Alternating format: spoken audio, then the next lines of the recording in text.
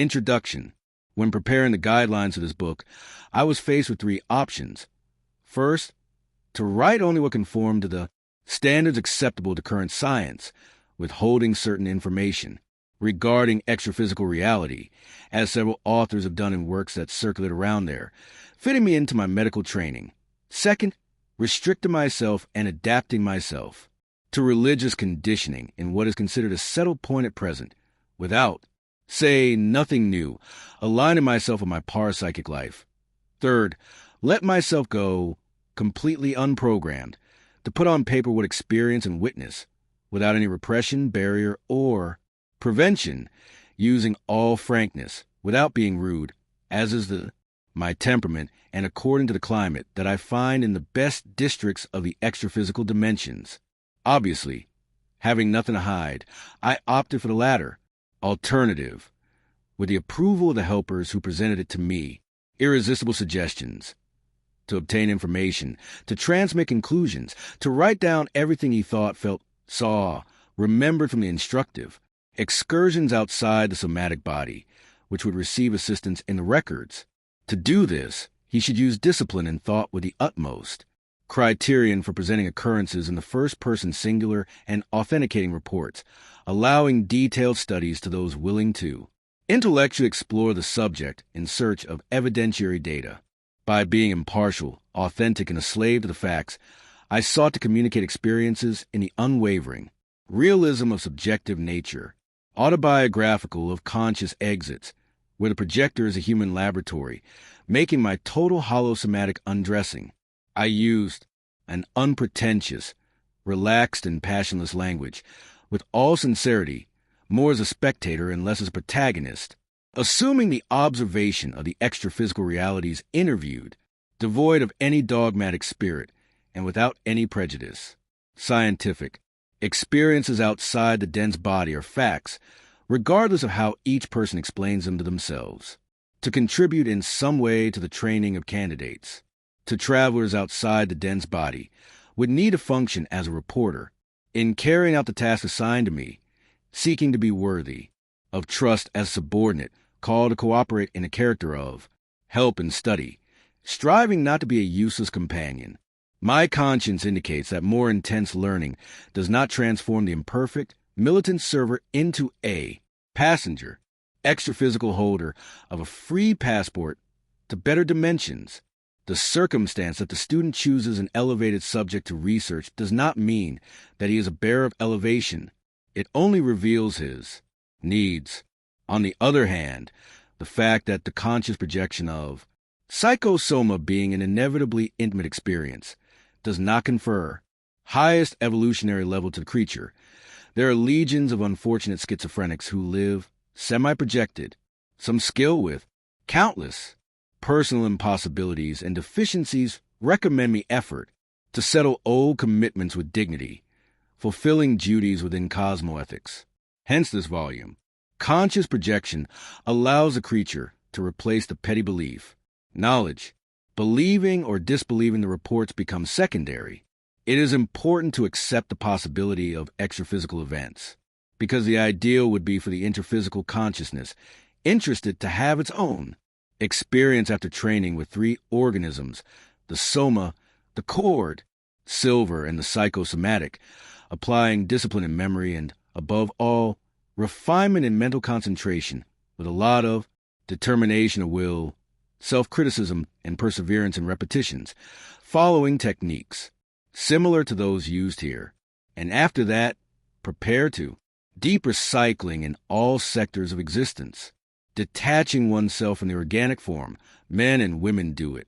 In natural sleep, in the recollection of occurrences with clarity, in view of the age-old biological inability to retain them, lies the difficult but surmountable problem. Extraphysical exchange through conscious projection will be more and more frequent, and the day will come when consciousness on earth will reach what today consists only of the impossible. Long and take all friends and acquaintances, one by one, to see something of the districts of vibrant life outside the human body, because in reality, it becomes impractical to give an exact detailed narration, even with the use of the entire available dictionary of what could be perceived, thought, felt and acted upon in the somewhat evolved environments of conscientiality. Conscious projection breaks the physical coldness, apparently untouchable, of the human condition. Don't be surprised, reader, if you find chapters with rarely addressed in the inquiries, such as mental targets, self-projection, extra-physical communicability, free consciousness, energy core-gitic, partial embodiment, cosmoethics, vibrational state, time, of human anguish, conscious humor, extra-physical baits, leisure, consciousness, mental soma, energy bridge, commanded projection, projection disintrusion, pregnant projector, wandering projector, parapsychic signs, superconsciousness, invisible unions, and entirely new or original subjects, auto-embrace, auto-telekinesis, empty brain, hydromagnetic shower, quintessential chord, dialogues, transmental, reverse inverization, psychophonic monologue, projection tracking, projectiology, projector penetrate, simulated, seriexis, block remembrance, extraphysical traumas, extraphysical Trendelenburg, vibrating valve, and others. According to conscientiology, cosmoethics is evolutionary. This practical and descriptive book, more objective and less literature, was composed of the technical reports of more than 60 conscious detachments, selected from those that occurred during non-consecutive nights in the second half of 1979. It was given emphasis on those experiences that were covered with greater elements of proof or clarification of multidimensionality, of varied nature, from the mild to the complex, from the short to prolonged, from the local to the distant, from the non-harassing to the striking of destiny, from those in which he wore the psychosoma to those others in which he only moved from the mental soma, aiming to anatomize the projection processes in all aspects, tracing the lines, overviews of the exchange between spheres of existence. In the meantime, dozens of other unrelated projections followed due to insufficient data, due to errors in my remembrance, suppression of more or less assistance incursions. Similar, repetition of subjects and cuts to supporters for various secondary reasons. The reports are divided into topics before projection of the psychosoma or beginning of the technical file, during projection or narration of occurrences outside the soma, and after the return, immediately upon awakening or completion of the technical file. The descriptions, the technical sheets, and the analytical index of the subjects allow the genuinely interested reader to research the methods used and make the interpretation with criticism, classification, and own conclusions about the facts and comparative study of conscious projections with personal experiences or those of third parties. A certain amount of repetition has become inevitable in the technical files to enable a detailed examination of conscious outputs. I intend to publish in due course another book where I will bring together the detailed techniques and studies resulting from the observations in the last 3 decades of more intensive experiments with projections, living in transit between the two spheres of life through hundreds of conscious excursions. All of this was based on occasional or discontinuous externalizations in a preliminary stage that I began in 1941 at the age of 9 by a spontaneous whirlwind projection. I send from here the public recognition tribute to the Ampera Paines, co-authors of this volume, especially transmitter Andre, Louise, Euripides Barsanofo, Jose Grosso, Aura Celeste Aristina, Professor Alex, Tao Mao, Maria Clara, and so many others who do not wish to identify themselves and that, over time, have taken me with them from here to there, towed on assistant excursions, like a heavy ballast of dubious usefulness. In no way do I intend to display in these pages infallible science or impeccable powers of observation and interpretation.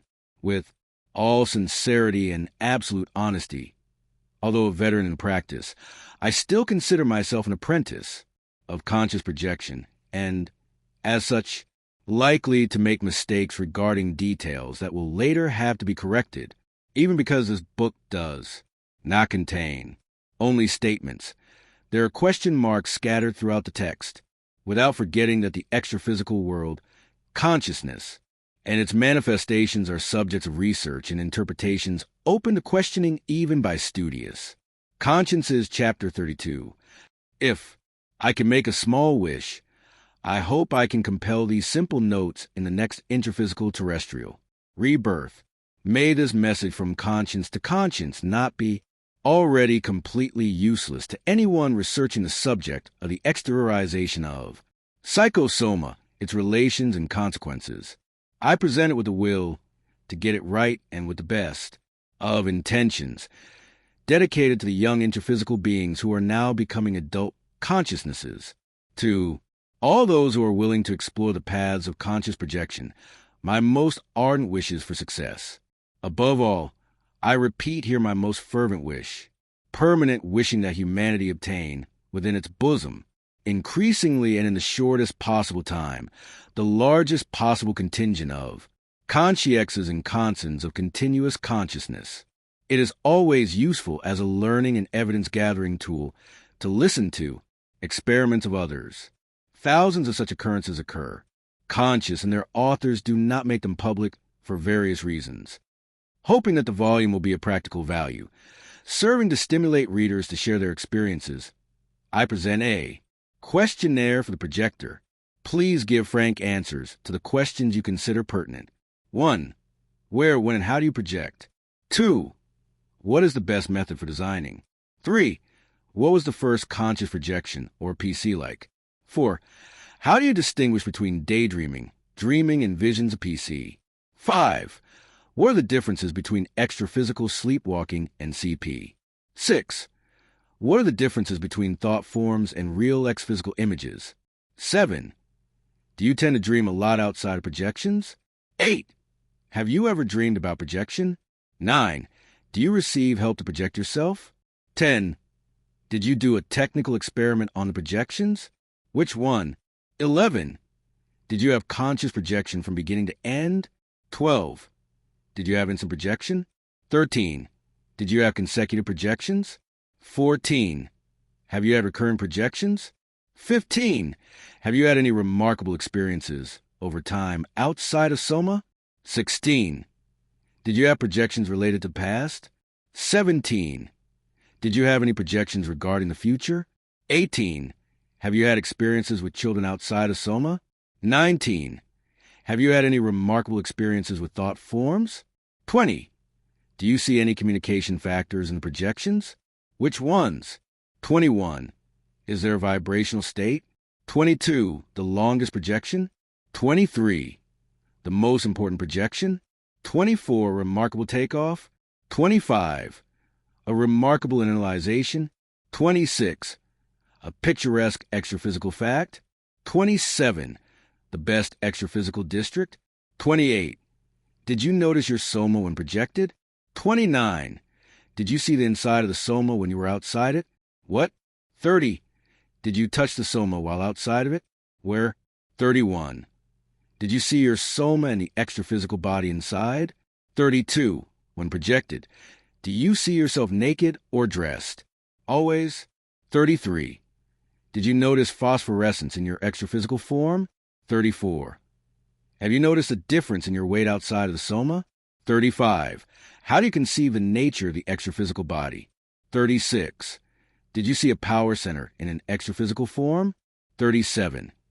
Have you ever looked at yourself in a mirror while it was projected? 38. Have you ever seen yourself partially exteriorized? How? 39.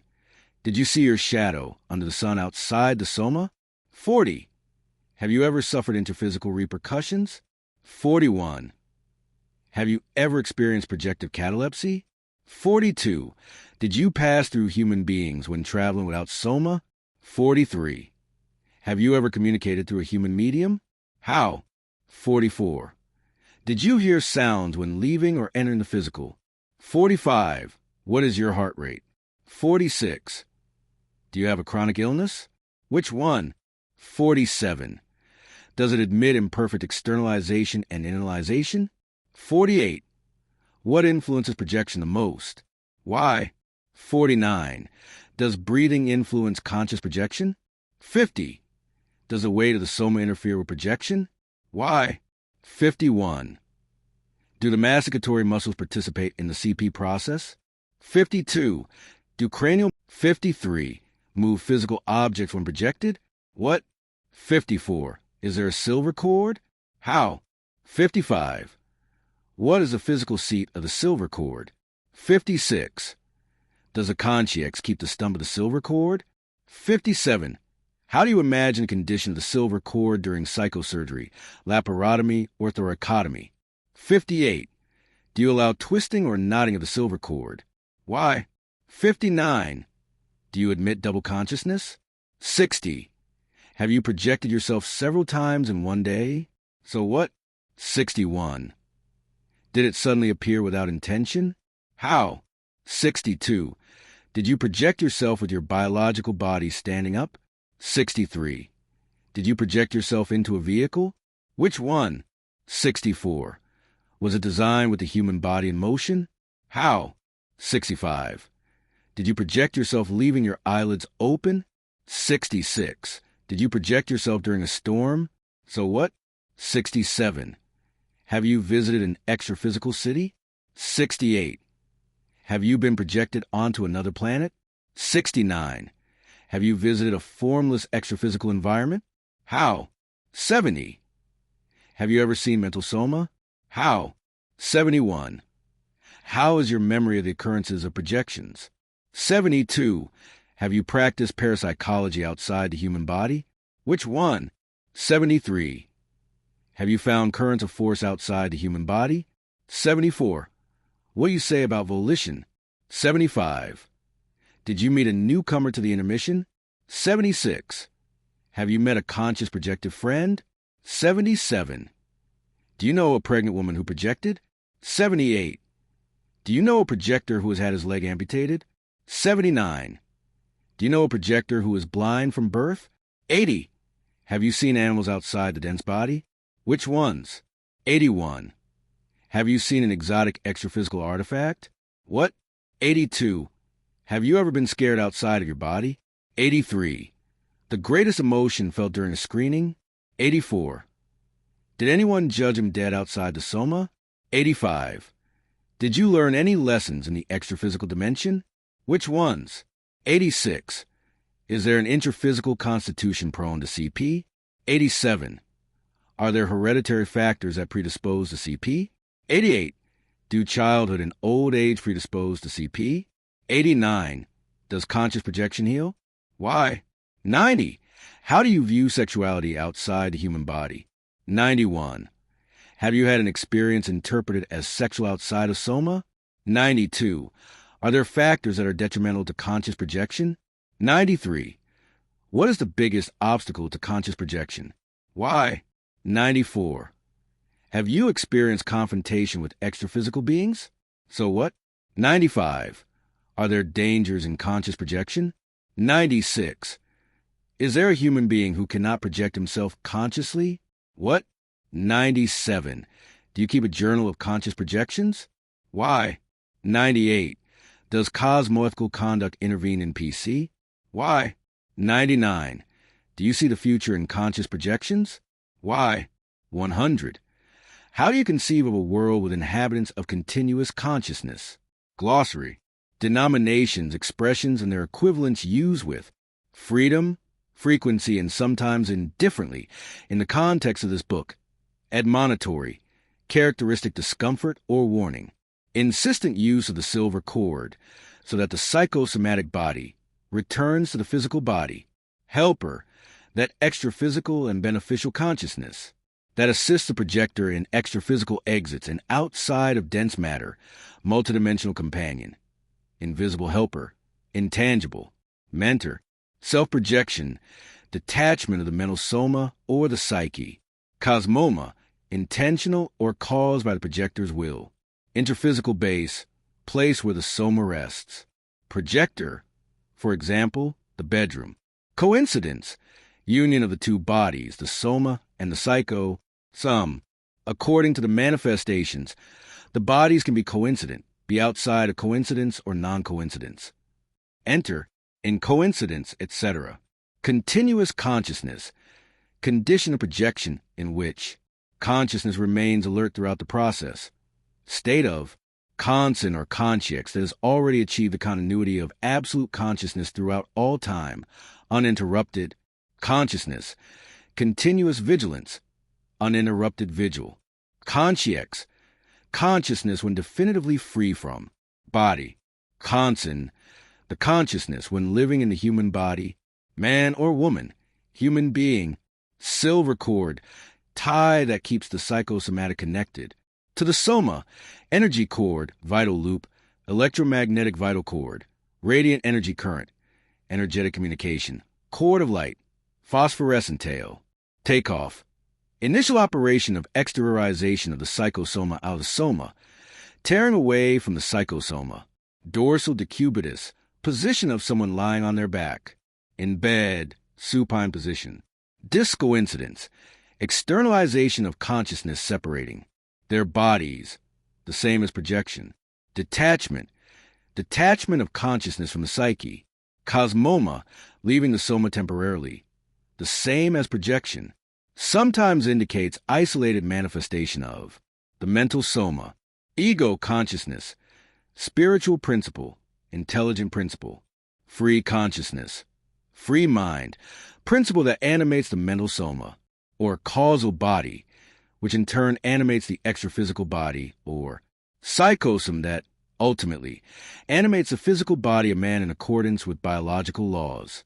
Vibrational state, VS, phase of most intense vibrations, which often precedes the conscious takeoff of the psychosomatic. Interiorization, act of entry of the psychosomatic into the body. Biological, recurrence, reintegration, return to organic form during conscious projection. Mental soma, consciousness when it acts in isolation without the humanoid form of the integral psychosome. Mnemonic, relating to memory. Projection, act of projecting the mind or psychosomatic outwards. Of the soma, unfolding of the personality. Exit of consciousness, outside the coincidence of its hollow soma. Discoincidence, disjunction, disconnection, dissociation, displacement, externalization of the psychosoma, extraphysical detachment, experience, outside the physical body, OB out of the body experience, exomatic experience, exhumation, exteriorization, conscious, disembodiment, psychic flight, psychic journey, psychic excursion, waking sleep, lucid dream, death, trailer, Vardag or arrival phenomenon, Norway, Videha, India. I clarify that some of the projections of consciousness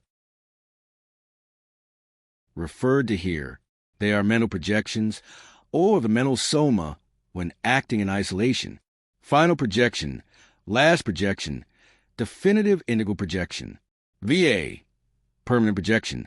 First death, death of consciousness. Idioplastic projection, projection of the mind or consciousness performed with thought forms. Extraphysical, visual projection. Projector, one who projects consciousness. Conscience, that projects the mental soma or psychosoma, whether accidentally or spontaneous and intentional or provoked self-projection. Conscious operative projection. Projectionist, sensitive, practitioner of. Projection, Divija, India, twice born. Psychosome, double. Second body, parapsychology. Plastic mediator, bioplasmic body. Russia, energy body, body. Emotional, psychic body. Soma, human body. Framework of bones, muscles, and organs of man or woman. Densest vehicle of manifestation, of consciousness. Alphabetical index of subjects at the end of this volume. 01 to the Transfigurations. July 13th, 1979, Friday. Bedroom of the apartment. Men on Rua Visconde de Paraja, in the Ipanema neighborhood of Rio de Janeiro, an isolated location or Soma landing. Ground. I use a darkening cloth in a room that leaves the room immersed in darkness or semi-darkness, allowing visual reference points to be maintained. Lie down and get out of bed without losing your sense of direction. After receiving prolonged pressure in the solar plexus area, I began preparing for projection guided by the Helpers.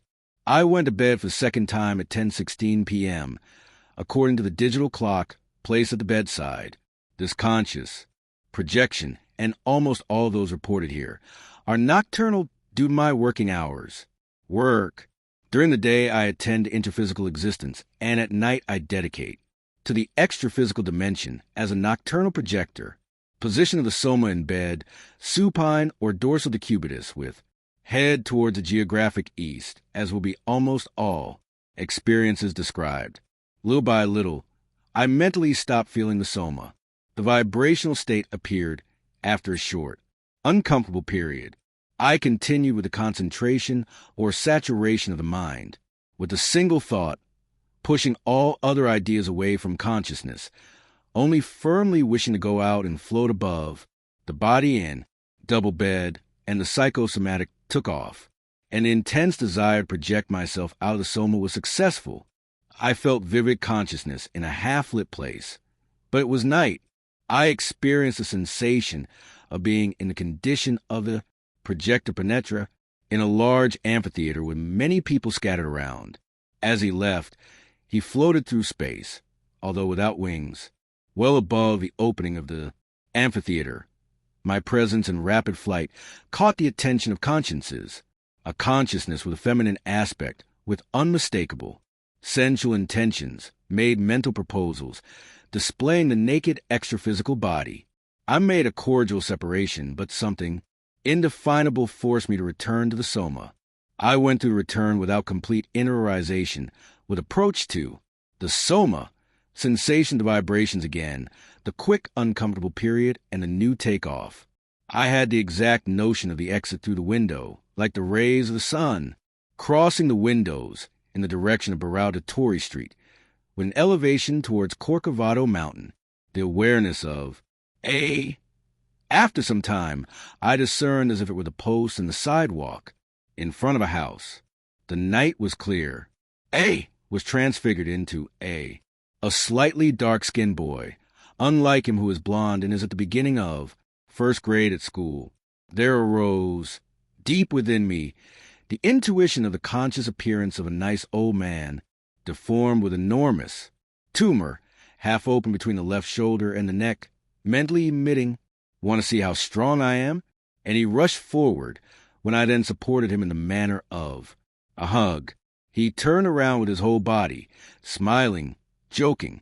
At that moment, two consciousnesses appeared, gliding down the street, approached, showed the lines of their faces. They were women of advanced age, sisters similar, by this natural intuition outside the some. I knew that all three Germans, now deceased, were known. From A. The location must have been in the extraphysical space over Europe. For a moment, in sudden transfiguration, the two sisters' hands became younger. One of them had a face covered in bruises or smallpox scars. They both wore red, with small shawl, and walked arm in arm. The transfigurations were sponsored by themselves, or was there a helper doing projections? Then another consciex appeared, but I was unable to identify her, because a call for A, delayed return came, to the soma in an imposed internalization. When I woke up, my hands were cold. I couldn't feel anything, cold in my hands or body. I felt immense inner strength. I remained passive, and the consciex Jose Grosso, however, transmitted psychophonic instructions to my wife, Elizabeth, my auxiliary on ground during projections, about the intensification of the work. Next, aiming at the elaboration of this book, the extraphysical, multidimensional team of helpers, constantly serene, dignified, and benevolent consciences, which help the projected consciousnesses develop services in the manner of ectoplasmic work, similar to the old meetings I attended for a long period at Casa do Cinza in Uberaba, Minas Gerais there, more than 2 decades ago. The projector penetra is the one that leaves. The misaddressed soma regains lucidity in an unknown place and together, of unknown creatures. Situations often occur of this nature with beginners of projection who do not establish a target idea, target person, or target place for detachment. The absence of the psychosoma outside the soma took more than hour. The vibrational state is characterized by the movement of equal internal waves of electrical vibrations, pulsating and painless, whose occurrence, frequency, and intensity can be controlled. Vital going rhythmically, fast or slow, strong or weak, sweeping the immobilized body from the head to the hands and feet and returning to the brain in a constant circuit of brief seconds. The fact sometimes seems like a or bearable ball of electricity, guided by mind control. Often the vibrations resemble the sensation of ballooning, common in psychophony, with apparent dilation, swelling and puffiness of the hands, feet, and solar plexus area, and supposed swelling of the lips, cheeks, and chin. The complete installation of vibrational state is what allows conscious takeoff and constitutes, in itself, incontestable proof of the personal character of existence, of the psychosome. 02 forms thought. July 18th, 1979, Wednesday. I went to bed, physically, extremely tired at 10:35 p.m. I woke up outside the soma with some known consciousnesses, had been undergoing treatment for some time. Among the 5 consciexes, a tall man stood out with straight hair and an aristocratic nose, wearing a large shawl like a cape. I could clearly see that it was a patient in convalescence, but endowed with intense mental strength in the formation of thought forms or composed and animated by the will. I recognized the personality of Carnot, an eccentric childhood friend from Monte Carmelo, my hometown in Minas Gerais. There he is recovering from prolonged psychopathy through the use of thought forms for good, promoting the entertainment of consciousnesses lacking distraction to improve themselves. It was leisure working, in favor of conscious evolution. Carnot was said to be a person who had lost his mind after being, to study in excess. He changed a great deal in his eccentricities and appearance. He made some demonstrations with the power of thought, seeming to be the full realization of the prodigies of Mandrake, the magician, the extra-physical substance, sensitive to thought, to consciousness that knows how to manipulate it. It becomes a mass capable of working wonders in a way, instantaneous. He would create extravagant clothes by dressing himself or those present with thought forms. He would create incredibly small objects in an instant. He would make the most unusual masks, horrible and the most beautiful ahead of everyone for anyone, starting with oneself. The other consciousnesses were unable to formulate and shape objects and forms when insistently urged by him. The process seems to require a lot of mental energy, concentration, immediate single thought, practice, attention to detail, and an environment suited to the energies of consciousness. What will be the technique of creation? Mental of a duplicate of the psychosome? In that dimension, the Carnot consciex dominates everything. It is a sovereign fish in the water, the absolute magician of fantasy that makes reality. Suddenly, the most abstruse imaginative creations. Those around did not hide their evident fear for his strength. I had to treat him as an old companion, without any fear, understanding him in the way of someone who visits a hospital, mentally ill and participates in the games and childish antics of the happiest and most mischievous in turn. With 1,000 positive thoughts, I wish Carnot to stay. Recover soon and try to use your fabulous mental energy in field of human creativity. On that occasion, I felt that characteristic discomfort, admonitory back to the human base. My conscious withdrawal from soma lasted more than an hour. I received no suggestion to make recordings, and the period of wakefulness seemed brief, a simple interval for another. Sense projection. Here are some aspects and factors that should sometimes be observed, taken into account in the preparatory phase of the projection.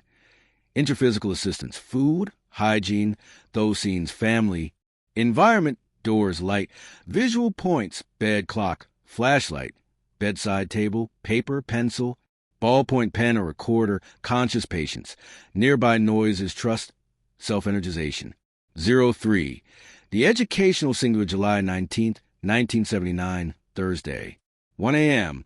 Second. Sleep, a natural continuation of the previous detachment. My consciousness was lucid when I entered a kind of building with a high ceiling, oval doors at the top and no leaves. It was a vast school. As I entered one of the porticos, a brilliant concierge approached me, looking me face to face, if I can say so, and projected the thought. So, do you recognize me? I fixed my gaze on the young face, which looked like he was about 13 years old physically.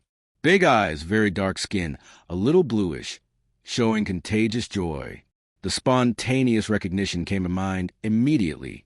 It was Tancredo, a very sick boy whom I had cared for until his first inevitable death a long time ago at the clinic in Ube, Raba, and, like many others, I no longer remembered. The impact of the surprise brought uncontrollable emotion. Nothing was said, not even the little boy spoke. Only the pure transmission of thought worked. The deep satisfaction of seeing Tancredo again encouraged me to hug him, at the same time that I addressed my thought to him.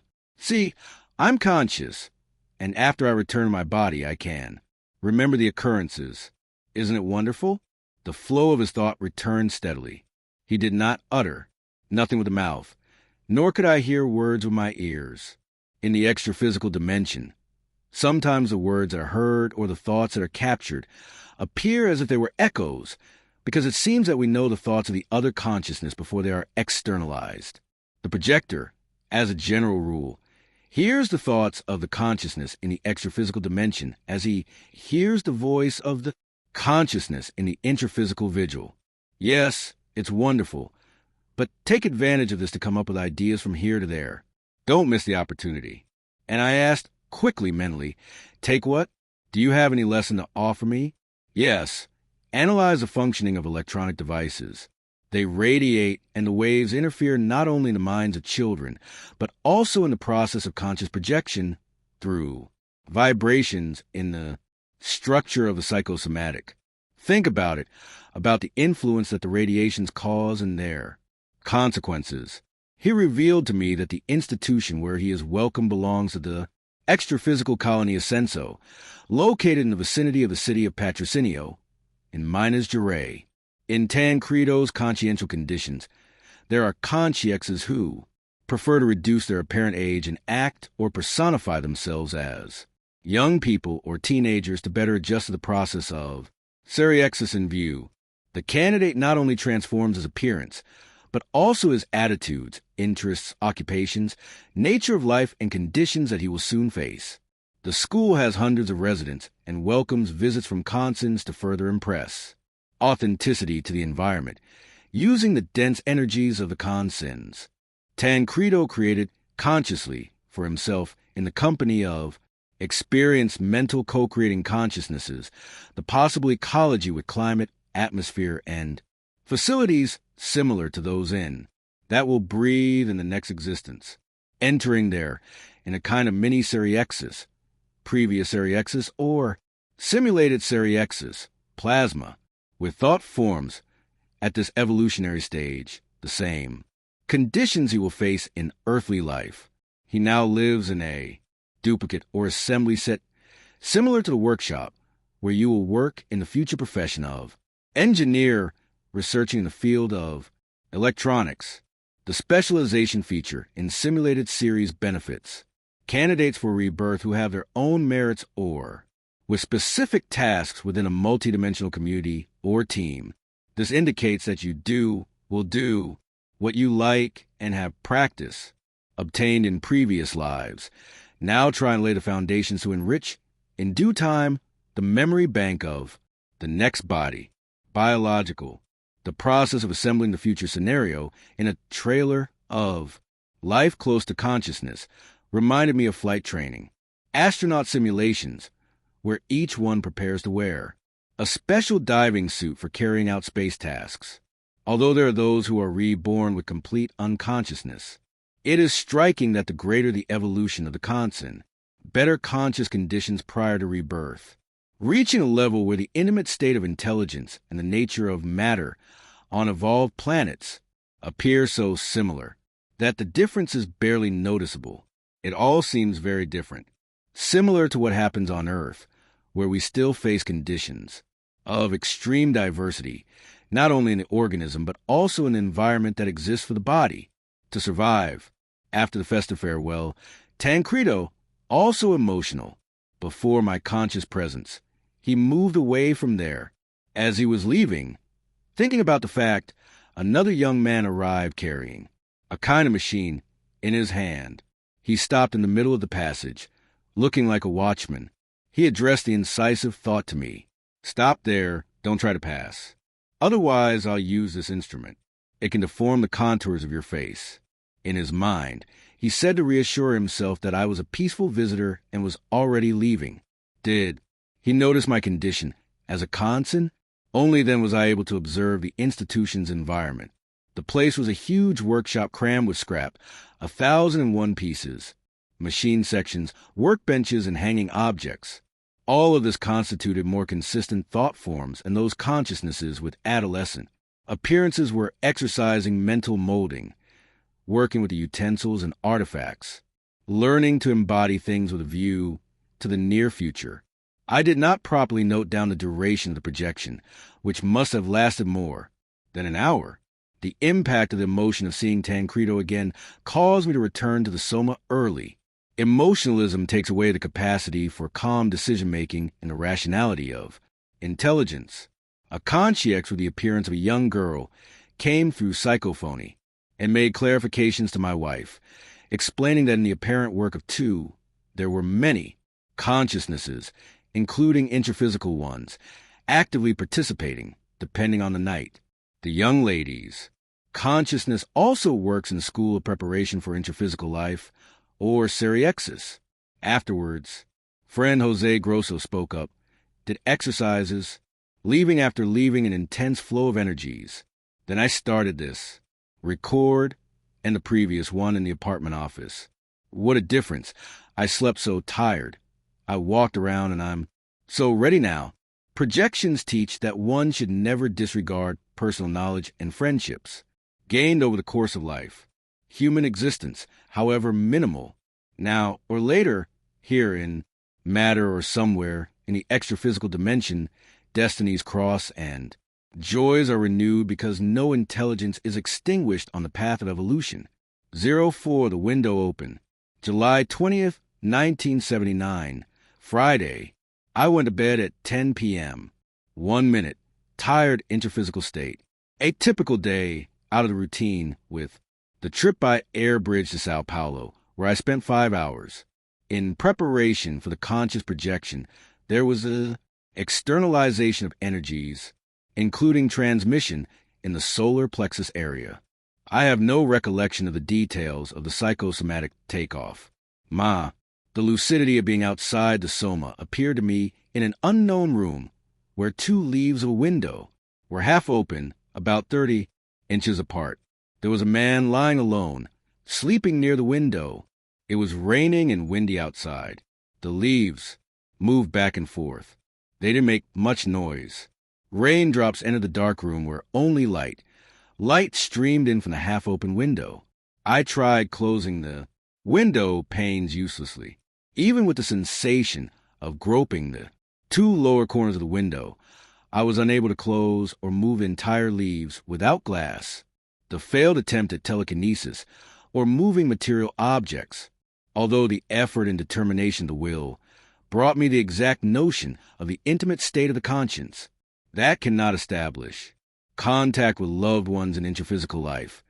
No matter how hard you try, I did not notice the presence of the helpers during the detachment, nor was I able to capture any signs of the residents and the sleeping consciousness. The window, the installation I noticed most on the tour, gave the impression of a rustic environment without much comfort. Everything indicates that the helpers were caring for the perhaps sick man. After that, on return to Soma, I felt perfectly the return ta, re-entry into the body, and awakening. I looked at my watch a few moments later, 10 hours and 36 minutes of the night. Here, in Rio, it was cold. It wasn't raining anymore, not even. When he went to sleep, even though it had rained during the day, I had the clear impression that there would be a remembrance of the visitation. Extra physical in the morning, which is why I did not record the memories of the facts at night to do them now, after leaving bed as experienced, using a small national recorder. Once again, I checked with a futile attempt to close the window. In it, the difficulty of overcoming the natural impossibilities of contact, direct and influence or action on objects and people, that is, the occurrences of telekinesis, when using the free psychosoma. Other simple interphysical facts exist, always problematic. Tics, however, are experiences that should be tried in projections aiming at the personal development of energetic transmission. Pinching a friend, tickling an ear, or touching. On someone's face, ring the front doorbell, unlock. Door, put out a candle. Turn on a lamp by pressing the switch. Turn on the television or radio. Open a closed book. Go back the open volume sheet. Knocking on a door or tabletop tiptology. Lifting and carrying small object. Moving tap. Pulling the refrigerator door. Grab a piece of food. What would be the ideal telekinetic manifestation? Which requires the least energy? Turn on an electric flashlight by simple pressure? The phenomena of telekinesis, or the intervention of projected onto matter with movement and displacement of inert bodies, aerial translation and suspension of objects, prove the existence of percentage of matter of the psychosome. If this were a structure, abstract, vague, and totally immaterial, would not be able to act on the dense matter, the projector must attempt to perform telekinetic actions when he feels the psychosoma, well-formed and denser, condition that will facilitate contact and the operation of producing material effects. The repercussions, or shocks in the dense body, in certain abrupt internalizations, constitute further proof of the existence of matter, although rarefied, participating in the structure of the psychosome. 05, Assistance Ideal. July 24th, 1979, Tuesday. I went to bed at 8 p.m. 5 minutes. Moments later, Jose Grosso began manipulating. Energies coupled, coming to semi-consciousness until 9 p.m. I was alone in the room with the door closed and a helper practice externalization forces, sitting on the bed several times. The ex-physical team attended to someone in front and to the right of the physical body lying in, dorsal decubitus. The psychosome constitutes a condenser of mental energy, or cosmic, psionic in parapsychology. In addition to assisting parapsychotics, the exercise of the physical effects aim, precisely, to relieve the sensitive condenser by externalizing energies to the conscious edges outside the soma, and, over time, consciousness gets used to living intermittently with the dense body and the objective body, one counterbalancing the other in a peaceful coexistence.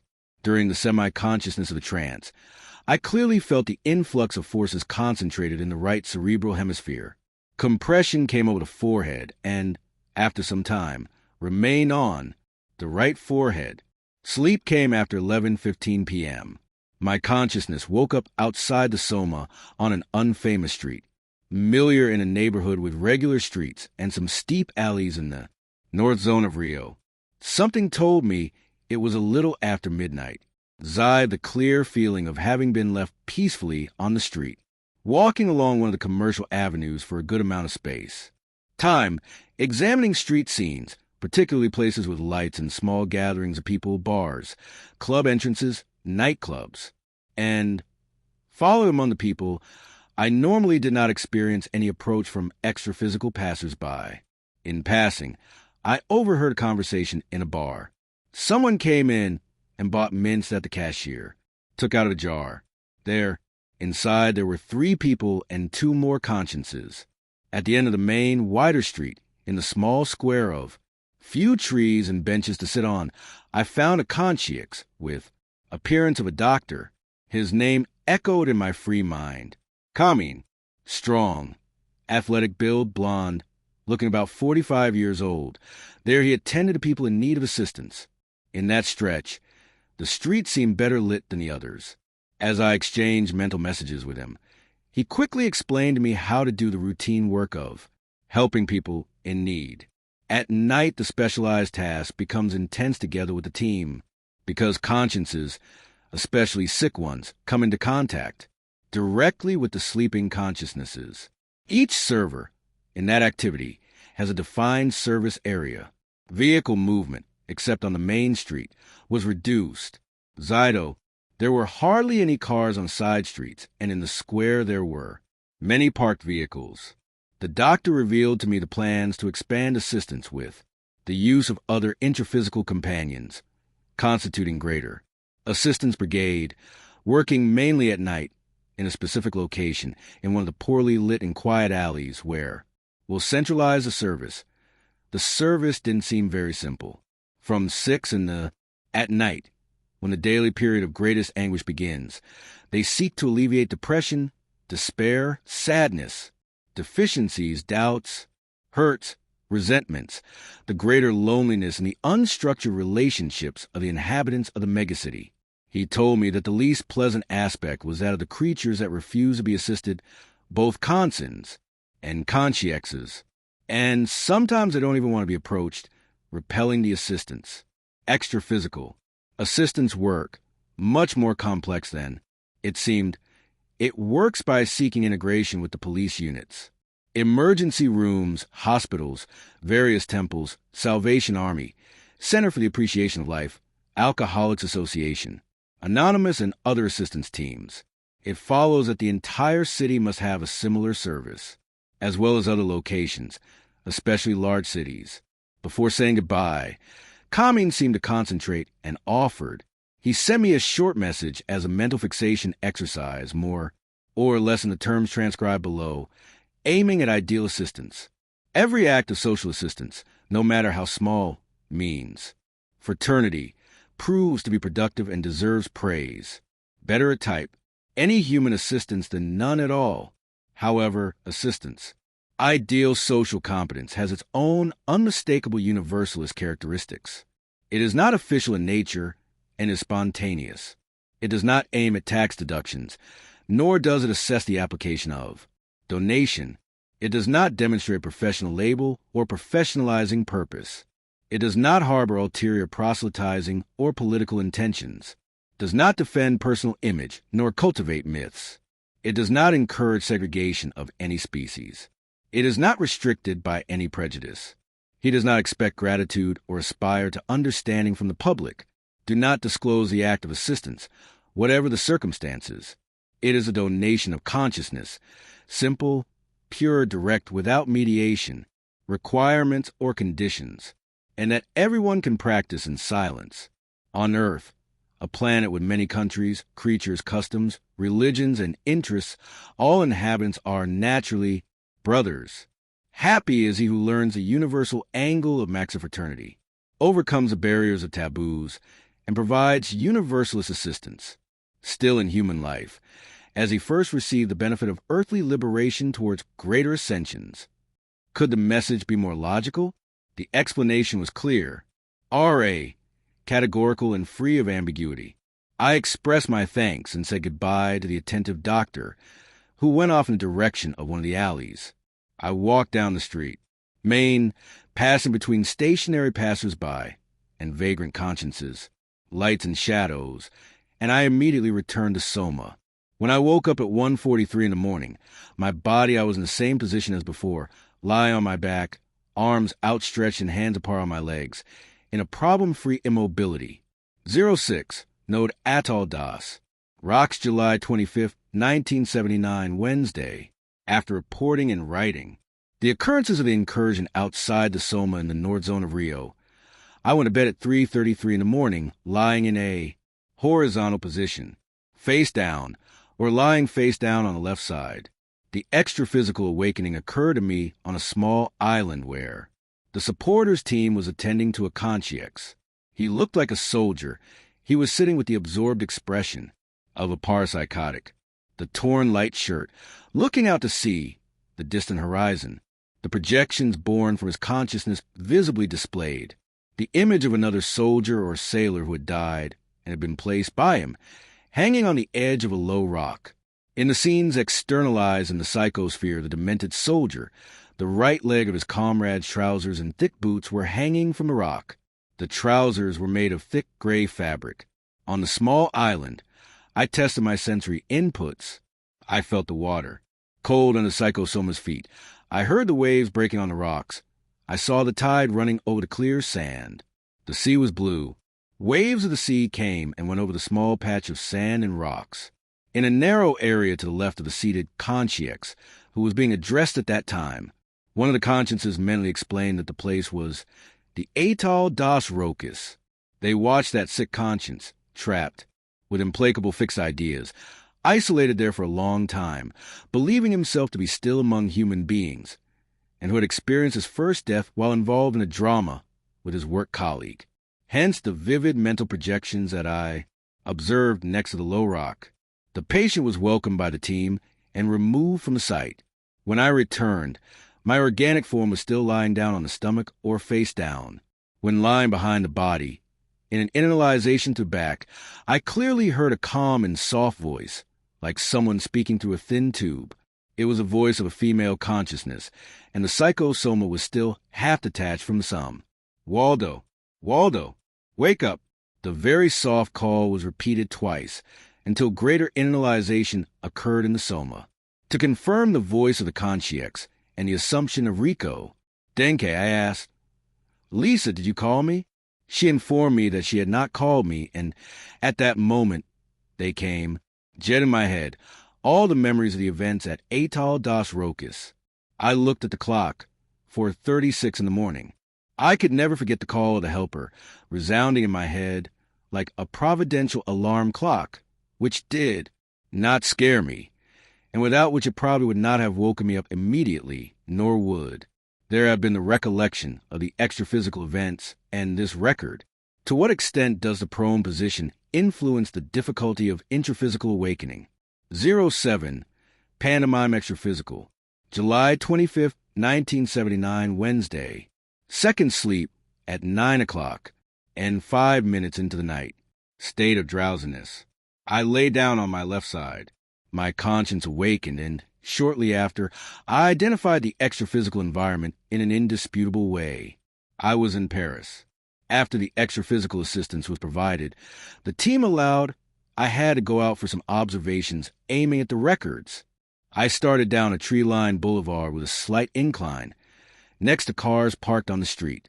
As I glided along the sidewalk, I was thinking about the fact that I came to Paris under very different circumstances of past trips and in swayed, generous conditions, far from the habits of always, because he traveled without soma, had not paid the compulsory deposit in force in Brazil, had dispensed with the plane ticket, did not carry a passport, did not have a fixed address in the city, nor did he carry money. These thoughts attracted and inspired some consciousnesses who practiced creations with thought forms, and somehow they were able to capture them in the middle of the street. Were they extraphysical actors? The group of about 8 consciousnesses, some of them playful, apparently harmless, were having fun with the shapes created. Instantly, at this point, I understood that they stopped anyone passing by street to serve as the protagonists of the pantomimes in the improvised arena. One of them grabbed me by the collar. He was dressed in a shirt and jacket, perhaps due to the habit of previous trips, and expressed his thoughts with the typical mannerisms of a French artist, declaiming to other observers, emphatically, "Look at this one. It has no documents. It doesn't exist. It came from far away. It's clandestine. I can't do anything. I'll call the inspector." Another in front, and 2 more behind, at the same moment appeared, transformed into policemen with huge, extravagant machine guns in their hands, pointing them and each giving stern orders, all forming a siege of police officers with threatening expressions. I knew that I had nothing to fear, and that it would be better to stay attentively participating in the farce, where strangers displayed their creative gifts with thought forms, in a kind of extraphysical leisure. I tried to retain in my memory the facts, in which I was situated as a character. A 5th conscience dressed up as a senior police officer. He went ahead of the others and proclaimed, "Stop right there. I'm the inspector. I'm in possession of the documents of this citizen, and I have come to his aid. Free him." And inside the enormous coat, he took out, one by one, extensive collection of documents of all types, sizes, and formats, composing a huge volume. The more he took out his police coat, More documents appeared in the bottomless pocket. The extra-physical spectators or passers-by delighted in the staging, although some showed visible fear on their faces, somewhat astonished, without understanding, the extent of the events. Perhaps not wanting to be victims of the jokes that could be left to them, where those adults looked like teenage students giving and receiving pranks. To what extent could these consciences be classified as mocking consciences? Moments later, another extra-physical pedestrian caught their attention and became the central focus of momentary interest. I walked down the street after a few moments. I felt the call to return to the Soma. I still noticed the fragmentary memories of isolated episodes, sides of the visits prior to the reported event, images of the marks of time on the walls of the buildings, assistance to a lady and to his little daughter, with a deep wound on her right forehead, both consciousnesses, and the entrance to an old building under renovation. In less than 1 minute after waking up, memories of a main occurrence of conscious projection came to me in a block.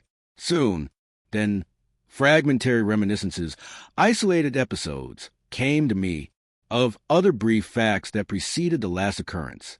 He looked at the clock. 10:46 p.m. Paris is even further away than the atoll of Rokus, the pull and the stretch of the silver cord. Present important aspects for study. Outside the Soma, it is imperative to constantly police thoughts because they emerge with life, act, create, lead when we reach an exclusively thought-based existence, seeming to have the possibility of producing everything that the will determines, in addition to being captured by other awakened minds nearby or even at a distance. 08, meeting unexpected. July 28th, 1979, Friday. I went to bed for the last time at 4:21 in the morning. Before that, one of the helpers did semi-embodied physical exercises for more than half an hour. Starting as soon as he woke up, he heard a rooster crow, a common occurrence. Here in Ipanema, the room temperature was 20 degrees Celsius, or centigrade. I lay on my right side. I followed a road with small primitive rural buildings, a lot of dust and an appearance of poverty. The lights of the dawn. The residents on the side of the road woke up, and the rustic little houses began to come to life. From one of the houses with the door from the open front, smoke came out of the chimney. The path was secondary, of dirt for vehicles to reach the farms. Looking at the ground, I could make out 3 Brazilian coins, used windrows, with a faint shine, standing out in the middle of the dust next to the road. At that very moment, the sudden idea came to me, I'm out of body in Brazil. I need to make sure of that. As he searched the surroundings to see if anyone was there, he came across a consciousness with a still young, smiling masculine appearance. I moved closer to see better, as if I couldn't see in all directions at once. The face, dark and healthy, became clearer to the eye. Hey, it's Pinheiro. The Consciex just smiled as if in agreement, and did not emit any specific thoughts. Her consciousness gave the sensation of being in excellent extraphysical conditio the memory of the Pinheiro. He was one of the brothers in a family that lived in Alto da Es Benedito in Uberaba. There was a fellow student among them in the course, secondary. This was one of the younger brothers, and I asked him the sudden question, "What? Are you dead already?" And there was a clear answer in a flash of thought. Yes, more than 5 years ago. At that exact moment, I decided to say goodbye and end the mental dialogue. I want to remember that. I'll get back to the body quickly. Already, thought is a living force.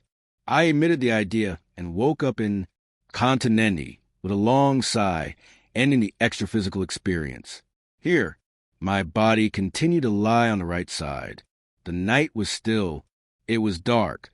The clock read 5:12 in the morning. The memories came to me in a block, in a pleasant way, with all the details of the scenes and the rapid exchange of impressions, giving me the feeling of having achieved a victory by passing a difficult exam of memory. Regarding the projection, 2 facts must be clarified. I have been myopic since.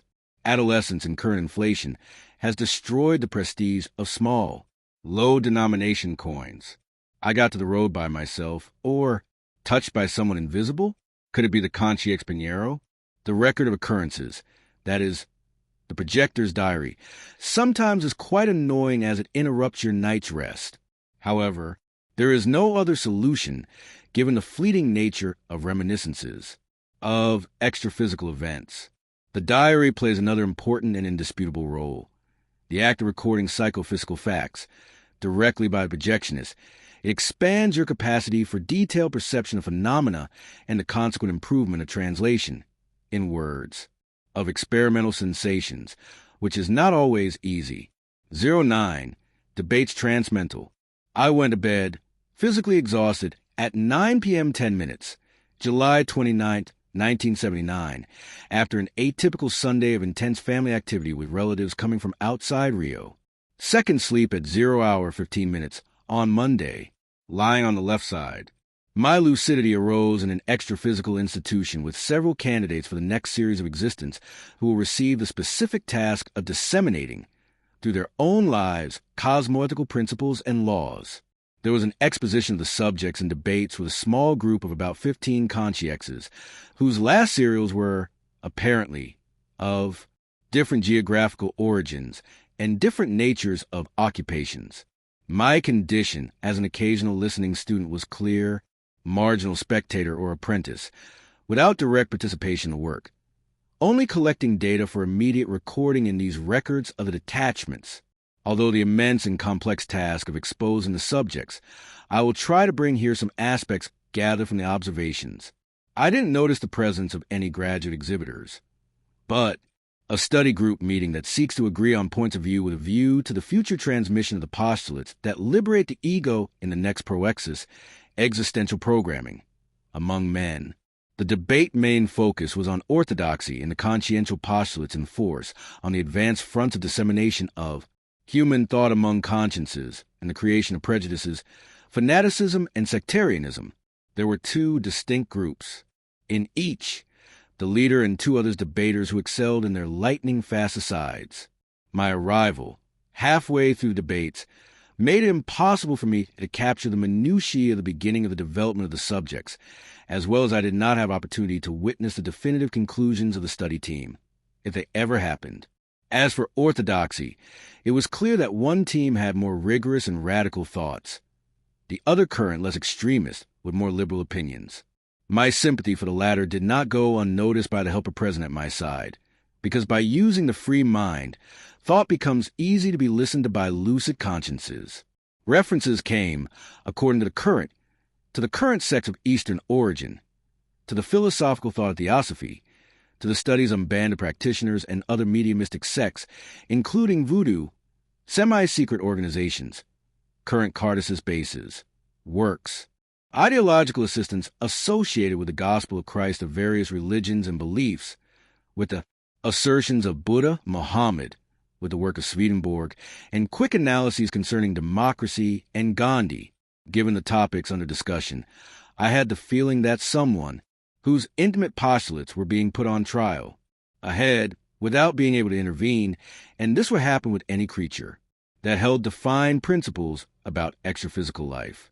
There was some agreement that the disclosure excessively romantic interpretation of the gospel, although being the best, does not yet constitute the ideal positioning in the current diffusion of ideas of the evolving consciousness, because repetition becomes boring and does not resonate as strongly in the consciousnesses that are already emerging in the intraphysical, involved in the gravitational, electronic waves of the technotronic era that the planet is going through. The abuse of technicality at one extreme and the rigor of the sugary message at the other require a conciliatory middle ground so as not to extrapolate the limits of human reality and at the same time to motivate better without forging conditioning less desirable prejudices and regrettable extremisms that have caused many recent disasters. My memory indicated the abuse of disguised or semi-instinctive, the coldness of intentions, the search for enrichment, transitory illicit, the acquisition of temporary power by forging violence, terror, dispensable sacrifices, abstruse rituals, and the passivity of the unwary walking towards a negative messianism of pathological leaders of false religious people who, driven by personal interests, encourage fanaticism, go against the order, public, forgetting the evolution of consciousness and social progress, and involving of fragile, insecure, and unstable human creatures in the blatant errors of groups, similar to what happened in the massacre of British Guiana. As for the conciliatory middle ground, I was to remember the studies of Allen's philosophical and moral principles card deck, duly accompanied by the scientific part, although beginning, emphasizing that between orthodoxy and universalism, I opt for the latter. Universalism is centrist moderate, whereas radical orthodoxy becomes segregationist. It is sheer folly for someone who has obtained a doctorate to look down on someone who regularly graduates from the same school. At this point in the debates, the time had come to leave, and I felt to pull the rope of the Soma diving suit to return to the surface of dense matter. After waking up, I looked at the clock, 1:47 in the morning. Ideas from the debates witnessed began to bubble to the surface of my thoughts softly. How nice it would be if there were more physiological assets in the Soma and paraphysiological assets in the Psychosoma 4 to be able to capture, with strength, decision, and lucidity, all the dialogues transmental, senses consciousness to consciousness, idea to idea, logic to logic, and archived in my deep memory. Sometimes it seems that a thick veil descends over the memories. The intraphysical memory lacks a lot of fidelity. Achieving a high degree of self-awareness is the greatest objective in the development of the projector. Every projection causes a kind of shock that disturbs and confuses the consciousness. By laws of projectiology, the more natural, simple, and physiological it is, the process of pure projection, the less of the shock to consciousness, and the greater the possibility of reaching an advanced degree of extraphysical lucidity. There are adjuvants, external resources, means of artificial induction, and occasional triggering factors, such as agents, chemicals, known drugs, anesthetics, ointments, gases, physical exhaustion, stimuli of the auditory orientation center, sickness, accident, hypnosis, pressure on the nerves of the neck, inhibited or repressed. Desires, for example, hunger and thirst, which lead the beginner to an impure or very artificial projection, eventually or during the first experiences. They are all inconvenient because they disturb the attributes of consciousness, not serving as reliable, routine systems, with which one can acquire advanced extraphysical knowledge in experiments of high quality. To do this, it is necessary to make the methods natural, of dispensing with attitudes of much mysticism and technicality, maintain normality in the perceptions obtained in order to produce consistent and rewarding results.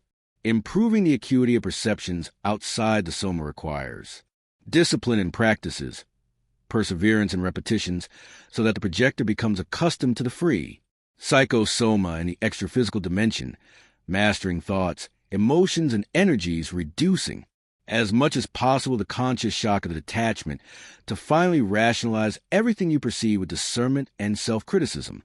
I propose the inevitable neologism, projectiology, to name the branch of conscientiology, which studies a set of phenomena and events that make up experiences outside the biological body or the projections of consciousness by the psychosoma and the mental soma. 10. Before forms ephemeral. July 30th, 1979, Monday. Third sleep at 3 o'clock. In the morning, after recording the debates on the consciousness-raising themes of previous chapter, I was fully conscious in an institution where I projected. They portrayed a living scene of myself. When I was younger, my mother, Aristina, and my son, Arthur, before I became a consciousness. To study this, I attempted to approach the facsimile character in projection so real, but it was useless. The ephemeral forms faded away, looking like vaporous plastic, gauze, crepe, or foam, rubber, and automatically presented what had been recorded. Arthur, a young boy there, a young conscience, smiled when I asked something that was not registered, perhaps due to the emotion and the unexpected, unprecedented event. As the episode continued, my mother held me close, talking affectionately, putting a aura of love surrounding the scene. The funny thing is that I thought I had black hair and was wearing glasses, dark, created together with the extraphysical suits, and that the projection, visual, idioplastic, was entirely independent, not mine, outside, collected in other mental records. Could it be my mother's? Thinking. Thus came the mental confirmation, unmistakably. It was a projection of a scene in which I participated with the psycho-projected soma. That was the first meeting with my mother since she had returned to condition of conscience in the extraphysical dimension, a fact not remembered. Before becoming a conson, Arthur was admitted to that school, the same extraphysical institution, as Tancredo, the friend mentioned in another topic of this book, Chapter 3. The institution is located in Ascenso, at the height of a rural area from the city of Patrocinio, close to the place where my mother deactivated the soma. The fact of the projection had occurred 12 years ago, 8 before. Arthur was reborn and given this name in the same year that my mother returned to the extraphysical dimension in search of self-evolution. The mind studies, designs, determines, and materializes desires, since the original thought to the greatest blunders of intelligence and integral memory records everything, detail by detail, every fraction of a second. The flawless archives of free mind surpass the records of reminiscences in the ephemeral recesses of brain cells.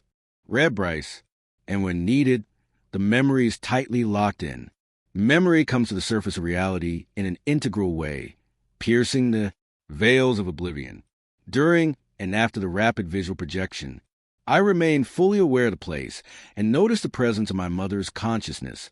There, next, to me. That's why we had a peaceful farewell. From the institution, I attempted a direct descent to the Earth's crust. For the location of the district from a geographical point of view, the exit, down and through the air, it ended up right over a farm. From there, I flew over the wires of rustic electricity, pole, slightly inclined, and the tops of the orange trees in a small orchard. After checking the countryside setting, I thought about returning to Soma, and that happened immediately.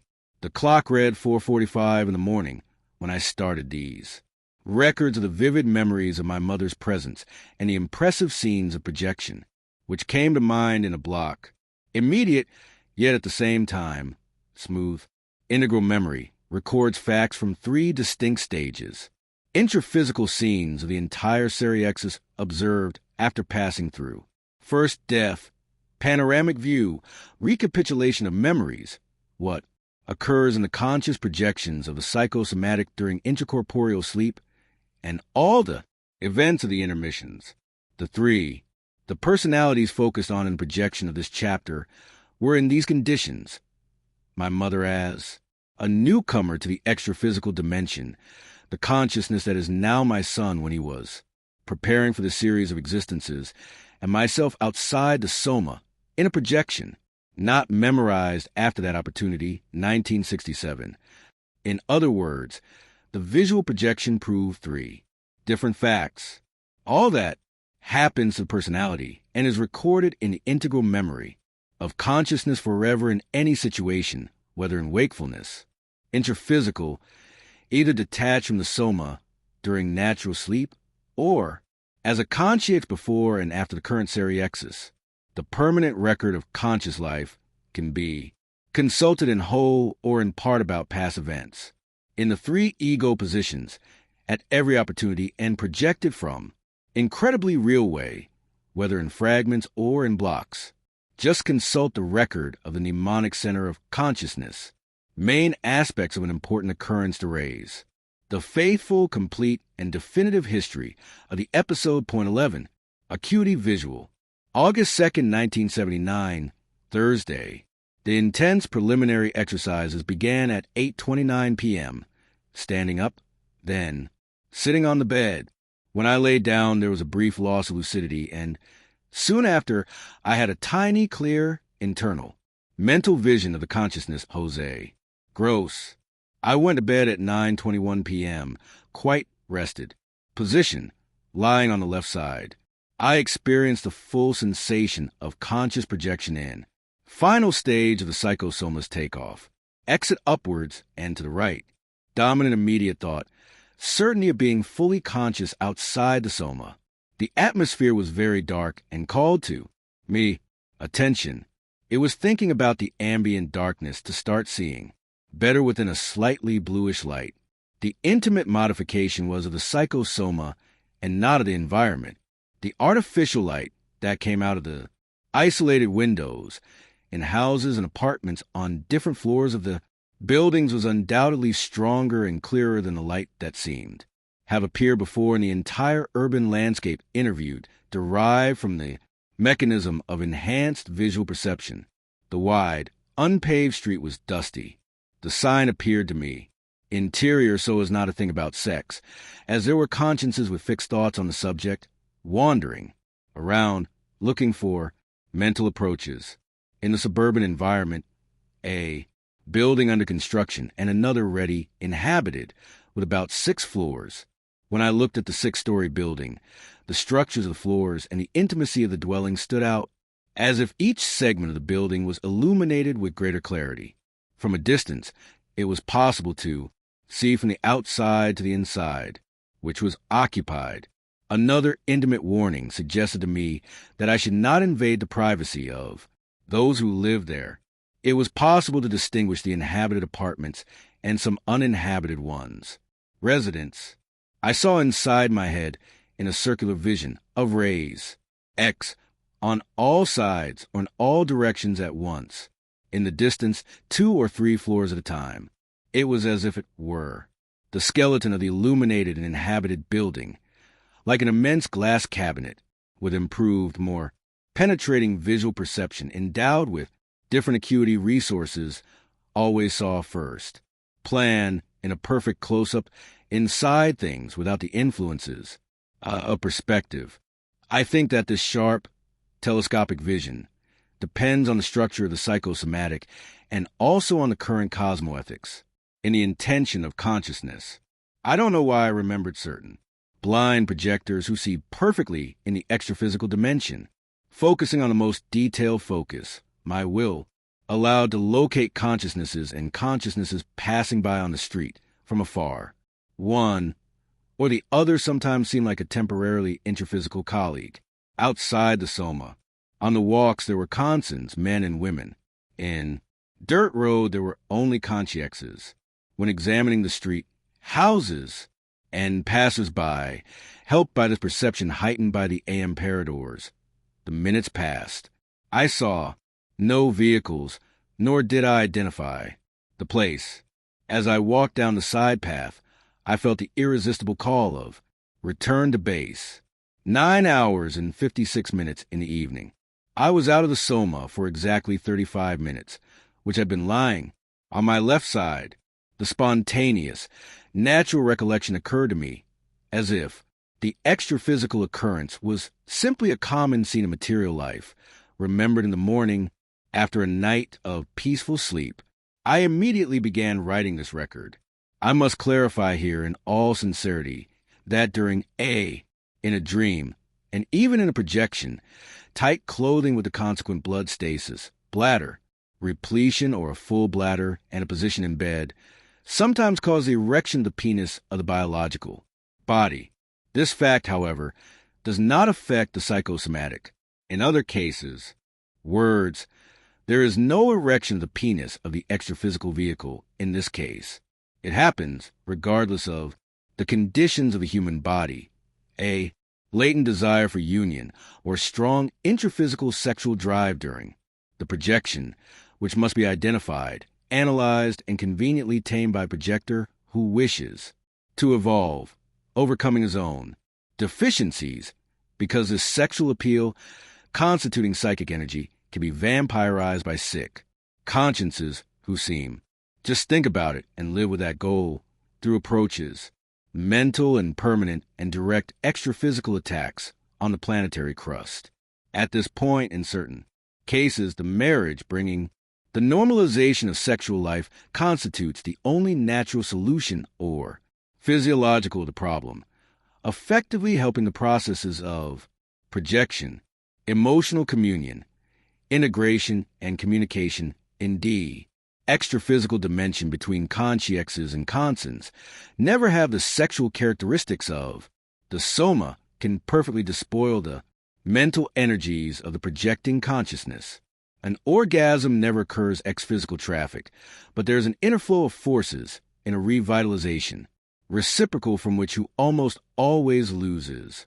When this happens, it's the projector or projector, especially if it's a parapsychotic company. In view of this, it becomes essential that sexual life, as, like natural food, is served normally without fixed ideas and thoughts of self-blame, so that the projector can achieve execution, serene from other works, in the extra-physical dimension, deconditioning oneself regarding the taboos on the subject and putting the libido in secondary plane. Sex, first of all, is in the mind, the organ. The most important sexual aspect is the head. By taming the mind, one dominates sex and everything else. And it is essential to know how to live together peacefully, with sex without giving it an overvaluation that ends up distorting the fundamental elements of self. Evolution. Consciousnesses are attracted to thocenes, just as the invocation. Direct cation attracts consciexes in ordinary life. It also attracts consons during the period of sleep. The fixed thought about sex with a certain creature attracted has the strength to bring, under certain circumstances, its consciousness during the soma's restful infusions. Sexual, provoking dreams and memories. This is called congressus subtilis. The closer the creatures, the easier this intangible union will be. When a consciousness does not want union, this does not happen whatever the circumstances. Hence comes the need for permanent self-control of intimate ideas and aspirations to avoid undesirable mental approaches. Invisible unions can occur with consons and consciexes of masculine and feminine mentality or tendencies, regardless of appearances or their intraphysical or extraphysical visuals. Mental peccadillos predispose and trigger the materialization of immature behaviors and serious conflicts. The projector must avoid any act that means invasion of the intimacy of the consciences, stopping curiosity when unhealthy and unfortunate intentions. This constitutes preservation of the moral aspect of conduct and defense of natural coexistence with others, avoiding the gathering of parapsychotics who are in the places, attracted to people who feel hurt in their privacy, believing they have a right to persecute him, creating unexpected ex-physical conflicts, disturbing his existence and exits from human body. 12. Javris and Orcus. August 5th, 1979. Sunday. I went to bed at 8 p.m. 9 minutes, in a tired and sleepy intraphysical state. I had a clear and prolonged vision of Maria Clara, with advanced preparation for a different excursion, without revealing details. The directed projector is almost always surprised by the projection script. The exercises. Intense externalization of energies lasted until 8 p.m., 36 minutes when I looked at the clock. I lay down on my right side. My extra-physical awakening took place before the consciousness. Maria Clara, who appeared there with the appearance of a charming girl, about 9 years old, with thick, trim dark hair, dressed, plastic and manners of a very lively child. It was Maria Clara, already known, now adapted to the preparation for the next series. He explained to me that my visit alone would be to a consciex, Orco, and that he would avoid scares under any circumstances, keeping serene confidence in the assistants, present all the time, although not always visible. He developed brief considerations on the animals and men on Earth, their tasks, evolution, and reason for B in a previous lecture, and the excursion into an extra-physical crustal dimension began. At times, I saw that the environment was not the most pleasant. Atmosphere, darker than light. The painful displacement was from volition to flight, from flight to gliding, from gliding to slow walking, until reaching a semi-dark desert plain. The streams of light that came out of the psychosoma suddenly disappeared. In the humid environment, heavy and cold, crossed by icy winds and unpleasant fumes, There hung only a misty light under the leaden sky. Vague shapes passed like shadows, even more opaque in the thick darkness. Strange balls of energy swirled, seeming to burst here and there. The further he went, the harder it became to see. The density of the air that seemed like the structure of intraphysical matter itself spread out in the middle of a moonless night. In the midst of which I groped to continue, the darkness was broken by shadowy figures wandering, persistent thought forms and indescribable creations, some resembling wild swarms of horse hornets, swift, voracious, pursuing, handlebars, as if they penetrated every nook and cranny and, fortunately, were naturally pushed away as soon as they appeared. After that, the route was long and done in such a hurry that it did not allow the detailed examination of the environment. A conscience crossed the path with the appearance of a strong and tough man. He explained mentally, "Welcome. I'm Javris. Let me introduce Orko." There was an instant awareness that he knew my origin and the purpose of the visit. As soon as I uttered the thought, a huge red mastiff jumped into the middle of the winding path. Marshland, the size of a panther, muscular, long mane-like hair, and bright human-looking eyes, very more penetrating and disturbing. It growled with resounding sound, in the manner of a ferocious wolf. Sharp claws protruded from his paws. He was a character capable of impressing the most serene spectator. The conscience, or Javris, made a gesture to calm him. The authentic Emolasis moved to one side, remained alert for a moment, and then retreated back in the same direction from which he had come, plunging into the shadows. The burly Javris made observations about the tasks that played with Orko.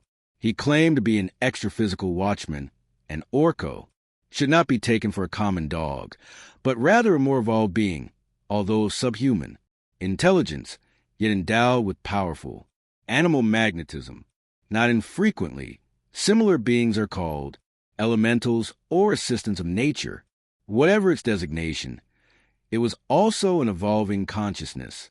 Like the others, he reported that many peacekeeping missions, relief raids, and rescue are entrusted to both along with sick consciences in need of still very human resources to be enlightened and rehabilitated, as they are breathing the polluted product of the psychic forces of the planetary crust, mental residues of unvigilant consciences. Many other animal species exist in service, according to personal possibilities and aptitudes. In the manner of Orko, he emphasized that often the consciousness that manages to reach to those extra-physical dimensions returns to the soma suddenly, startled, weaving its imagination in tense of seconds under the action, from terror to the first contact with the brain, incredible and flowery nightmares in which she fights with monsters that relentlessly pursue her. Naturally, this is the case. If Orko's environment and expressions frighten even experienced consciences with agile and lucid minds, what, say, of the consciousness is projected outside the soma in a precarious way, reasoning weak, in fleeting exits and not always lucid conditions? Anyone who witnesses it will recognize that those can trigger the most fantastic nightmares, fantasies, and mythological creations in the intraphysical mind. Pairs like this must have inspired the formation of human guard services that are made, accompany dogs in surveillance, search and rescue tasks. At that point, I gave him a fraternal gesture of farewell and Javris. There he was given the task of selflessness in the incessant struggle for evolution, in an area of intense conscience conflicts. How long has it been? I wonder if this conscience will be working there? The exit from there was less unpleasant, and the return to Soma happened in a light crossing. After the interiorization, facing the right side, I consulted the clock and mentally recorded 9:36 at night, still as if, seeing those unforgettable eyes of Orko shining in the semi-darkness of the room, advancing and growling from that nucleus of living forces.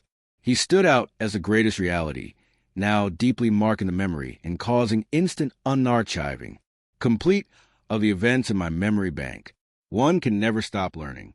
How many unknown lives exist to be studied in the extra-physical dimension we find more strange facts than in the very crust of the planet.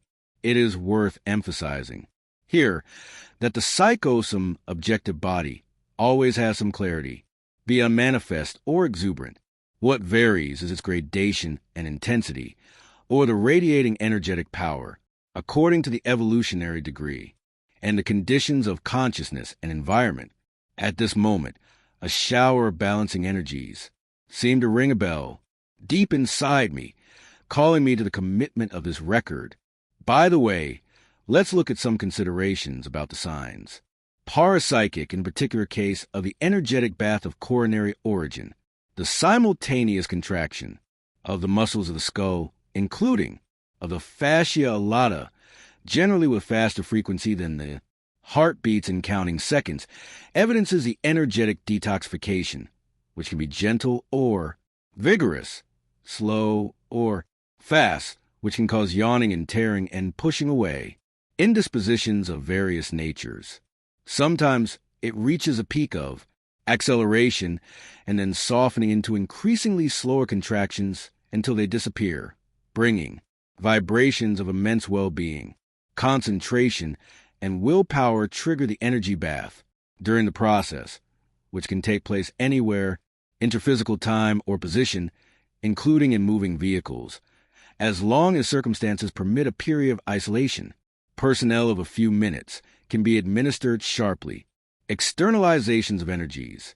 At the same time, a sound occurs, thundering inside the head, characteristic of muscular contraction stronger than those caused by yawning, seeming that the head is connected to a powerful invisible device.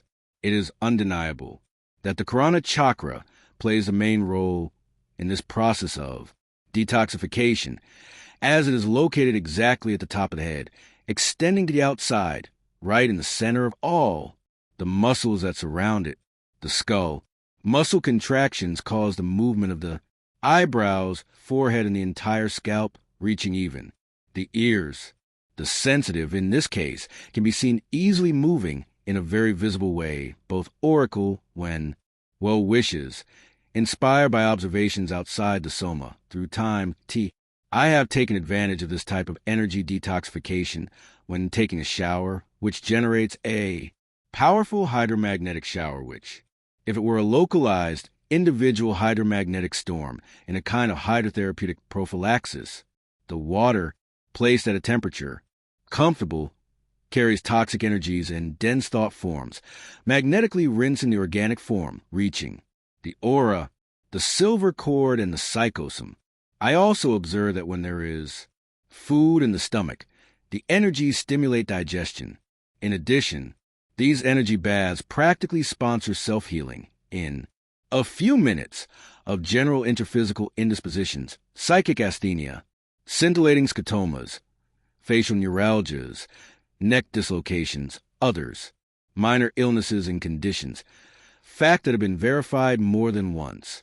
Those who are used to living with air conditioning in hot climates and who do not have any type of allergy to it, cold air capable of cooling them, can also cause a aeromagnetic refrigeration, that is, the emission of energies at 1 meter distance in front of the 1 HP air conditioner, installed at a lower level and turned on at low cooling.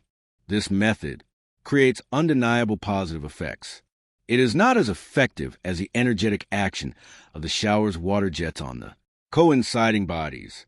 Both procedures, the hydromagnetic shower and the aeromagnetic cooling mentioned above, produce several positive effects explained in the meticulous techniques of projectiology, 13 energies and perceptions. August 8, 1979, Wednesday, 8:12 p.m. phase of the moon, full at 0 hours and 22 minutes. The intensive exercises of exteriorization of energies began immediately after the supine position. There was a quick movement of my right hand in the pleasant being of peace. This fact was the repercussion of the interiorization. Sudden movement of the hand that was in partial detachment and abruptly returned to coincidence. In semi-detachments, this phenomenon, which can be called autotelekinesis, when the right arm, for example, it is detached, with consciousness remaining awake or semi-awake. If a finger of the psychosoma's hand touches the corresponding finger of the sum, without there being a recurrence, a kind of shock occurs. Harmless electric shock, very strong and clearly discernible, with repercussions and even immediate shaking of the entire material arm in the event of semi-detachments prior to complete detachment. In the phenomena of projection, the last part of the soma to project is the head. There was a deep general numbness of the entire lying soma, which was noted when I turned. To my left side, I had a brief loss of lucidity, and the clear vision of the Conchix Jose Grosso appeared. Well, more sympathetic than the well-known drawn portrait. At 8:33 p.m., the movement exercises were finished, and I went to bed, lying on my left side, wanting intensely to get out and float above the sum. It becomes difficult to explain, but after a brief period of sleep, full self-perception occurred while still within the soma. I was sure, absolute certainty, that at that point, the complete exit of the psychosoma had not occurred, leaving the organic form. After brief vibrations, I took off with a very pleasant sensation of freedom. I noticed the presence of a portion of filaments coming out behind the backs, thin-looking yet strong, like the wires hidden in those underground public sidewalk boxes of the strength and light. They were the components of the silver cord.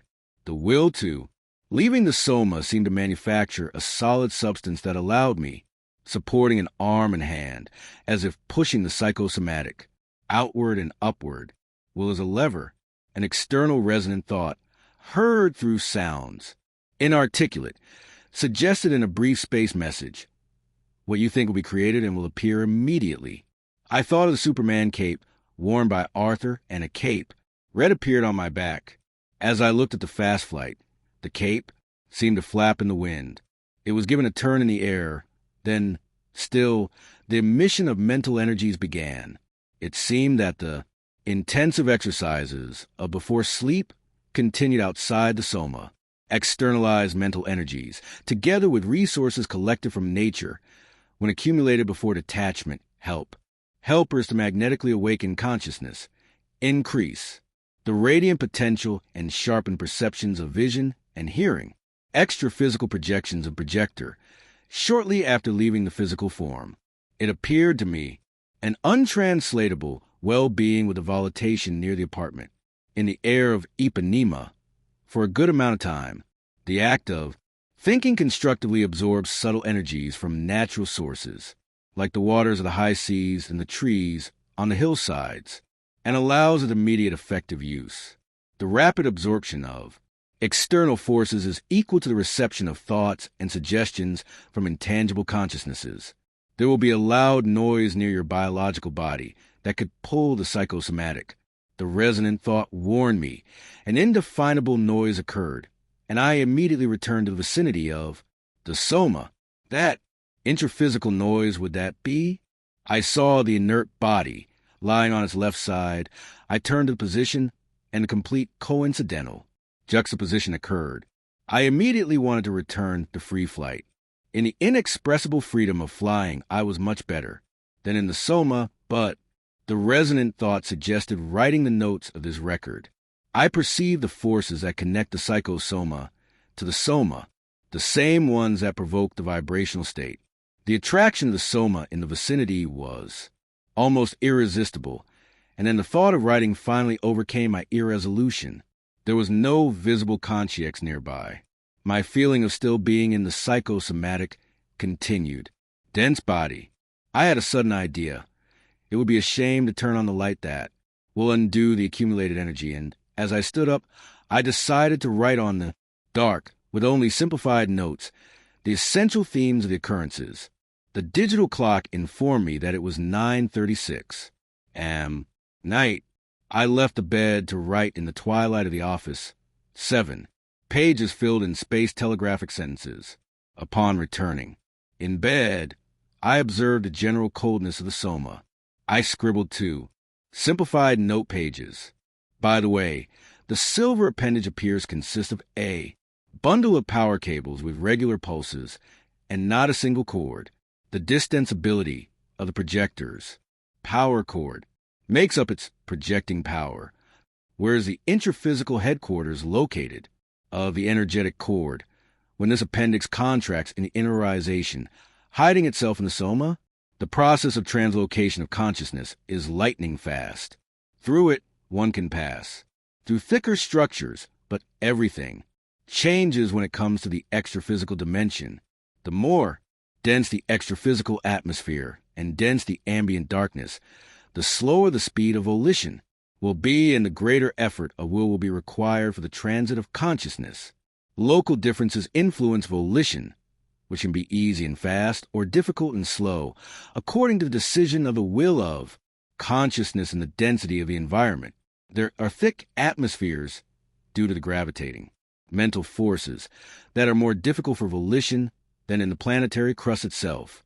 The will is the propelling agent of volition. When it wants, consciousness wanders like the common man or stops in space. In rarefied atmosphere, volition reaches the speed of thought, without consciousness losing lucidity. It is important to note, everything that alerts the intraphysical mind harms the act of projection. Therefore, precautions must be taken with the intraphysical base or the immediate environment, highly isolated, where the soma must rest, protecting the projector against negative surprises and avoiding as much as possible the external sounds and occurrences that interrupt the process or provoke the precipitated return of the psychosomatic, mainly noises and strong precipitations of various causes. According to experience, doorbells, telephone and intercom, noisy pendulums and clocks, pigeons and windows, hammers or noises from valves of sanitary appliances, sound devices with high volumes, open saws and beatings in construction and renovation of properties, nearby, bellbird singing or the blacksmith nearby, nighttime jackhammers in the street, vehicles passing, over metal plates, parties in the neighborhood, air conditioning unit out of order, floor shaking, storms, howling winds and other accidents of nature. Background music is not recommended in the projetarium. 14. Visit frustrated. August 14th, 1979, Tuesday. Moon phase. Last quarter at 4:03 p.m. I went to bed after a few minutes spent in the room writing at 3:35 in the morning. 3rd. Sleep. Lying supine. The ideal position for projections. My conscience was fully awake when I respectfully entered the room of R, my sister and very close friend, in Minas Gerais, seen lying down, sleeping peacefully on the right side, with the psychosoma coinciding with the soma. She was mine, target person. The suggestion came to me to wake her up without moving her soma, because transmental dialogue would be possible. I put my hand, extraphysical right hand leaning on her left shoulder, which was facing up, and I used a familiar nickname to call her F, after I had impressed reasonable mental strength and determination on the will with the intention of making your extraphysical awakening. At the 3rd call, she partially left the soma, appearing. Externalize only her head. She turned upwards looking for the direction of the call, semi-conscious, trying to see who was bothering her. Ship.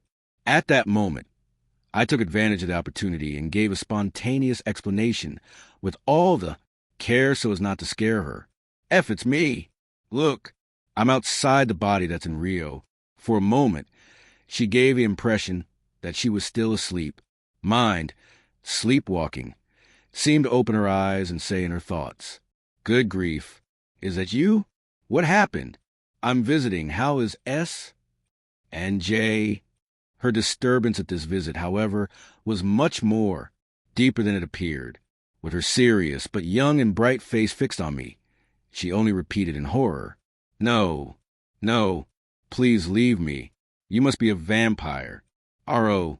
And since his emotional change was evident, I thought it best. Leave her alone. It happened to be a coincidence, and I made a transmission our energies to calm her. I walked out into the adjoining room, noticing the conscious movement of my extraphysical arms and legs gliding around the house, thinking, she thinks I'm a vampire, maybe like Horemseb, how difficult it becomes to make contact under these conditions. I, a vampire, was just what was missing, but her thinking has reason to be. It has the logic of fear. At that moment, there was a noise inside the house, coming from the inside, front of the rooms. Did my sister wake up and think she had a nightmare? Or is it someone else in the house? I had the instinctive reaction to run away and look for a hiding place, as if he were committing a reprehensible action and was caught in, flagrant, and my thought caused a sudden levitation of the psychosoma up to the ceiling. From there I could see the light outside in the street, filtered through the room's windows. In that position created by the reaction, compulsive and childish, perhaps he thought I remained hidden from look of whoever arrived, and the suggestion appeared within me to return to Soma. When I woke up calmly, the impression of naturalness of the projection seemed like a common fact of human life that had just happened. So natural was the occurrence that, to test conscious projection, I emitted a flow of energy and noticed the Soma. Heavy, however, in seconds, came the energetic bath and the confirmation of the presence of a helper. Looking at my watch, I made a mental note, 5:14 a.m. Dawn. At that moment, before I started writing, I started to the intentional recollection of all the scenes outside the Soma, with the predominant thought being about Horemseb, the strange and powerful. Character account Rochester, by the well-known Russian psychic W.R.A. Krzyzewski, published in Brazil, Arena Hatasu, 7 hours and 28 minutes in the morning. After getting the connection, long distance, R explained to me that she had been awake for a few intervals during the night, but had gone to sleep at 4:30 a.m. when she heard the house's biggest clock ticking, feeling slightly unwell, with a bit of a cold. He didn't dream, but he said he slept on his right side. He only sleeps on his right side. Never back to back, and that yesterday they talked a lot about our affairs here in Rio. He confirmed that another relative in the house wakes up every hour in the early morning due to health problems, and that the room has a stained glass window that was still open at that time, near a public street lamp that had a lamp lit. He told me he would be scared if he saw me conscious outside the Soma. Ever. You have read Rochester's novel a long time ago and frequently practiced mediumship, but you have never seen a consciex and feels fear just thinking about it. It is not recommended for the conscious projector to try to achieve another person in an undue intrusion or interference with his or privacy without his or consent, except in exceptional cases like this, based on kinship and intention to cooperate with lucid projectability. 15. Projection de-harassment. August 15th, 1979, Wednesday. An atypical day. Some services and obligations require me to spend part of the afternoon and night with a nice gentleman I recently met and who lives outside Rio. The meeting went on for a long time, the period of personal preparation. For sleep, I was late going to bed at 10:15 p.m., and the extra physical companies that came with the visitor remained, to perhaps receive some thoughts of brotherhood, occasion, that I function once again as extra physical bait, confirming the observations made before going to sleep, right after. The takeoff of the psychosome, my consciousness awakened between. Parapsychotics of considerable hypnotic power, bearers of gloomy faces and threatening gestures, forming a horde of truculent pursuers. Aware of the role to which I had been called, I began my service. De-intrusion or restoration of consciousnesses in the environment outside the Soma and the apartment itself, aiming at the pacification of those to whom they, projectiology scholars, call them stalkers. And how difficult it is. Take a stand when you are forced to defend yourself, even reluctantly. The vigorous consciousnesses of respectable magnetic power, disordered passions, and visible disposition to attack, 8 in number, as always in the relentless siege, tried what they could to subjugate the consciousness, but in my case, because I am a projector, conscious in the service of projectability, the mental struggle becomes more fierce and, thanks to the intangible supporters, balanced due to the intangible coverage. They always aim to prevent of the tasks in progress and the absorption of energies from the constant, that is, presents them available. The helpers left me apparently alone in the midst of the rebellious and desperate struggle in which I had already participated countless times. Through a long period of activities of this type, due to the dense energies of interphysical life that allow better contact with consciousnesses of low evolutionary level, fraternal dialogue, the thought of peace, interaction with the helpers, and the maintenance of inner tranquility without any emission of negative ideas, as always constitute the best conduct amidst a rain of energetic emissions carrying blasphemies, insults, and madness. Not infrequently, I sometimes a serene father, other times a teacher trying to explain simple lessons. Only consciential authority allows us to have supremacy over sick consciousnesses. From this we can conclude that cosmoethics is unshakable in the processes of conscious projection, because sick individuals are part of the extra-physical population, sociexes, and weigh on the consciential economy of this planet school hospital. Immature consciousnesses, oppositional or threatening, only dominate.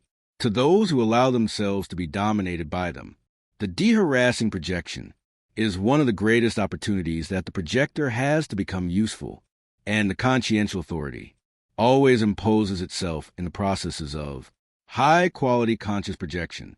After a certain period of energetic confrontations, it occurred the increase in the pressure of the extra-physical siege with a greater number of parapsychotics in dangerous mental conditions, attracted by defection of some of his companions sent in peace.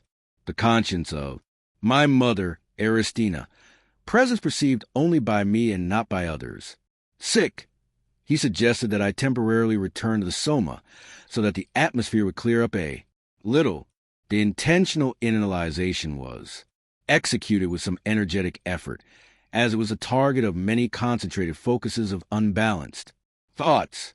When I woke up, I still felt the presence of the paraconsciousnesses, remaining rhapspsychotic, unfortunate extraphysical assailants. The body, dense, it seemed like a fortress or a trench, allowing a truce in the fight that had to continue through the night. For the betterment of all, the clock showed 11:56 at night when I started this recording. The first energy demand of this type occurred to me in adolescence before the harassers of a family member. The battles, mind to mind, were always conscious. They were like that before the Seriexis and will be, probably after the deactivation of the soma, aiming at understanding through the possible maxifraternity, the only resource capable of releasing revitalizing energy flows and calming the heated spirits of those who contest the extra-physical realities or themselves in order to be able to exercise parasitism on unwary consciences through suffering. Torturous. Perhaps projection is the most de-harassing activity for the sensitive person of any type. I believe that extra-physical de-harassing work does not occur only with the mental soma of the projector, because in these tasks the psychosoma is always constituted and sometimes even denser to better contact the sick consciousnesses situated very close to the soma within the extra-physical sphere of energy, a condition that increases the capacity, energy available during the exteriorization of the psychosomatic, allowing it to counteract extra-physical attacks, latent dangers, and probable harm arising from projections. As certain scholars insistently proclaim, incredibly, that appears unbearable sensations, fainting, nightmares, hallucinations, emotional disorders, hypochondria, hysteria, dizziness, headaches, panic, deep amnesia, psychic shock, disintegration of the psyche, paralysis, cardiac arrest, rupture of aneurysm, cerebral hemorrhage, morbid discoincidence, parapathologies of the psychosomatic, rupture of the silver cord, twisting of the energetic cord, confused aura, violent repercussion, stigmatization, alienation from family and friends, harmful extraphysical encounters, hostile beings, permanent conscious influences, accident with the soma, harassment, possession, mortal wound from a metal point or sharp weapon, reoccupation of the soma, by another consciousness, premature burial, and final projection, first death. I think, frankly, that this inflation of risks has been greatly exaggerated and, in part, has been created by the intentional, systematic tax evasion of information among the popular classes about parapsychic or initiatory practices since antiquity through the Middle Ages and lasting until a few decades ago. I have never identified one of these so-called inconveniences as a real obstacle to conscious projections, and the obstacles that I have only found that they have contributed to the technical improvement of the projective processes that bring me immense joy.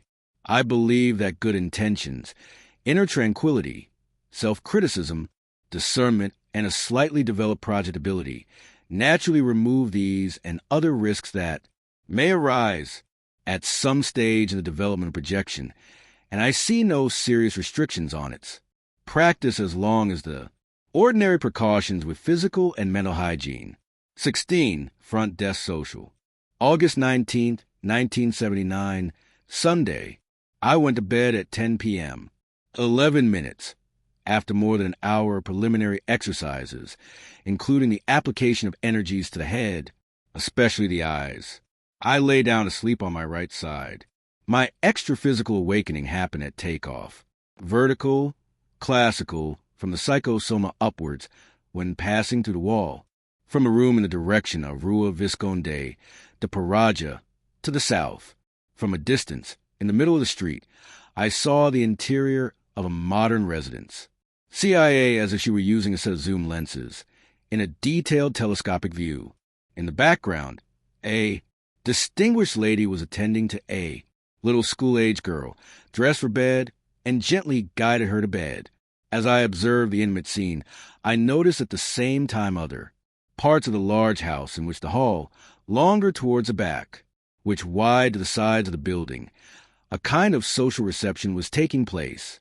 The unknown consciousnesses move around the main hall like actors on a stage, allowing me to clearly distinguish many other consciousnesses of different appearances, as if were strange people with inappropriate clothes, interspersed among the men and women dressed on gala night.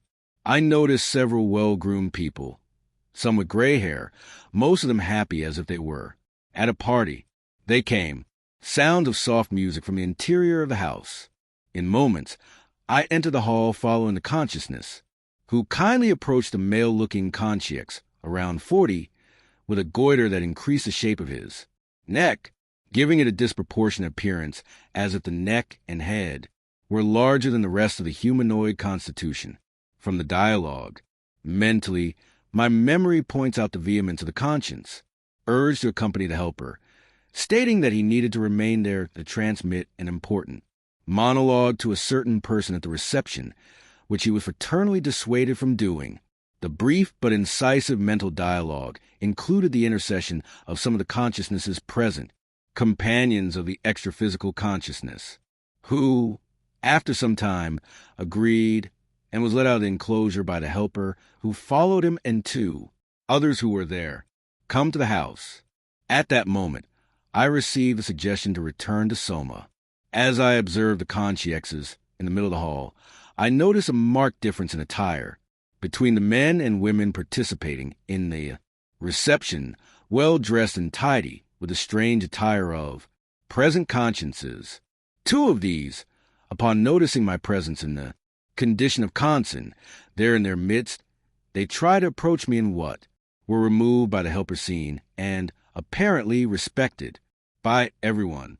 The consciousnesses in the hall noticed nothing of the intangible scenes that unfolded under the roof of the house, with the presence of even a Kansen whose Soma was asleep at that time. I was unable to determine the location of the occurrences.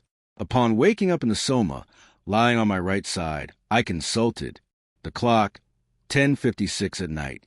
The facts of projection were so vivid in my memory that they seemed to still be happening in front of my eyes, with a colorful vision in the distance standing out before entering the residence, the rescue of the parapsychotic, and the monologue that I insisted on transmitting at all costs to a consciousness.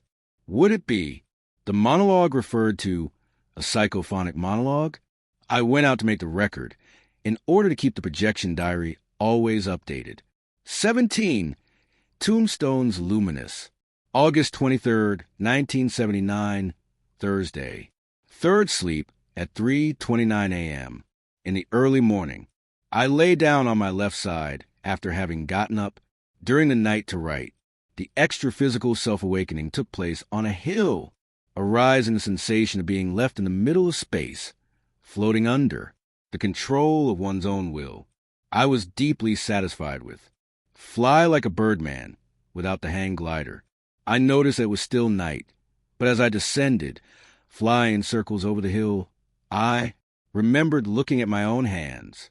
To remember when I woke up in Soma and, in midair, I clapped my hands, making it possible to perceive my hands as light and imbued with energy, as if they contain electricity. The sensation also of moving the hand was nice. Suddenly, the brightness of some of them caught my attention. Clear and beautiful objects on the ground, just coming out of the hillside. When I went down to take a closer look, the light increased, and it was possible to identify the luminescence that flowed from several tombstones.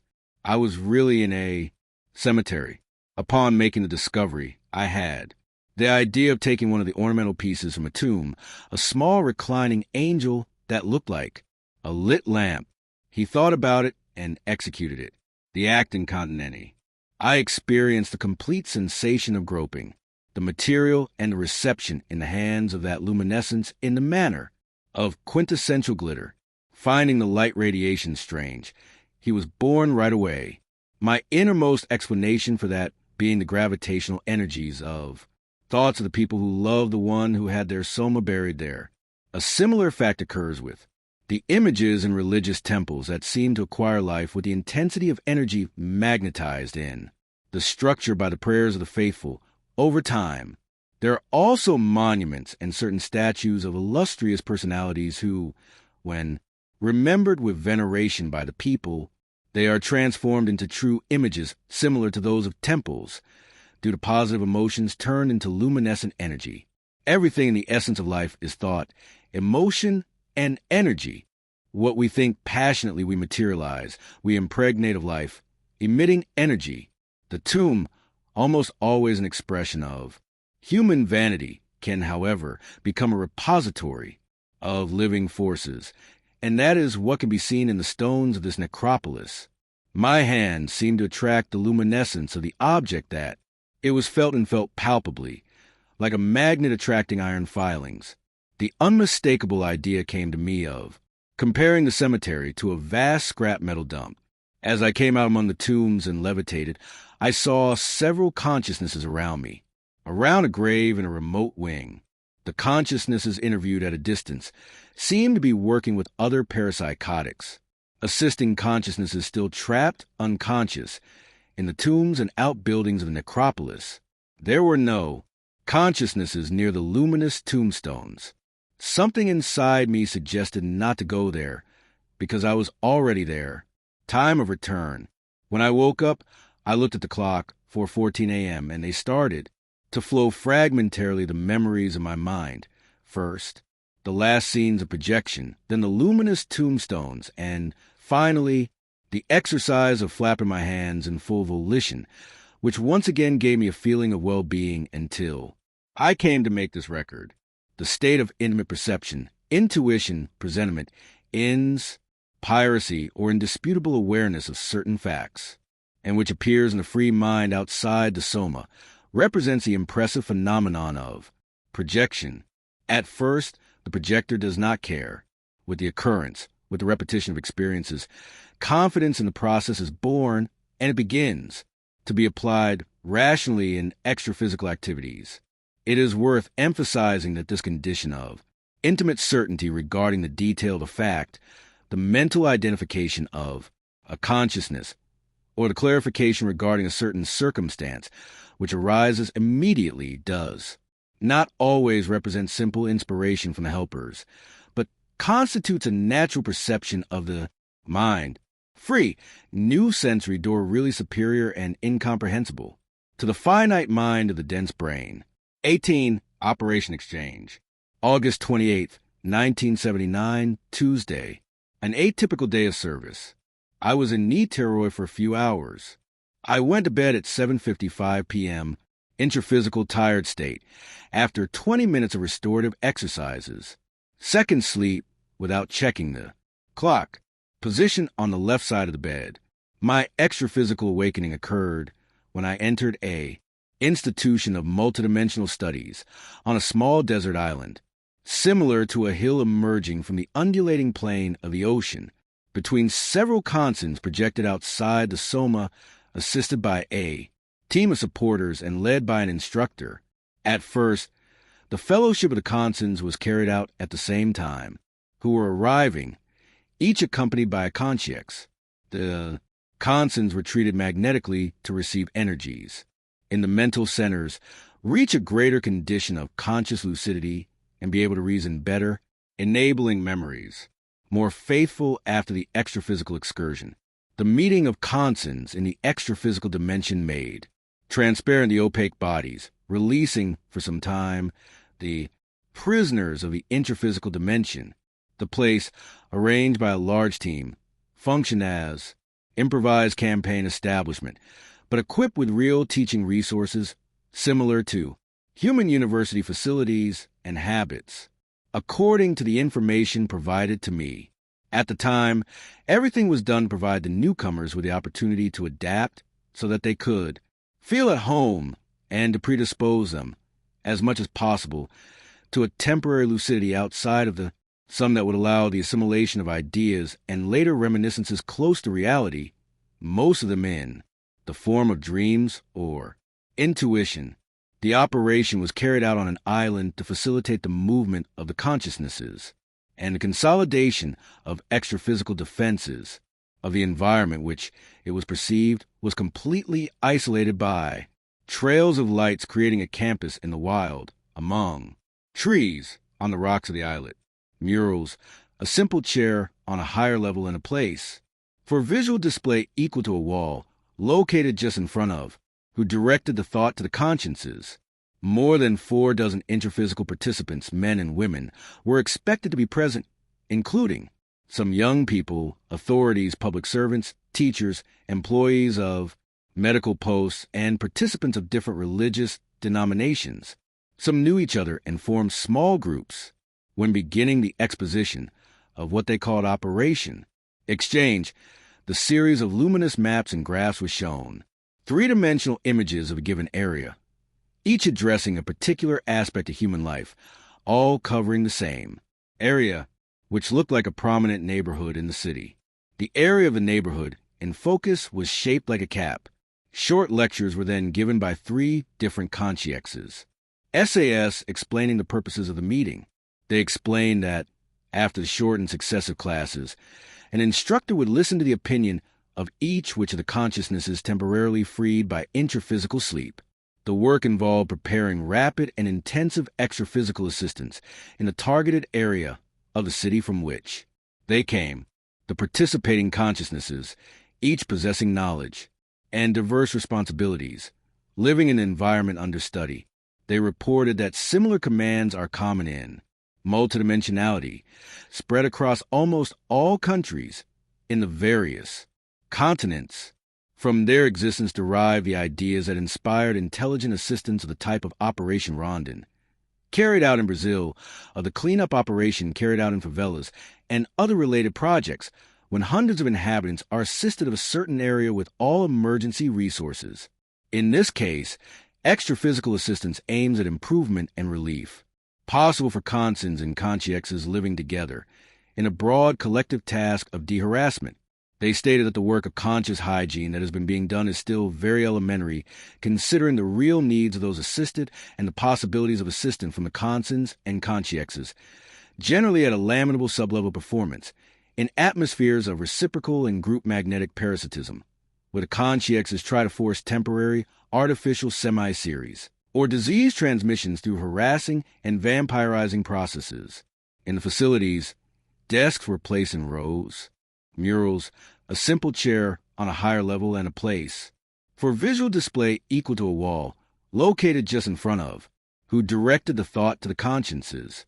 More than 4 dozen interphysical participants, men and women, were expected to be present, including some young people, authorities, public servants, teachers, employees of medical posts, and participants of different religious denominations.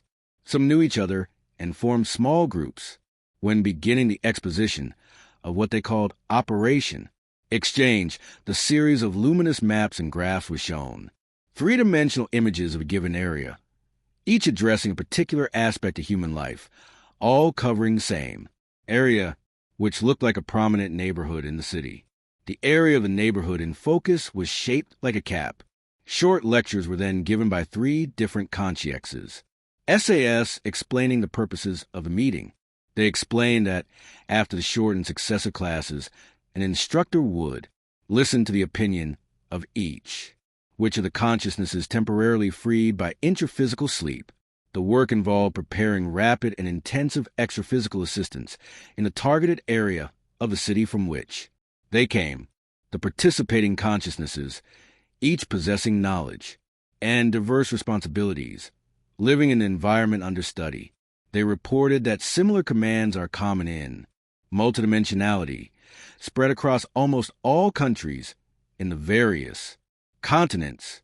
From their existence derive the ideas that inspired intelligent assistance of the type of Operation Rondon carried out in Brazil, of the cleanup operation carried out in favelas, and other related projects, when hundreds of inhabitants are assisted of a certain area with all emergency resources. In this case, extraphysical assistance aims at improvement and relief, possible for consciens and consciexes living together, in a broad collective task of de-harassment. They stated that the work of conscious hygiene that has been being done is still very elementary, considering the real needs of those assisted and the possibilities of assistance from the consciens and consciexes, generally at a lamentable sublevel performance in atmospheres of reciprocal and group magnetic parasitism, where the consciexes try to force temporary, artificial semi-series, or disease transmissions through harassing and vampirizing processes. The brilliance of intelligence was highlighted in the demonstrations, tie-ins of the subjects addressing family life in the community, where, if we sought to introduce simple and innovative ideas into all aspects of human existence, with great naturalness and camaraderie, without any mysticism or prejudice in the manner of college students relaxing on campus.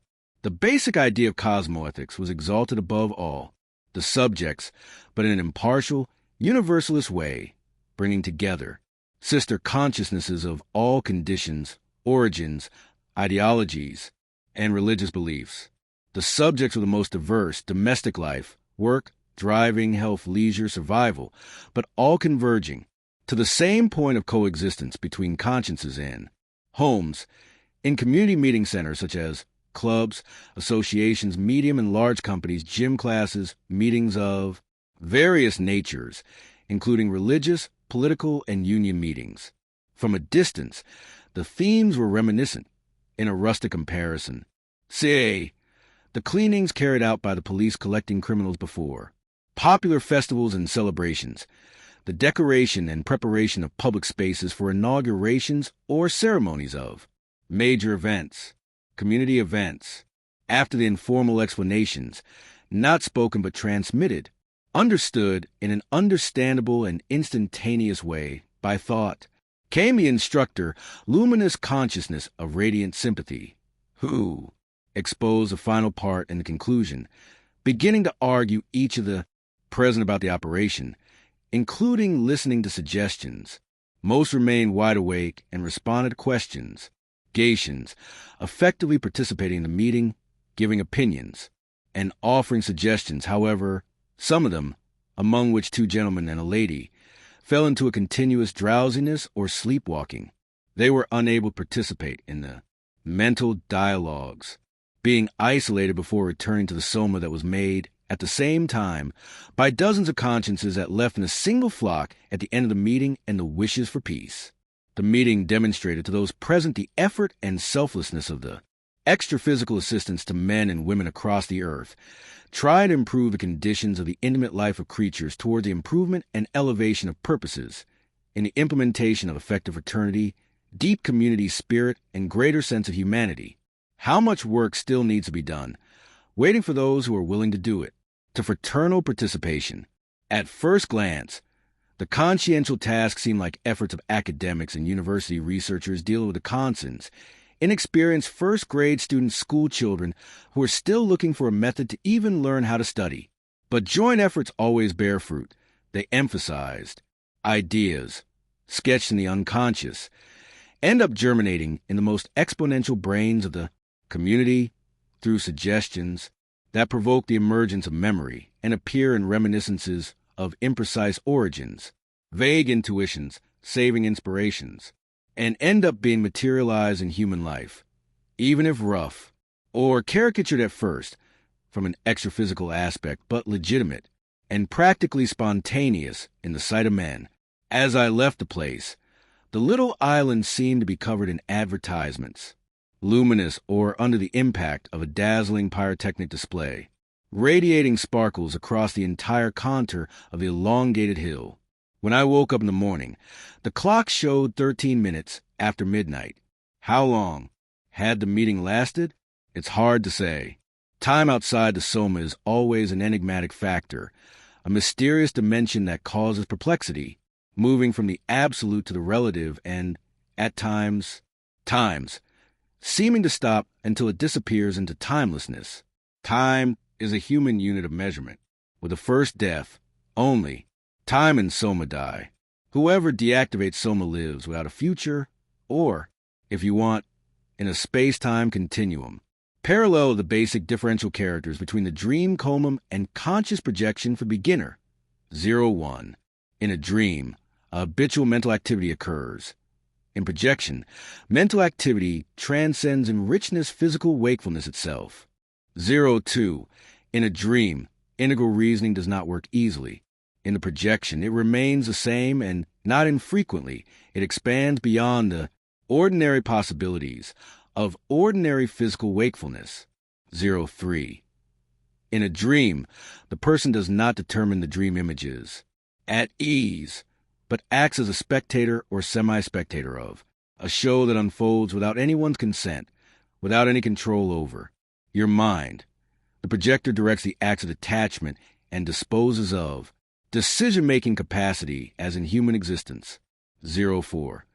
In the dream, the critical faculty is absent, the most absurd events and situations naturally, because the conscience is not alert enough to awaken the sense of attention. In projection, critical judgment is always felt. 0-5. In dreams, the sequential memory of the images. The projector can remember the entire occurrences of the projection in every detail. 0-6. In dreams, autosuggestion does not work in coordination of images. In projection, it can determine acts and events. Extra-physical. 0-7. In a dream, a person never begins a dream from wakefulness. Liah. In projection, there is an occurrence with a maintenance of absolute lucidity of wakefulness, before, during, and after. The process, without solution of continuity. 0-8. In the dream, there is no impression of an exit from the soma. In projection, the takeoff experience is fascinating and unique. 0-9. It is very difficult to prolong the dream. In projection, it becomes possible to extend the stay outside the soma. 10. In dreams, sensory excitations act in the production of fantasies. In the projection, small touches on the immobilized soma provoke the act of internalization of the psychosoma, with the unmistakable sensation of the pulling of the silver cord. 11. The dream does not present a set of psychological factors and extra-physical aspects common to conscious projection, such as a degree of lucidity, sense of freedom, well-being, mental clarity, expansion of power, gliding, levitation, volitation, and sometimes even euphoria. 12. In dreams, images appear distorted and unreal. In projections, the images do not deform. 13. In dreams, images are of lower intensity than in reality. Waking, in projection, they reach the greatest intensity of all states of consciousness. 14. Dreams, although with weaker images, have stronger and easier memories as they almost always occur in the conscious close to coincidence, or at least close to the physical. The projection, although of stronger images, has memories, or weaker and more evanescent memories, because they occur at a distance and without the direct influence of the human brain. This rule is one of the remarkable paradoxes of conscious projection. The longer the experience and the more distant the excursion of the psychosoma or mental soma, the more difficult it will be to recall the newly conscious. September 4th, 1979, Tuesday. Third sleep at 3:55 a.m. In the morning, I lay down on my right side. My awakening came about in an extra-physical institution of very pleasant environment, where the ceiling height of facilities was about 6 meters high, with large porticos and windows. Several groups of consciexes were stationed in comfortable places, and in one of the pleasant rooms lay some consciences bedridden. My attention was drawn to a gentleman, young and friendly, sexagenarian, bald, with a deep crease of attention between his eyebrows, lying in bed next to another, elderly gentleman. At the head, this was a father. Mental enlightenment came. The sexagenarian had recently become consciex and was already aware of the situation itself. According to the transmission of thought that occurred between them, the golden complexion of a newcomer to the extra-physical dimension appeared, dazzling with joy, in a dazzlement barely contained by a few times by his father, who accommodated him in bed, leaning him against voluminous pillows. My presence was not registered by them, who had just met and were exchanging impressions and enthusiastic personal stories, like two relatives who had seen each other after a long absence. Was my consciousness only a mental soma? The extra-physical condition of the consciex seemed to be excellent due to satisfaction that was evident in the meeting. He was thinking of an explanation for the high ceiling of the institution. Would it be to calm those who had just arrived from human life, showing them the insignificance of the intraphysical dimension compared to the aspect of extraphysical greatness? Or would it be a result of my extraphysical vision process? At that point, I saw someone enter the room through one of the wide side doors. You will have another consciex, a gentleman, also ecstatic and happy, who came, greet the newcomer. Applying all the potential of attention, I perfectly perceived that the consciex emitted, in his thoughts and the transmental dialogues, following a conditioned reflex or habit of earthly life, a barrage of affectionate and absurd swear words festively greeting the visit, perhaps as they both did before in the intraphysical existence. There were effusive hugs, transports of joy and expressions of companionship on both sides, to the youthful impulses of the encounter, and under the attentive observations of the father, calm, at the bedside, I began to meditate on the spontaneity of the scene, the irrepressible affectionate emission of so many audible swear words in that superior environment, the authenticity of consciousness maintaining coherence in both lives. Thinking about the energy of thought, thinking and acting constitute a single act for the consciousness.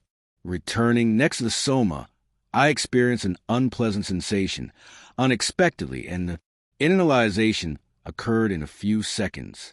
Upon opening my eyelids, I immediately noticed the obvious cause. You of the disturbance and the call. My right arm will remain in an uncomfortable position, and when lifting it, it was tingling in a generalized cramp with pins and needles due to irregular blood circulation. After a few minutes of trying improved circulation in my arm, I looked at my watch for 49 a.m., morning that was dawning, and you could hear some birds chirping. Outside, the mental soma, the quintessential vehicle, acts in isolation and independently, dependent on the psychosomatic. Here it is considered that the constant has a hollow soma composed of soma, holochakra, psychosoma, and mental soma. In addition, the consciousness externalizes the aura or holochakra, presents a connection of the silver cord and the golden cord, the other bodies of the ancient texts and theosophy. I take into account simple states of consciousness. It is worth noting here an important fact. Even with the mental soma, and therefore with my psychosoma, inside the human body, he suffered from the physiological problem of irregular blood circulation in the right arm, consciousnesses of medium evolution when they sleep in the extra-physical life where they concentrate their activities, leave the psychosoma at rest, and visit other dimensions only of mental soma. Such actions constitute their mental projections, their dreams. Lucid, their lucid projections. In a certain aspect, the consin, or, better, the advanced projector, can do the same, that is, take the psychosome of the soma, leaving it defenseless in an extra-physical dimension, evolved and leave mental soma as a consciex, obtaining the advantage of maximizing perceptions outside the terrestrial atmosphere. Isn't it strange that the same consciousness maintains, temporarily and simultaneously, two inanimate vehicles? Why, here we see that the mental soma, in addition to representing a center of thoughts, is a better, more flexible and efficient vehicle than the psychosoma for the transit of consciousness. Storm hydromagnetics. September 6, 1979, Thursday. Moon phase, full at 8 o'clock. I went to bed at 8:08 p.m., feeling the presence of some consciexes for the night's tasks. The room temperature must have been about 20 degrees Celsius. I lay down on my back with a pillow under my right knee and another under the left arm, thin quilt and blanket over the body, up to the chin. There were no exercises. There was only time for brief concentration and communication with the helpers. I immediately experienced a projection, and my consciousness fully awakened between two friendly consciousnesses, the eternal benefactor, Aura Celeste, and a companion of high evolutionary expression. They immediately explained to me that the incursion would aim to rescue a sick consciousness. In minutes, rapidly crossing space, we reached an area on the mainland by the sea, deserted coast under storm, vast proportions that seemed to reach its peak at that hour, amidst peals of thunder, successive sparks and lashings and earth-shattering whirlwinds. I was informed that along with the physical storm, there was a torrential rain of advanced dimensional, magnetic resources in the region, aiming at the periodic cleaning of the thick thought forms in the subcrustal caves that branched out through the crust under the hills and wild cliffs, seeping into the bowels of the earth. The storm resembled a vast tidal wave and earthquake, combined, raising immense waves, lifting the ground and making the structures of the entire scene tremble. The caves began being flooded by real inland rivers, forcing the exit of animals, perhaps rats, from the solid earth dens, bugs in the waters, especially giant otters with sparkling eyes in the darkness, and crazy bats cutting through the air. Everyone tried to get out. Panic of the halls of the multiple galleries, some wide and high, others cramped and low, multiplying into caves, precipices, and gorges in the depths of the landmass. We made the passage over the elements by sliding with the emission of the potential of the innermost forces to float above the animals and cross the flocks of bats. The freezing cold atmosphere of the caves, with unpleasant fumes, polluting the air, showed the horrid beautiful in all its magnificence, possible beyond any nightmare, between the colors of the carved stones of the walls and the static majesty of the stalactites and stalagmites, the numerous groups of suffering consciousnesses, mental aliens, without human bodies, still deeply densified, felt the magnetic effects and showed signs of disturbances, psychological of the indescribable convulsions of the elements, running, terrified and displaying indefinable astonishment in their faces. Galleries spread out in labyrinths, in a depressing and terrifying every man for himself. The dark recesses of the caves seemed transformed. In catacombs of horror, anguish fear reigned in the faces and gestures of the unfortunate. Groups that huddled together where they could, with their consciences disturbed, many astonished, some hesitant, seeking desperate and unfindable support in each other. Deep compassion welled up spontaneously in all of us who, we witnessed the unforgettable scenes crossing the environment, at half height, trying to keep ourselves floating just above in the difficult position of powerless spectators faced with the realism of the planned catastrophe. It was necessary to control emotions and stifle the convulsive crying impulses. Sections of the suspended geological elements appeared to tremble. Seeing soon, they fell noisily onto the swirling riverbed of the extensive caves that housed a considerable extra-physical population, coming to the surface in the mixed waters of rain and sea, leaving each hidden dungeon mud pits similar to solitary confinements, and prisons embedded in hiding places and caves in one of the worst atmospheres that one can imagine.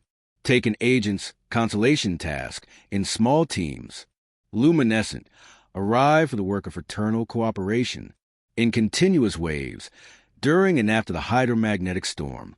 When the last effects of the water bomb wore off, the post-earthquake calm came, and the consciences took advantage of the expected occasion for the visit, finding who they were looking for, and snatching with unsurpassed zeal the little sick girl from one of the hovels, indescribable in perennial shadows, situated in the most absconsequent recesses of ditches, hollows, and deep caverns.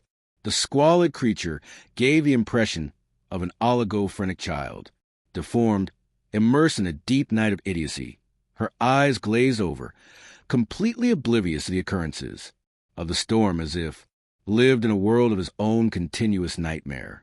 As of the consciousness functioned as a common donor of energies, a small group of unbalanced consciousnesses still tried to prevent the patient from being taken in and put to sleep, but was naturally dissuaded from doing so by the magnetic defenses installed by the rescue team's thoughts.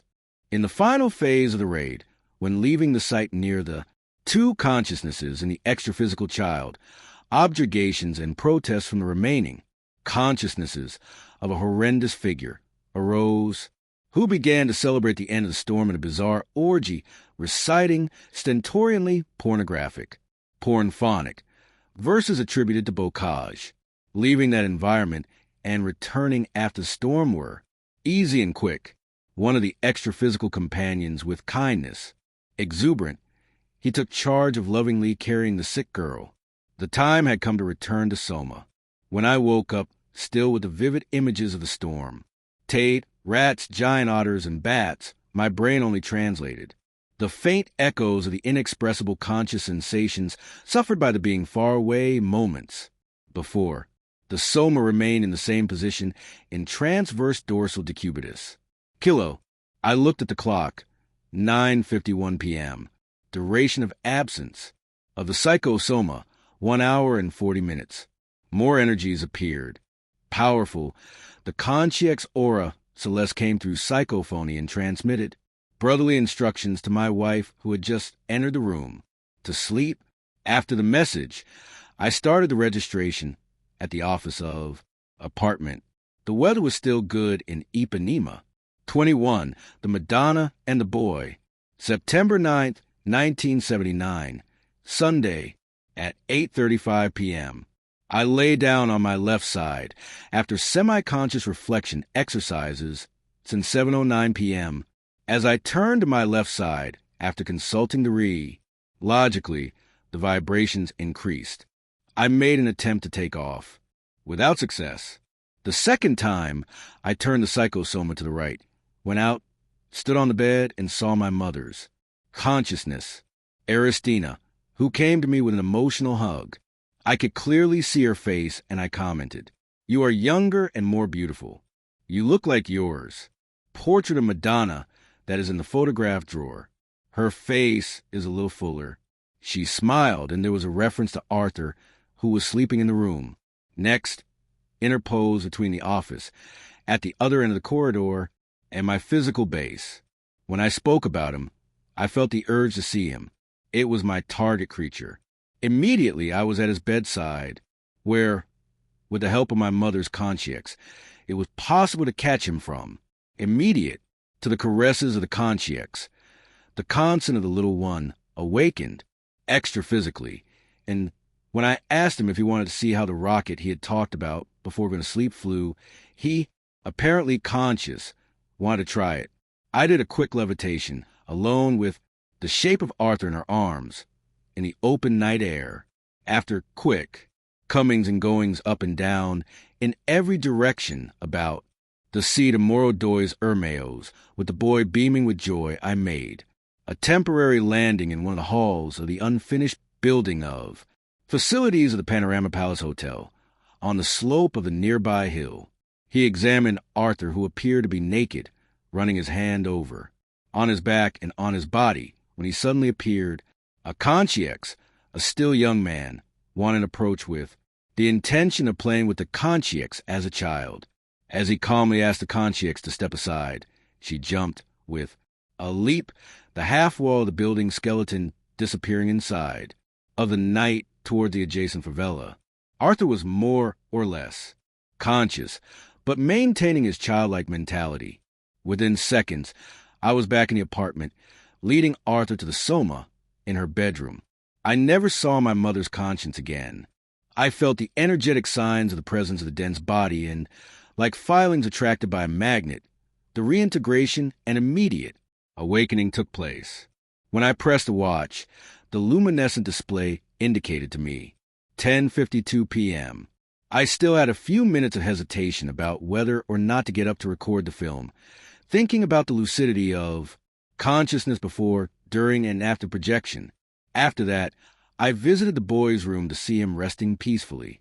I looked in the photo drawer to find Aristina's portrait, taken in 1930, and confirmed the comparison of the physiognomy.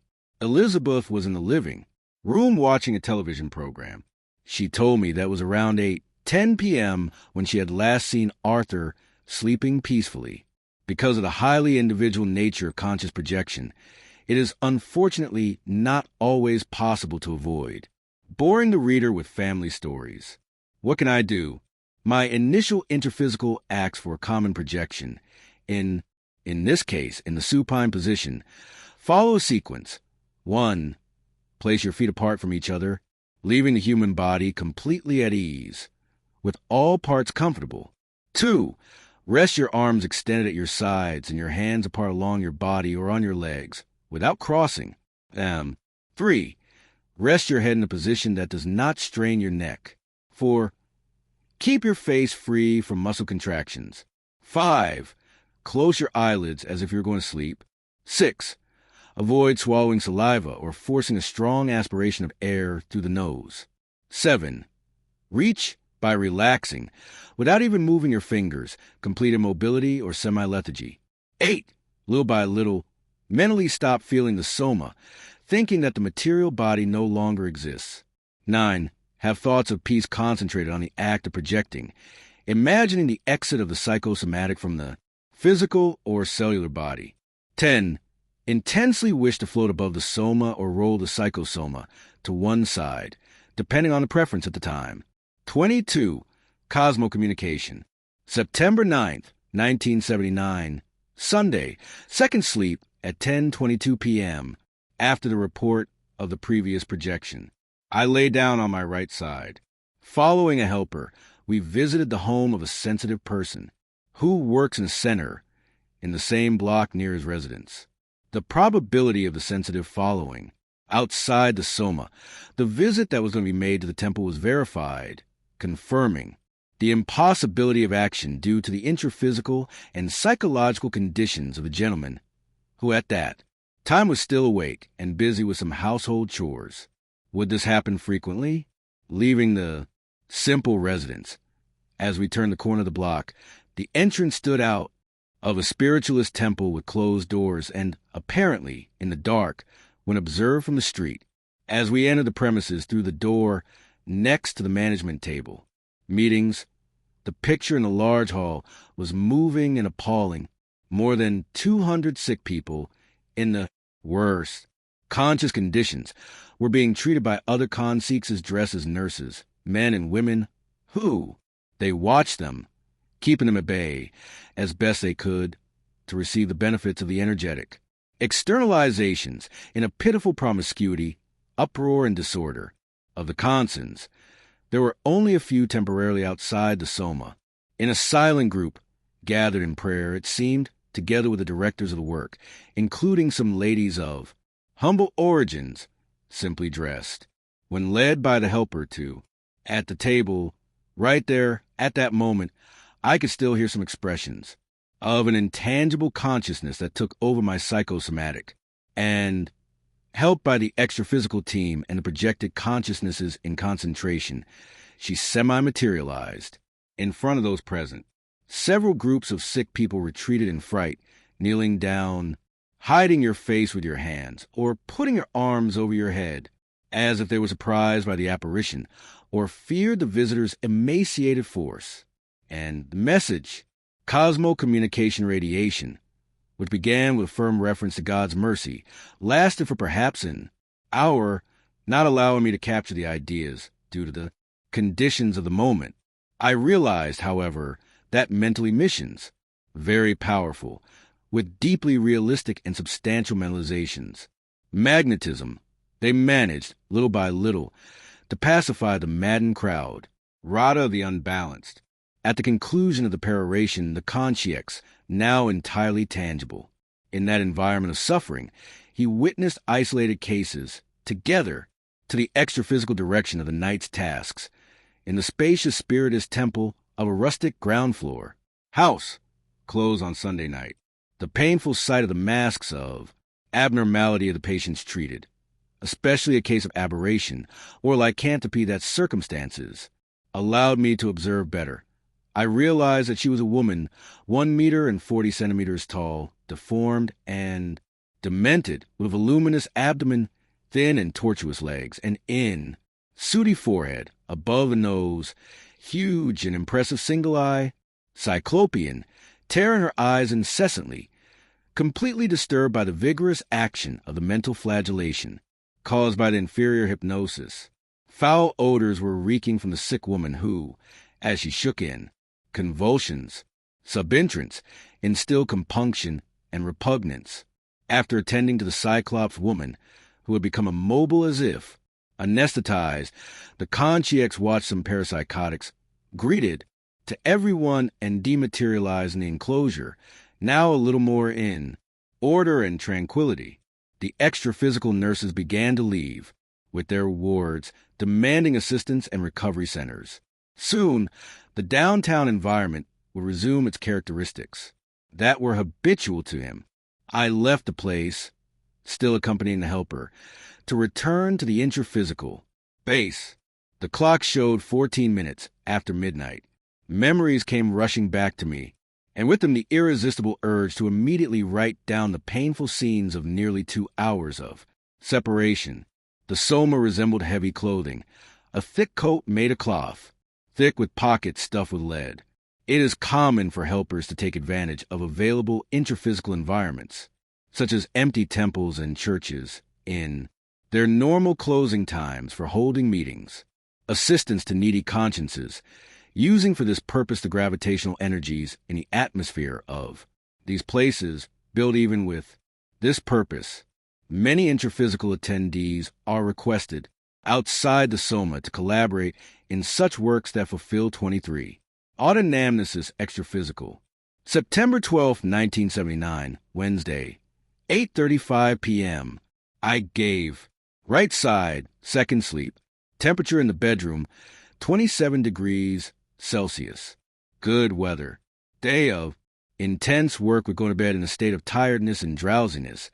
At 7:43 p.m., my consciousness remained alert for a long time until arrived serenely the takeoff process. When I was out of the soma, standing on the bed, I gave a vigorous impulse forward and upward, heading towards the window space. Out, like a pilot ejected with a seat out of the plane. And that's it. Sometimes during takeoff, the psychosomatic seems to have a power of ejection. It was not just an instantaneous projection. There was a projective escape. The satisfaction of relaxing in free flight, far from interphysical constraint, and the action of gravity more once appeared wonderful, perhaps due to the conditions of tiredness in which I had lain. The state of expansion, fullness, and freedom outside the soma brought me Indescribable pleasure. How I wished in those moments to infect others with this joy. Tell everyone. Loudspeakers, radio and television stations, for the whole world, of this practical, handy resource for achieving inner peace. Absolute. Make all friends and acquaintances feel this unusual condition of expansion of the integral personality beyond dense matter, in the extreme lightness of feeling free in space and in exaltation. The feeling of being aware of remaining in the soma on earth, the possibility of flying, so gratifying, made my desire to offer myself as a servant for the work of fraternity, transform myself into a legitimate element of assistance to sick consciences, produce constructively in the extra-physical dimension, and correspond somehow to the gift of this liberation and this ecstasy that repeats itself with each disconnection, towards space, towards ether, towards infinity, towards everything, and in the middle of the Atlantic, to the rhythm of the movements of free flight. In a spontaneous choreography, I danced, and I sang a heartfelt prayer of gratitude for the blessing of being, even though, provisionally, as lucid consciousness outside the dense body, the gratitude to multidimensionality, which had happened in the idle capacity and time of fraternity houses. 23. Autonomous Extraphysical. September 12, 1979, Wednesday, 8:35 p.m. I gave right side second sleep. Temperature in the bedroom, 27 degrees Celsius. Good weather. Day of intense work with going to bed in a state of tiredness and drowsiness. At 7:43 p.m., my consciousness remained alert for a long time until arrived serenely the takeoff process. When I was out of the soma, standing on the bed, I gave a vigorous impulse forward and upward, heading towards the window space, out like a pilot ejected with a seat-out plane. And that's it. Sometimes during takeoff, the psychosomatic seems to have a power of ejection. It was not just an instantaneous projection. There was a projective escape. The satisfaction of relaxing in free flight, far from interphysical constraint and the action of gravity, more, once appeared wonderful, perhaps due to the conditions of tiredness in which I had lain. The state of expansion, fullness, and freedom outside the soma brought me indescribable pleasure. How I wished in those moments to infect others with this joy. Tell everyone. Loudspeakers, radio and television stations, for the whole world, of this practical, handy resource for achieving inner peace. Absolute. Make all friends and acquaintances feel this unusual condition of expansion of the integral personality beyond dense matter, in the extreme lightness of feeling free in space and in exaltation.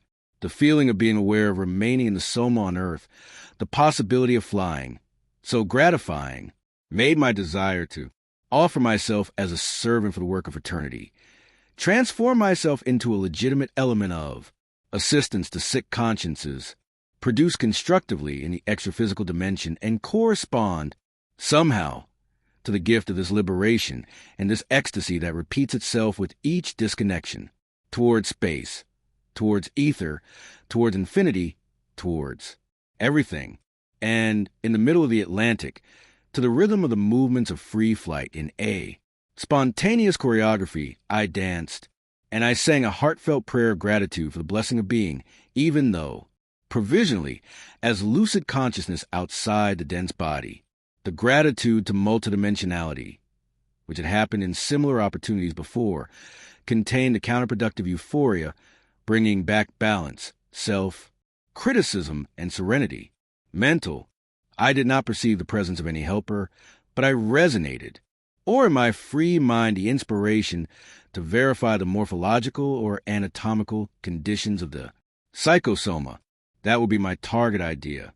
Stopping in the middle of the space, I passed my right, hand over my shoulder, left, noting the presence of the nevus, mark or spot of birth, dark and hairy, situated over the left deltoid, factory brand, as they used to call me jokingly as a child, with about 6 centimeters long by 2 centimeters wide. The fact was already expected, since about a decade ago I had done this investigation. The myopia that I have had with me since adolescence, the tinnitus, permanent ringing in the left ear, and the scratching sound generated by the decrease in intervertebral space between three vertebrae, cervical, when moving the head to the sides, after effects of the car accident in 1970, had completely disappeared outside the soma, fact that had been observed before, even in partial detachments. Thought. Conditions of presentation of the psychosoma that guides the organic form within biological laws. From conception, the flesh body being a replica in the details, minimal even with pores, fingerprint lines, and hair. When I thought that he would be dressed in the pajamas he was wearing, out to sleep, a few gropes on the chest and arms confirmed the thought. Then, arriving at the bedroom, I carried out inspection in the form of an intraphysical examination of the clinical anamnesis, attesting to the presence of the navel and all anatomical components, external, including the shapes of the face and genitals. To conclude the physical inspection of the extraphysical plastic surgery, I took the right hand to the back, to the head, to the nape of the neck, and once again I examined it well, close to the skin of the nuchal region, the silver cord that again, it gave me the impression of being a set of many loose strings, or thin, elastic threads, sometimes shimmering, tightly adhered to the psychosoma, presenting heat, flexibility, and nakedness of tissue, raw human, with structure and nature closer to the psychosomatic than the soma. The energy cord does not appear to end at the skin, gives the impression of entering the soma and establishing a deep connection with one or more vital centers. Could the epiphysis be one of them? Also, how is it possible for a structure that is apparently so fragile be endowed with such a vigorous flow of energy? When thinking intensely about the fact, as if he were monologuing, I held the silver cord very close to the soma with energy, which was, and I activated the return system with the traction of this appendage, and within seconds, he was already consciously diving into the organic form. The awakening was spontaneous. I maintained consciousness without lapses all the time. My position on the right side remained. The clock said 9:48 at night. When I got out of bed, writing these notes, the soma seemed to externalize vital energy as large lit fuse emitting sparks wherever it passed. It is common for the state of tiredness and drowsiness to predispose the soma to the temporary release of the psychosoma. This occurs because the heart rate cools down and allows the relaxation necessary for projection by will, the exuberant satisfaction, just as it makes the consciousness lose its reason. Tionality leads the projector outside the soma to the loss of the calm necessary to maintain peaceful coexistence with the silver cord. Euphoria must be fought by the projector so that the mind can use its ability to grasp events and the will can decide in peace. The psychosoma represents the guiding principle of the organic forms of the consciousness within the scope of action of biological laws, especially genetic ones, which is why the projector finds it in the extraphysical dimension appearing as a facsimile, ethereal duplicate counterpart, or appearance of a perfect twin body of the soma in all its microscopic minutiae. But what oversees all this is consciousness.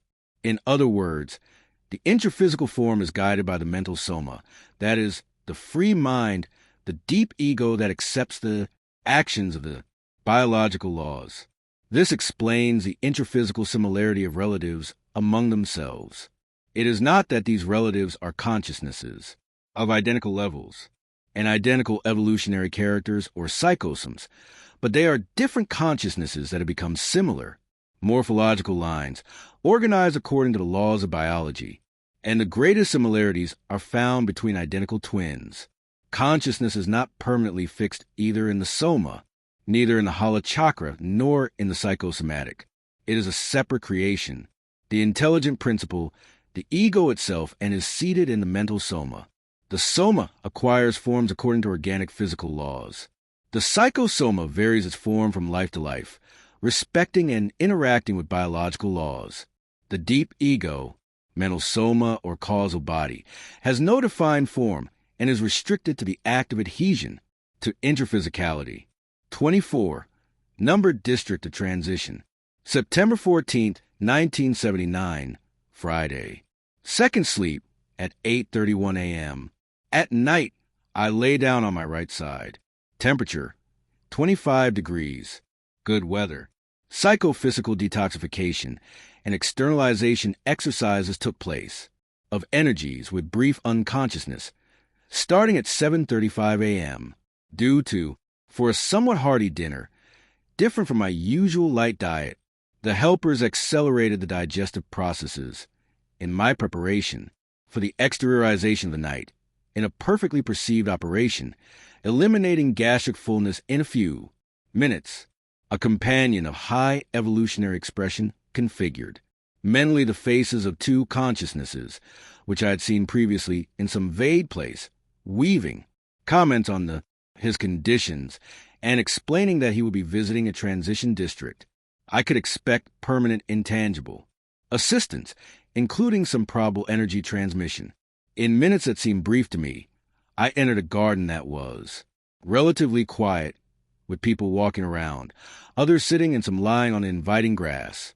Small, cozy spaces with tables and chairs were scattered here and there amidst the alleys, groves, stairs, landings, low walls, and living rooms in full nature. The atmosphere was quite comforting, bright, and musical. There were no dead or dry leaves.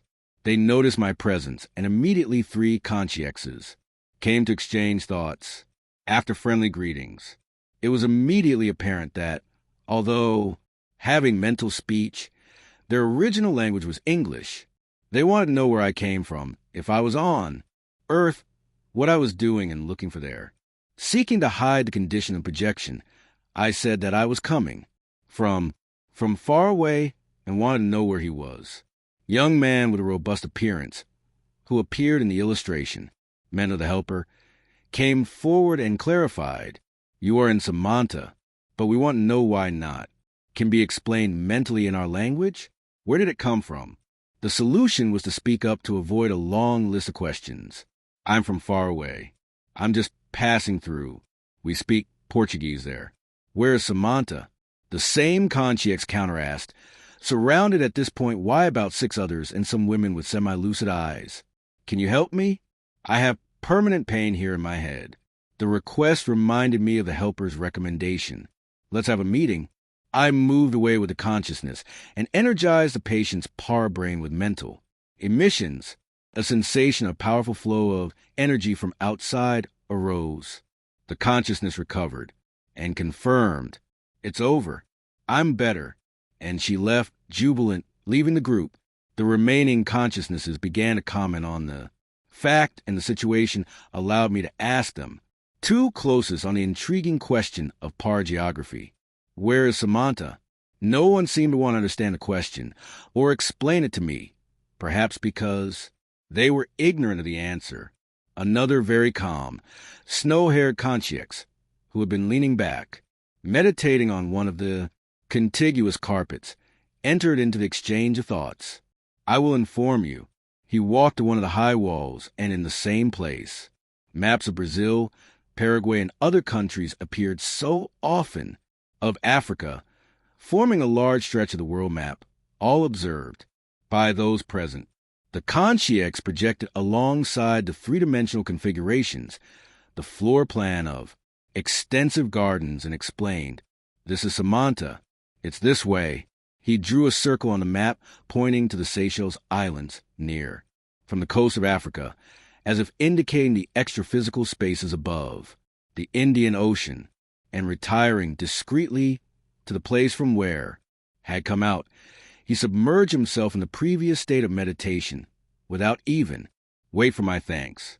On that occasion, in view of the insistence of those present, I had to show on the live map, configured on the wall, the area of Rio de Janeiro, revealing where I came from. Everyone seemed amazed when other consciousnesses arrived. One of them, the second personality of the helper's mental creation, he stated to me categorically, "You live and speak Portuguese on Earth. Think more calmly, but in English if you can." so we can understand you better. We are undergoing treatment and in transit here. Taking advantage of the suggestion, I began to develop thoughts at a slow pace in the English language, addressing this consciousness, repeating what I had heard before at the beginning of the projection. You have many magnetic possibilities, and within, soon you will be back to human life, won't you? The Consciex smiled and was going to start the transmental dialogue because recognized me, but two others brought by the sick man who had been, with a headache, they invited me to a more secluded place, intending to confide in me. It was possible to attend to a few more convalescent consciousnesses, and I noticed that it served only as an intermediary channel, an invisible assistance carried out, really, from another dimension by the helpers. I did not observe patients with deformities, visible or major lesions. There seems to be a considerable percentage. Mental disorders or psychological problems, such as anxiety, contain disguised concerns, partial amnesias, and discontinuous monoidisms in the average of the tiny extraphysical population. Considering the size of the garden renovation areas, I didn't see anyone flying. Mental imbalances, although attenuated by the greenhouses of positive energies, must have disturbed the elaboration of thoughts, the transmental understanding, and the possibility of volition of consciousnesses. Identified the two known consciences at a glance upon arriving at the gardens as belonging to the group of consciences sent to posts of help in the harassment service that I reported here previously. Soon I said goodbye because a broadcast intimately remembered the moment of return. I clarified that whenever possible, I avoided being out of the soma for more than one terrestrial hour, my better flight autonomy in the projections, and that he would report to his human companions the existence of the pleasant extraphysical colony, Semanta, where they remained temporarily in a period of rest. When I woke up, my left hand had a slight cramp. The clock showed 7:46 p.m. Reminiscences came to me shortly, little by little, but firm, at 9 o'clock on Saturday morning, while typing. The account written at night. Coincidentally, the gentleman referred to in chap 15, from whom the consciences that accompanied him were removed. There is a month ago, I arrived in Rio, called to schedule a visit and ignored all occurrences. The projected mind expands its parapsychism, and intercurrent-related phenomena arise in projections. Intuition or inspiration, premonition, precognition, impression of what has already been seen, clairvoyance, at a distance, clairaudience, autoscopy, retrocognition, telekinesis, telepathy, psychometry, bilocation, and others. Projections consecutive. September 21st, 1979, Friday. Third sleep at 3 o'clock, and 57 minutes in the morning, after writing since 2 o'clock in the office. Moon phase, new at 6:48 a.m. The night was calm and without rain. I lay down on my back, noticing the presence of the helpers for the exercises. The intense energy waves came after some time, and soon after sleep, according to my recollections, my consciousness woke up leaving the office, in the middle of Ipanema, next to the consciousness of a boy of his 8 years of earthly age. In a rapid ascension, he mentally extolled the wonders of the sea as the day dawned. In fact, the spectacle was grandiose, with the hills of the nearby islands, light clouds in the distance, and the high sea stretching out into the distance. Interestingly, the perspective of the landscape appeared completely changed from my higher observation angle. The Atlantic had become gigantic, filled with lights. The overall view was magnified. The immense sea spread out beautifully. The light-skinned boy, whose serene eyes expressed radiant kindness, began to make comments about the energies, natural healing powers that the sea offers to interphysical and extraphysical patients, suggesting that I deepen my power of vision to see with greater acuity, through the strength of my will, the grandeur of the water, of the sea, the sky, and the spiraling clouds. It really expanded the limits of the horizon in space, allowing me to see the scenery in a larger scale than if I were on board a jumbo jet. I thought I would have many facts to report today. In view of this, child, with so much knowledge of extraphysical adult, when an instant, indefinable discomfort called me back to the psychosomatic, to the sum in an irrevocable manner, and there was immediate internalization. Upon arriving, abruptly entering the soma and awakening incontinently, I heard, inside my skull, the unmistakable noise of sudden relapse. That characteristic bang, which I have heard so many times through repeated experiences, is very difficult to translate into words and presents slight variations each time. Improvised and comparative resource of sound design, it was as if a portion of material, for example, a can of beans, fell from a time on an aluminum container, making the internal sound in the head very fast, till the onomatopoeia has a sound emission, strong and short about the row. When I became conscious, I still noticed the soma moving, up and down, due to the action of the mattress springs that creaked, seeming to coincide with the spontaneous movement of my wife lying next to me, and which was reflected on my body, causing me a deep shock, which is why I started pulling, urgent of a silver cord. The psychosomatic came so untimely, perhaps because it was close, a few meters from the apartment, in a superficial trance. My memories of the boy and the sea came rushing back to me, lifting my still numb body from the supine position. I looked at my watch. It was 5:02 in the morning. Turning to the side, left, continued to detect the extraphysical presence of the child, which is why I attempted the second takeoff. In a few moments, he was back with the boy, now, in the office room of the apartment. In a projection follow-up of the previous, he had brought the consciousness of a gentleman whose physiognomy was familiar, but I didn't remember the name or where it came from. The conscience, although calm, did not have full lucidity as to the environment. The boy insisted to see if I, free from the restrictive and limiting conditions of the intraphysical brain, would remember the identity of the sick man while he attended to him facing the sea, but inside the office, because if he remembered, he could facilitate the transmission of energies through the influence of the deepest affinity. After a few moments, I was able to unarchive from memory the true personality of, assisted by situating it in space and time past. He was a young student whom I had met a few times, about 3 decades ago, perhaps in 1949, among those present at the Centers de Harassment sessions. Espirita Uberbens, in Minas Gerais, directed at that time by Major Nestor Cravo. The reminiscence of the name did not occur to me. However, the intimate perception of identity was born that brought me the certainty of, to be himself, more mature and now in the condition of conscience.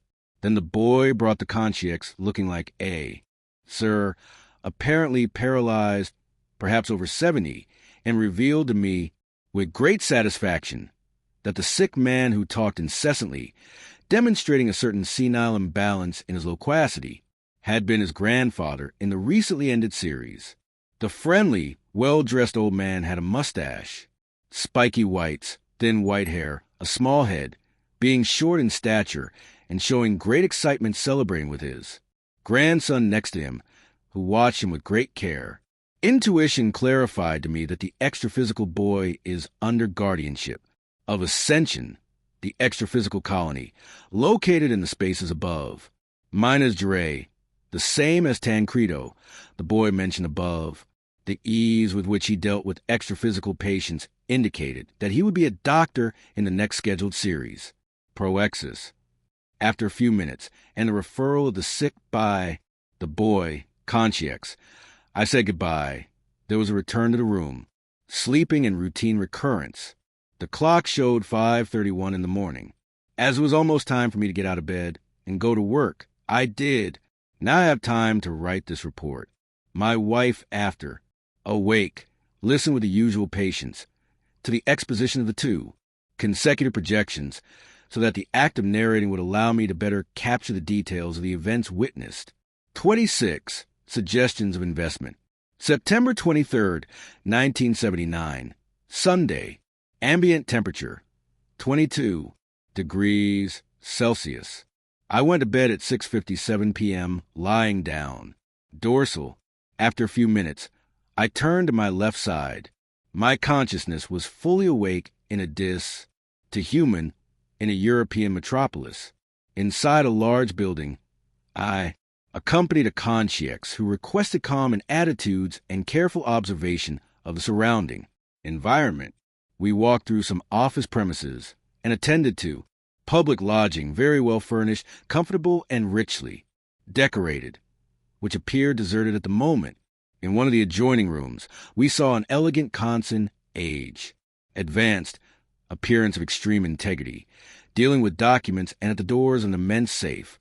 In the room to the left of the gentleman's premises, another man, MEM, in his 40s, alone on an armchair with his eyelids closed and arms resting on the backrests. He seemed deeply concentrated. Two other rooms on the right were occupied, one by one. Another concierge with the appearance of a mature gentleman, and the last by two Kansans, all comfortably seated in armchairs, positioned in front of desks, and completely lost in thought. Upon reaching the global vision of the luxuriously installed offices, together with the attentive and calm conscience, I identified the projections, born from the heads of the concentrated gentlemen, and I felt a emotional shock contained at a cost thanks to shocking surprises. In the past, by understanding in seconds the nature and extent of the activities of those men at night between a Sunday and a Monday, alone in absolute silence without any assistant or third-tier employee. They were nothing less than transmitting intensive mental suggestions to certain personalities, also intraphysical, through the action of thought at a distance. The scenes in the psychospheres of isolated men were illusory. One of them concentrated so hard that his congested face wrinkled, and the purpose of the routine mental efforts. Rose also appeared clear. They sought to induce businessmen in decisions about high investments that will possibly be made tomorrow, Monday. Stunned by the discovery of the scope of remote-controlled hypnosis, I had to get even closer to the gentleman on the right, and in front of the chair where he was sitting. A vast copy of documents was spread out on the desk, and above all of them stood a large photo of another unknown gray-haired gentleman. He was the victim, the potential client, whose image surprisingly came to the surface of the suggestion, by far the most sophisticated and dishonest I had ever imagined existed. It is the technical influence of consciousnesses on each other in the war of thoughts with inconceivable repercussions in both worlds. Electronic voodoo used in the hunt for dollar signs with subtle, inferior objectives, without any pure intention. It revealed to me the fact of psychic exploitation taken to the maximum degree, because the acting force acts on unwary creatures or those with unprotected minds, at the head of enterprises or companies on which the intraphysical survival of sometimes thousands of people depends. Still shaken by the details of the papers, the photo and the mental injections, without even wanting to accept the reality of these mental inoculations coming from the radiations of ideas fixed by man, my solution was to observe the other two rooms, and the fact, unfortunately, was confirmed.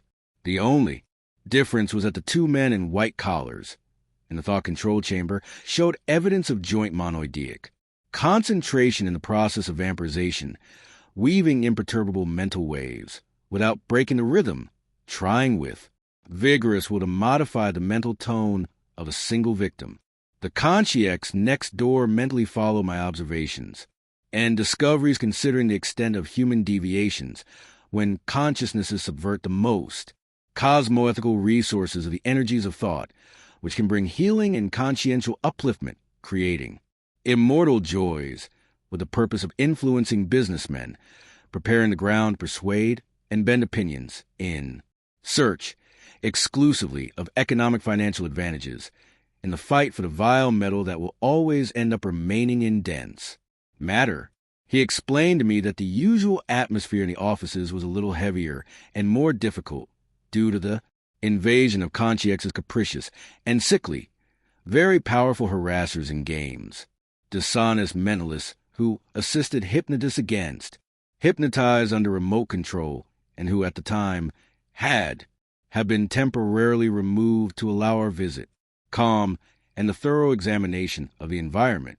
And he concluded his considerations, responding to the insistent questions. We see here the natural obstacle to the generalization of the phenomenon of conscious projections. Have you ever thought about the projector that feeds these intentions? The lower suggestions could be direct and much more disastrous. However, no one deceives cosmoethics. The inevitable compensation may apparently take a long time, but it always arrives. No one is free from being a victim of the works themselves. When Mesmer, Charcot, and other luminaries of the history of animal magnetism could think of such a well-systematized service on such solid floors and such corroded foundations, the secretive and methodical nature of the activities in environment was a fact, and the seriousness of the undertaking, unfortunately, left no room. Doubts. The abuses are being carried out without suspicion, and, worst of all, unpunished because they are beyond the reach of the laws. Human rights, whose penal and civil codes have not yet been able to extend paragraphs to curb the advance of infractions of this magnitude. On the other hand, police organizations have not yet woken up to this reality, being too busy with common robberies to consider using undue use of the most powerful weapon of all in the hands of evildoers, the force of poorly conducted thought that affects creatures that feed the same influences. It is the opportunity to ask yourself, what are the limits of the mind's performance? How far will artifices go in? Struggle for human interests? If premeditated deliberation can be influenced by certain conscience, what can we say about the hasty decision and the influence of the consciences? I did not witness the fact because I didn't follow the unfolding of events throughout the night. Until dawn, however, who can say that one or other of these gentlemen, so dedicated to the task of transmitting suggestions from a distance, right there or in their home, today, late at night, will not fail the sum and will make direct persuasion to the mind indifferent to such artifices, with transmission on sight and in extra-physical conditions? In this regard, it is possible to be provoked in an consciously by the sick creature and in a conscious state by the conson, man or woman, with unfortunate intentions. Considerable mental impairments dearable to human intelligence is far from the cultivation of discipline. Mental, the fact raises a world of political social consequences that sooner or later have to be taken seriously by human organizations. And for all this, the projection of the psychosoma constitutes the most transcendent psychic manifestation because it involves strange sectors of the terrestrial activity. After some time still observing that main den fish, I left the place exquisitely installed, returning, meditative and slow pace at the Rio de Janeiro base, in the company of the helper. When I woke up, the soma was still lying on the left side. In seconds, memories came flooding back to me. Still shocked by the memories, I felt the invisible confirmation that I had to write them down, without reluctance in this record, to remain the exposition of the extra-physical realities, which I am doing after checking the time, 8:44 p.m. I was unable to specify the time and the environment visited, having the absolute certainty of it being night. Tonight's excursion reminded me that there is news from the interest of governments of great powers in increasing the projection, consciously to use it as a process of espionage between nations, including acts of temporary appropriation in secret plans, strategic defense, and others. Copy them and then return them to the same place from which they were taken. I think this is possible because they are occurrences to be carried out in the extra-physical dimension, but crust to crust. I think, however, that the aspect of transporting objects or teleportation with consecutive dematerialization-rematerialization is quite problematic when anacosmoethical reasons come into play. In the objectives, I would never allow myself to be subjected to such experiments, given their purposes, as they constitute a very bad deal for the experimenter. The defense of the noble aspect of projections is fundamental in maintaining the projector's conscious balance and quality of their extra-physical companions. 27. The Patient Due Psychologist. September 25th, 1979, Tuesday. Room temperature, 22 degrees Celsius with the use of the air conditioning unit, because outside it was a maximum of 35.5 Celsius. First day, warmer after a season of low temperature indices. An air conditioner was left on in the office room, with the doors to the hallway open to the bedroom, thus attenuating the characteristic monotonous noise. My retreat to bed by the call of the helpers. It happened at 9:57 p.m. In the vigorous exercises of physical effects, the consciences gathered, move away, and watched other consciousnesses for about half an hour, being transmitted energies even to Elizabeth, my wife, who was sleeping on the right side of the bed. I fell asleep in a supine position. Once the soma was disconnected, I realized the work of free de-harassment to be done with the lower order consciousnesses, those physiognomies of low evolutionary level, contained by the helpers in the extra-physical environment of the physical base where blasphemies and inconvenient expressions echoed.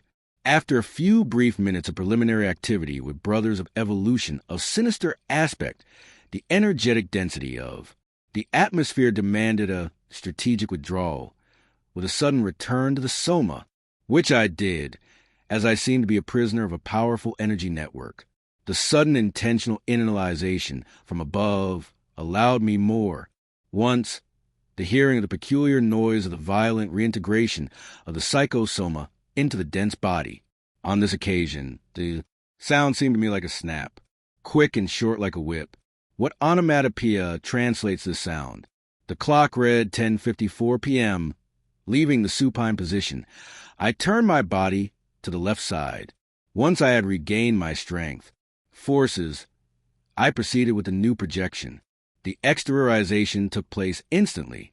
The consciousnesses, hideously dark, awaited my return to the parlor, improvised with certain anxiety for the energetic confrontations. Case. After some time, and the spirits calmed down a little more, we have a referral of some post-mortem parapsychotics. My time has come to return to soma to replenish the insufficient energy to continue. The peaceful return and awakening brought me some reminiscences of the extra-physical events. The clock showed 11 o'clock, and 56 minutes into the night. After a few minutes of mental and emotional recovery, I began a new projection in the lying position on the stomach or face down on the left side, following the unshaded forward in the greeting until the end of the commitment started. The main conscience among all the other sick people of the night. I was waiting for my exit from soma for direct dialogue. The consciousness, completely disturbed in extreme desire. Balance. She looked like a woman 20 feet tall, wearing a simple rumpled blue suit, facial features reminiscent of the anatomical lines of a parrot, bloodshot eyes, seeming out of control in the orbits that gave off an indescribable sheen. Anguish in the reasoning of a tantrum-throwing child, parked in the 8 years of mental age. He was unable to fully control his manifestations voluntarily. I had to take her in my hands, hug her as if she were a child, and try, with the help of the helpers, not to be interviewed in the place of the opportunity. The deep suggestion for the sick girl to sleep. After some time, acting as a nanny and nurse, with the spontaneous fraternal compassion that the patient inspired, it was possible to induce the impressive sleep of the extra-physical patient, who kept his eyes open and his pupils clouded over as if was like a corpse. The suggestion came to me to stand up, motionless, surrounding the consciousness for some time until the extra-physical sleep reached cruising speed and turn on the autopilot of the depths of the subconscious. A helper, then, shortly, he took upon himself the task of taking the sick woman whose attention in extra-physical episodes resembled the innocent useful, who, driven by circumstances, becomes leader without knowing it of public demonstration of vandalism. Some consciousnesses seem to subvert the energy system, surveillance system, crossing the existing isolation cordon in, local and penetrating the center of events. However, something, It happened immediately that it frightened them, causing a general stampede at the same moment. Moments later, there was a serene return to the soma. My night's tasks were over, giving rise to an intense feeling of inner peace. The extra-physical assistance in the services of de-harassment brings immediate intimate compensations. When I woke up, it remained clear and moving in my memory. The memories and the sad features of the sick girl in front, particularly her eyes. I checked the time, 58 minutes after midnight. After this, third consecutive externalization, the helpers clarified the extra-physical situation. Why not say, the unhappy consciences, this time, were enticed by Elizabeth, who served as extra-physical bait to help one of the commodores known at the school where Arthur studied, mother of one of his contemporary classmates who, according to Elizabeth's own report, are undergoing treatment with a psychologist following the recommendation. Judicious decision by the school's responsible authority. And everything became clear. The parapsychotic consciousness was the child's main companion. Overexcited, unknown to me, after the exchange of ideas with Elizabeth about the events, I started the manuscript of this record, intimately reaffirming that all titles of human gratitude remain inexpressive before the benevolence of benefactors or extra-physical helpers. 28. Warning timely. September 28th, 1979, Friday. Third sleep, I lay down. Me on the right side at 2:22 in the morning after brief exercises. The equipment hanging on the bedroom wall marked 24 degrees of temperature, variable weather and humidity, 75%. These data are noted for those who wish to study the relationships between the atmosphere and the physical basis of takeoff. Projections. Self-awareness returned to me among several consciousnesses that they claimed to take me to visit a distant extra-physical district. And, indeed, after passing through various places in different atmospheres, I reached the entrance to a colony intended for the treatment of parapsychotics. After some time, he suddenly appeared in the environment, a happy, vibrant, and vital consciousness, which I recognized immediately as being Jose Pedro de Freitas, the famous and unforgettable sensitive Arrigo. My irrepressible emotion was enormous. After some time to remake the untranslatable emotionality and calm the thoughts, I would remind Consciex Arrigo of the current news about you in the present day.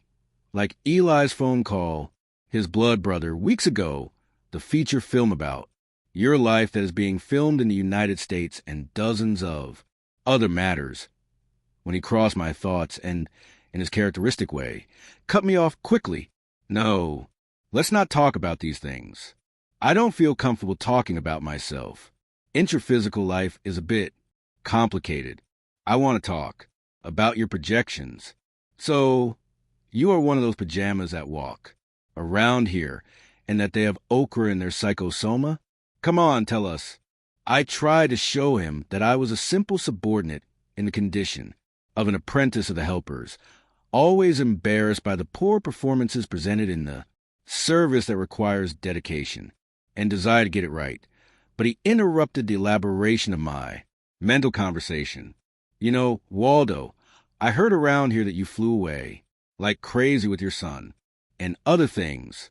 I'll give you a message. Take the work seriously. Conscious, projection, and physical effects are at the root of everything. You know I had many projections in my life, but there was no time to care much. My life was very busy. Don't be like that. Take the business seriously. That's how it is. That we can learn more. Then another conscience arrived to understand him. It was possible to observe. He served with patience and understanding, appearing younger and thinner. He had nothing of Arrigo himself. He showed himself to be brilliant in intelligence and agile thoughts, and acute. He was not in a sick condition there, but rather as assistant in extra-physical medical assistance work and function. Active. He didn't even remember the man who had discarded Soma instantly in a car accident on a highway after a certain period, and the conversation resumed. Try to receive and record the observations made by Arago. He seemed to want to end the interview by lamenting fraternally, "I would really like to fly with you to a beautiful place that, I know, but, I can't. I'm on duty." And then came the farewells. "I leave here the consignment of thanks. Decrees to Concierge Arago and the helpers who allowed me this unforgettable encounter of such significance, with a timely warning, reason for much reflection from me and analysis of the fact about errors of omission, haste in the process of use of interphysical existence, and the exchange of projections. Soon after waking up, memories of the serious and surprising projection of the night that, strangely, took place, in peace without any sign of the cordon's call bell, energetic. The clock showed 4:13 in the morning. In the bedroom, all that could be heard was the noise of the air conditioning unit. Conditioned coming from the office room. 29 manifestation. Extraphysical public. September 29th, 1979, Friday. I went to bed at 8:23 p.m., lying on the left side. Room temperature, 25 degrees Celsius. Variable weather and relative. Humidity, 59%. State of interphysical fatigue. My consciousness woke up before entering the city. Shadowy accompanying the concierge, who was bringing help to someone in assistance service. Going as an observer only, metamorphosed into a concierge. My psychosoma was denser due to the low local energy level. I wore bizarre clothing, and there was no indication of the shapes of the energy cord, disguised so as not to identify the conson. Upon receiving instructions, I knew this was not the first time I had. Did so. The free mind recalled similar previous excursions, including one when I lived in Uberaba almost 4 decades ago. Deep night fell in the tense and gloomy atmosphere, remembering, branding the scenarios drawn in certain comic books of horror, where you can see that many artists must have been inspired by similar cities to compose, atmospheres, characters, and plots. We saw the preparation for the public religious worshipful medieval inquisitorial manifestation where the sick bodies, dense human-looking beings, exhibited the greatest aberrations and imbalances with the total disorder of the elements of the psychosoma, piling up in an unspeakable promiscuity. To penetrate through one of the entrances, a huge portal with a vault in the style of the cities. Ancient times, there was a gorge through which all the miserable extraphysical walkers were forced to pass in a line of 2 between the company of gate guards who served to do the screening. Those who cannot fly, the majority of the population of that extraphysical dimension, find themselves forced to parade there, under the arches. I looked closely at the inscriptions, sculpture, Hyrie, the gate's dubious taste, reminiscent of a mockery of the Arc de Triomphe in Paris. Each person had to identify themselves, revealing condition and ideological current to which they were affiliated among those represented in the insignia of the inlays.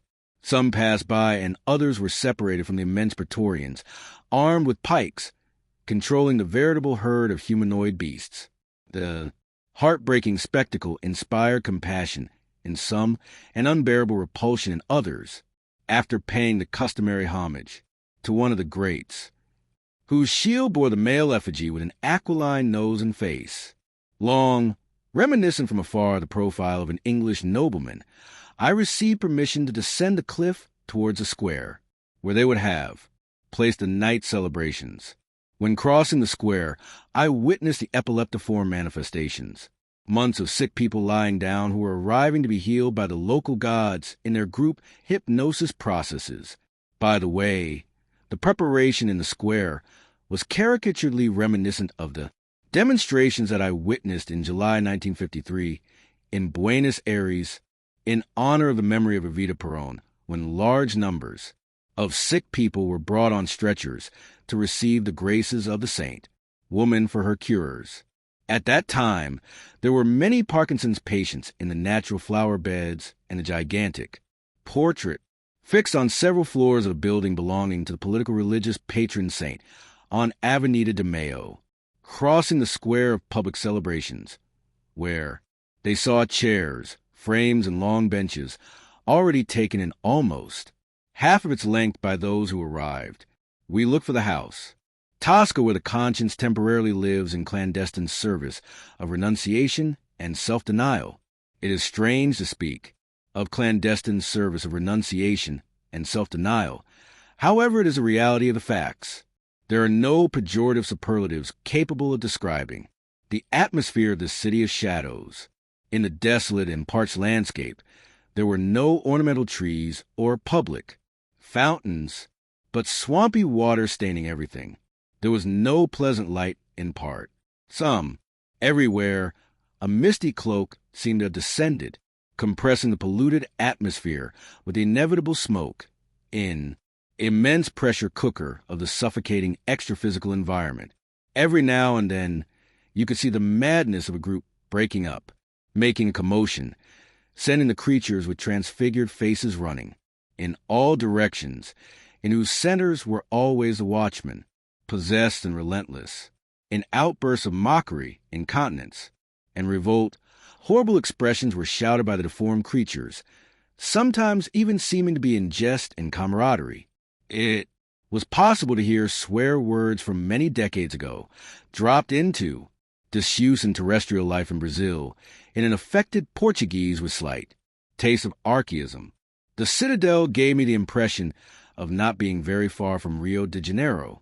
There they speak fluent Portuguese with old slang and outdated fads among the predominant crust-to-crust population, which cannot even express itself through the natural telepathy of the conscience, seeming to only be understood by articulating the words vocally as if they were still human. The stronghold where the assistant consciex resides with several others in pathological conditions. According to the helper who was at his side, he is one of the cleanest, and even so, he appears in a state indescribable of camouflage filth, exuding nauseating stench that disgusts any normal outsider. Moments before reaching the square where everyone had to appear, 3 companies of Praetorians came to inspect the hut-shaped hut from inside, which, in the end, was empty, with all the residents evacuated to participate in the public demonstration. There, the soldiers tried to maintain an impossible silence amidst the uproar, while more people arrived. At this point, 3 pygmies appear with swords. They must have been the agents. Secrets in the wheel. At times they hit me. I had the instant hunch that had been discovered as clandestine consin, and the solution was to use the extreme resource, which was guided before the excursion, to steady one's thoughts and to fly with all possible energy away from the environment. And this was done with the pygmies just below, looking up and waving their swords indignantly in the gray air. I don't know why, but I felt that the swords could do me any harm. In what way? The same had happened when I saw the Praetorian spears. The exit over the site was not easy. The flight was difficult slime. The helper remained there to carry out the rest of the task that had been begun. I made the return journey more quickly than the outward journey. In a moment I was being drawn to the soma, which I found to be a board of providential salvation in critical emergencies, worse than a nightmare, because entirely conscious. I immediately woke up and, upon seeing the time, it was 9:54 a.m. Night. The memories came to me in a block, but calmly. Maybe no projector can lock memories in memory of such an experience. The energetic confirmation of a helper to make the record of detachment gave me the impression of spread life-giving energies everywhere, rinsing the environment of the energetic corpuscles of viscous and deleterious forces brought from the excursion and which still insisted on remaining in the area. A few words about volition, using the objective body, with minimal expenditure of energy and time, without any stress. Mechanical.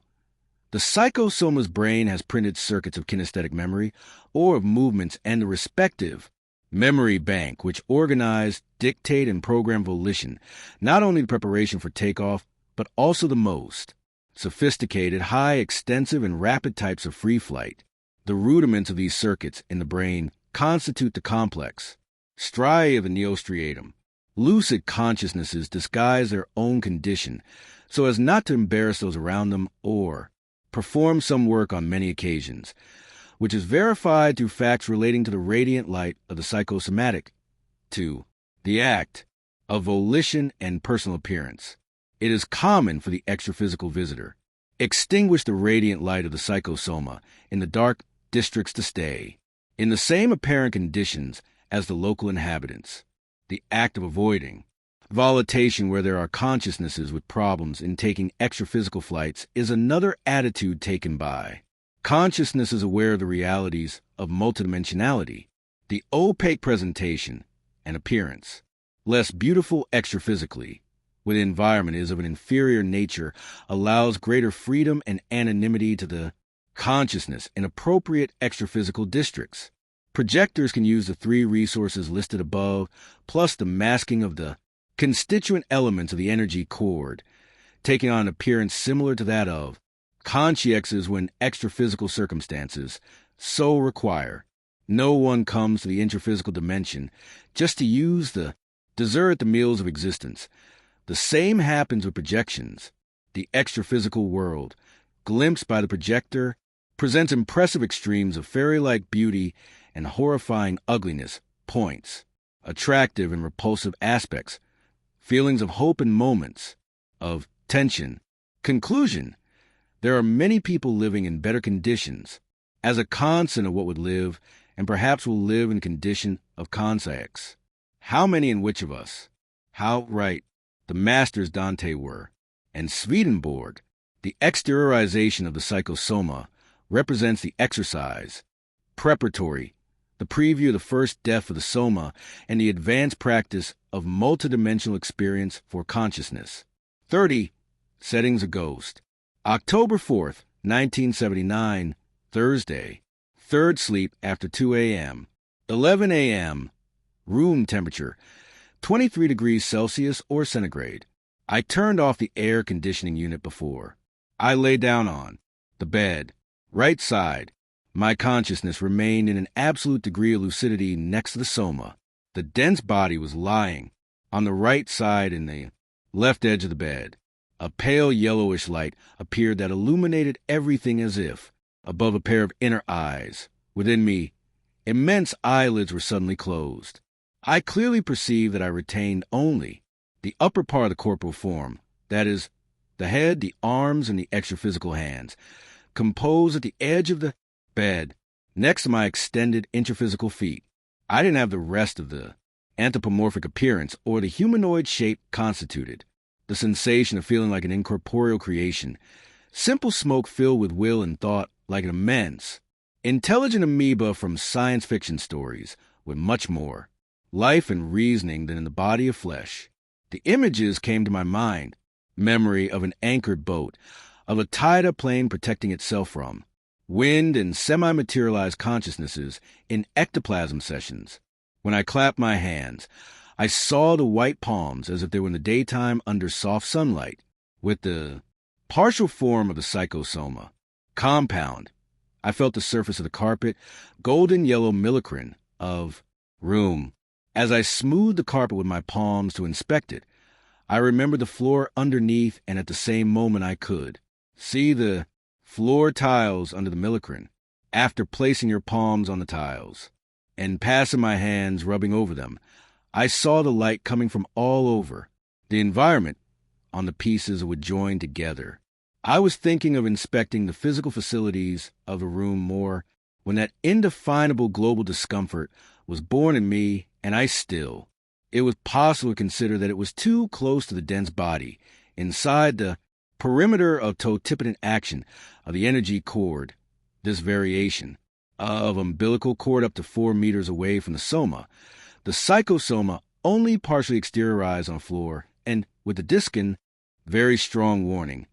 It was better to enter through the soma. I have worked out this series of mental considerations in tense of A. Second, I woke up immediately following my conscience serenely, without any hiatus. I think that, together with the soma, the mental actions in psychosoma give the impression of being still lightning fast. The partial formation of the psychosoma close to the soma was due to the brief initial period of projection and the little externalization of conscious energy at the time, whereas this feeling of Discomfort located within this living fog, the appearance of psychosome, is directly dependent on the mental world of the projector. Diseases and disorders of the soma and mind generally alter the psychosomatic for the worse. Good organic disposition and extra physical lucidity rejuvenate, harmonize, and improve the forms of the objective body. I didn't notice any conscience nearby.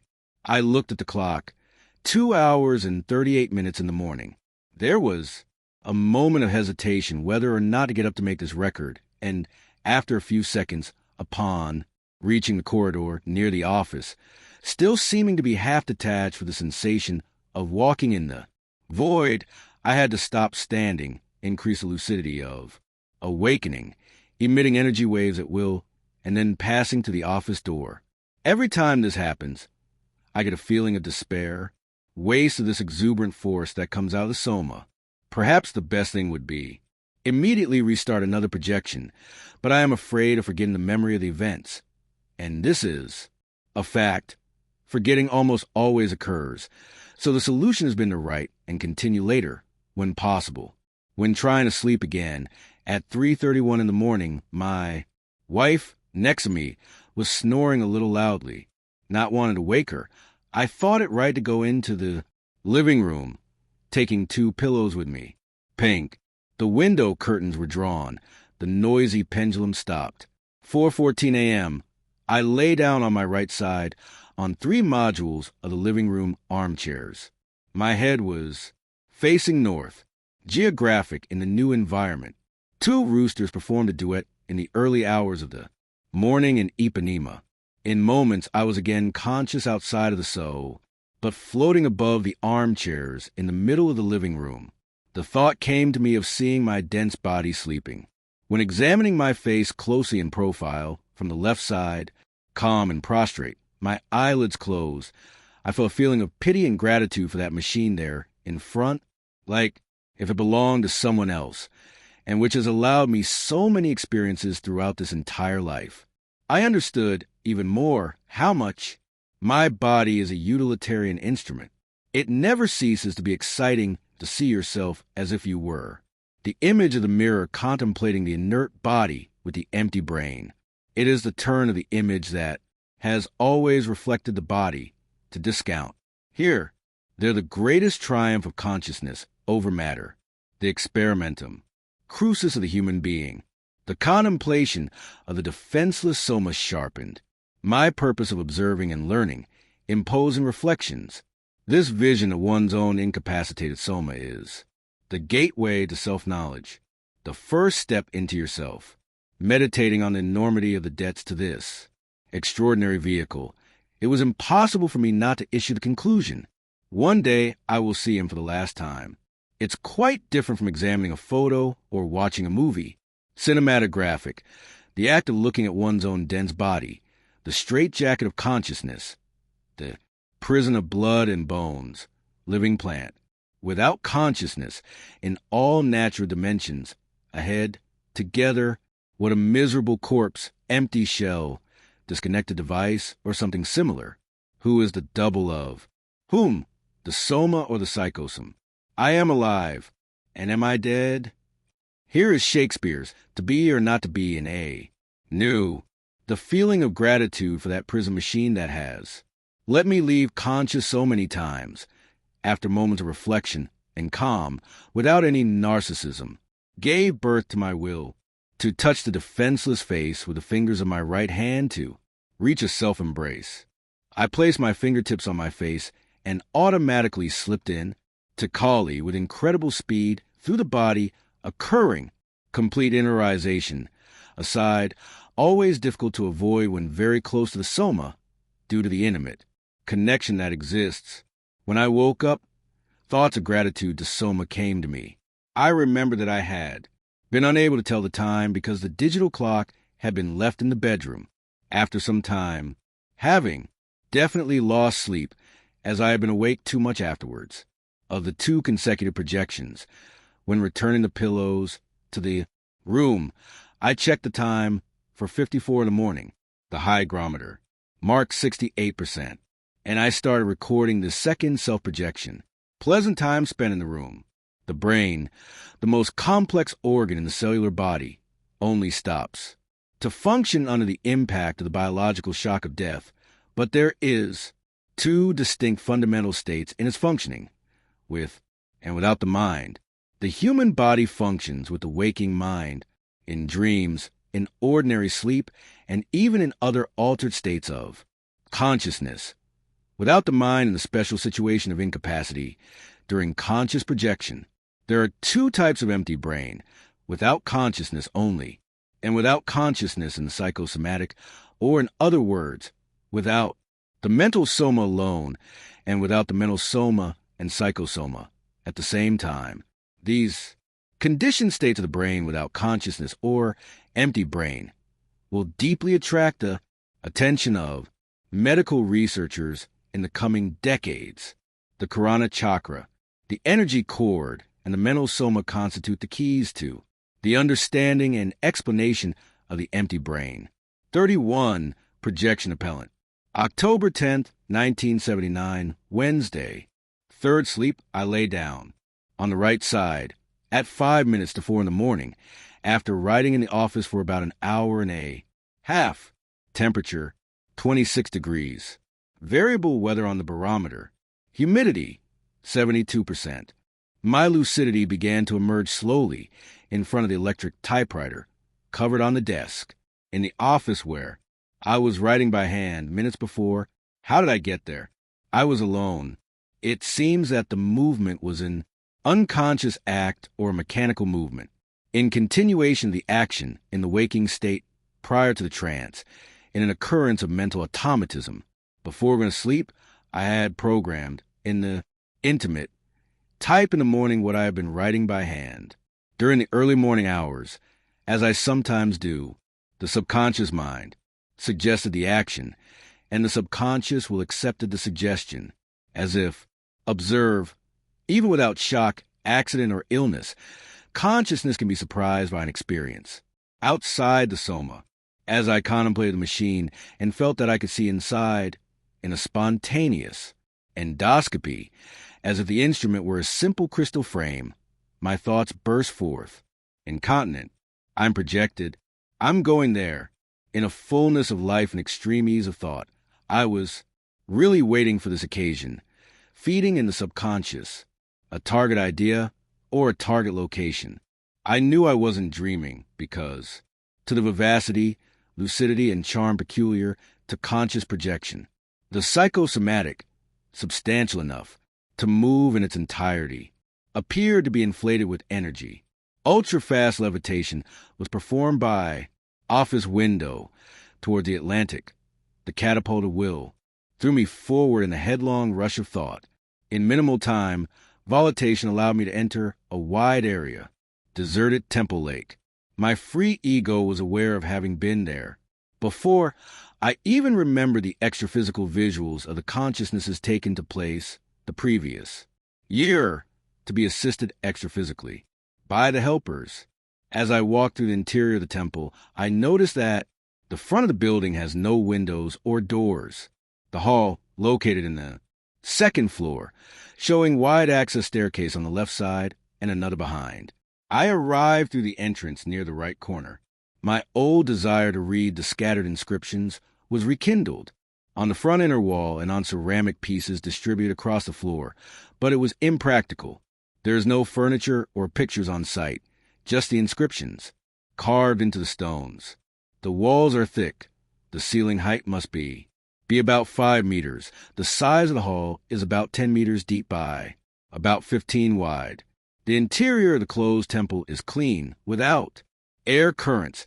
There does not appear to be any ruins, nor is there vegetation in the internal parts. There are signs of humidity near one of the staircases. In the images on the stones appeared the figure of a man painted black with his legs and arms spread out. There was no tangible or discernible consciousness in the brightly lit orange interior atmosphere. The silence inside was total. I knew with complete conviction that I was in an intraphysical place in Africa. The environment unexplored by humans is located within thick forest, and the visit was another in the series made to that place in several previous opportunities, being the typical case of recurring projection or that repeats itself. Because the free conscience likes it there, it develops a sequence of experiments with the intention of discovering details of this temple, explore its history, and collect correlated data with the whole district. Why? Simple whim, emotional connection with the environment, useful study, or the magnetic attraction of the place. I continued to contemplate the ceramics with inscriptions on floor, feeling the gravitational energies of the environment when there was the energetic call of the soma, and my internalization aside. It happened moments later, much to my disappointment. When I woke up, immediately the soma was lying on the side of the law. As always, I knew nothing about the time I had been out or how long the projection had taken. The clock read 4:36 a.m. Dawn. The roosters crowed, announcing the day, and my consciousness remained awake, without having suffered any discontinuity. The brain was in a state of collecting the smallest memories of the instantaneous, clear, and coherent flight of spirit. The joy arising from this lucid conscious projection persisted throughout the day. 32 projections with witnesses. October 14th, 1979, Sunday. I went to bed at 8 a.m., 25 minutes into the night. Temperature, 24 degrees. Humidity, 62%. I lay down on supine position, feet apart and hands on legs. Intensive energy exteriorization exercises began through contractions of the masticatory muscles and typical movements of energization with the arms and hands, under the guidance of the concierge, Jose Grosso. After a few minutes, another helper, unidentified, transmitted with resolution inside my head that the moment when he felt a small hand on his forehead, as it already had happened in past projections, I would try to quiet the thoughts concentrated on the act of externalizing myself. They would try to help me in fully conscious takeoff. After perhaps 40 minutes in, that I kept my mind focused, maintaining the determined desire to, projecting myself, appeared invisible right hand landing on the center of my forehead, pressing the glabellar area with the palm. I felt the manifestations of energy from the frontal chakra. I experienced the intensification of the vibrational state. There was my attempt, purely mental, to take off, without any muscular effort, even because the soma remained rigid. The classic upward exit occurred to me, leaving my body inanimate, covered only by a thin white quilt, and floating the psychosomatic, about a meter away from the organic form on the bed. As I stood up straight, I was given the warning to lay the psychosoma down. Lying down again, and this happened several times, as if I was doing a repeated takeoff training test. On one of the occasions of this lying down and getting up, when looking for accommodation above the soma, I changed the situation to lie across the bed. On the other hand, I took the opposite position with the psychosome's head to the side of the intraphysical feet. In one of the exits, I felt the state of transition of double or split consciousness, there seeming to be a part in the soma and another in the psychosoma, with some lucidity in both simultaneous conditions, predominating in one place, or another according to the fixation of the mind. In truth, consciousness is never divided. However, the sensations seem double or in two places in an apparent dichotomy of consciousness. On the first takeoff, I had a brief moment of dismay.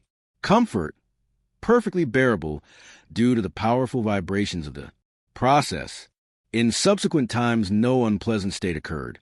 On the contrary, the occurrence brought me immense satisfaction, appearing the expansion of the intimate, the universality of consciousness, and deep well-being. I had the target idea, or rather the target person, if circumstances allowed me, of seeing my wife who was watching a television program in the living room, but the projector can't always go where you want. 3 times I was able to lift the psychosoma over the bed to enjoy the sensation of being literally outside the soma, get to the hallway and the door of the room, but the powerful silver cord called the psychosome back as if its constitution was, in a phase of low-energy condensation, and was a formation of rubber that stretched and retracted alternately.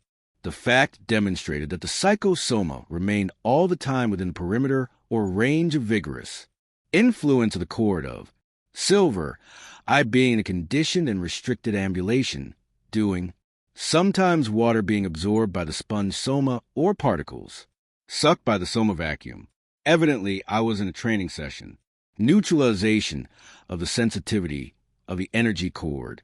The intervals between smooth exits and re-entries in the soma me allowed us to feel with extreme clarity, as never before, the partial exteriorizations of the legs and arms that seemed to float, as if they were pieces of light fabric, similar to floss or silk, thin, which from time to time received a gust of wind, being shaken or inflated from one side to the other. The comparison with small balloons of light and thin fabric is very close to reality, of the sensation that arises in the prodromes of projection during the period in which the projection process takes place.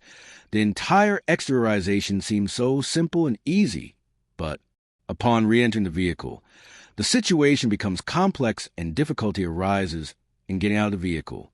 I had the feeling for the first time that I was being attended by a cloud of witnesses who crowded around me, around an enlarged bedroom, as if it were a large hall, which guinea pig in an anatomy amphitheater or patient in the operating room was being examined by dozens of consciences in the manner of students following the surgical procedures through the windows of the observation windows.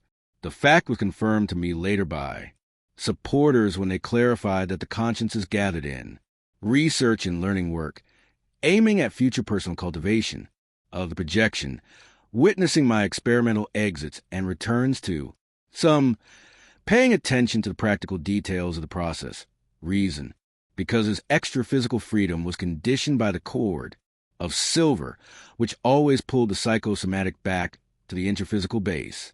This corroborates existing news of the intention of evolved consciexes to intensify the practice of conscious projection throughout the planet. The fleshy body resembled the long bark of a tree trunk, which only filled when the psychosomatic re-entered. Who can explain this feeling of repletion? One might ask, what fills the dense, compact, massive, continuous and stuffed body of organs? But it fills all of this, molecule by molecule, cell by cell, millimeter by millimeter, in a coexistence and interdependence. Exact. On my first visit to the door of the room, I noticed the increase in visual acuity. The orange brightness of the materially darkened environment was intensified from an extra-physical point of view every time I entered the closed door of the room. Sleeping room that overlooks the hallway, and both the bedroom and the hallway seemed much wider than the interphysical reality.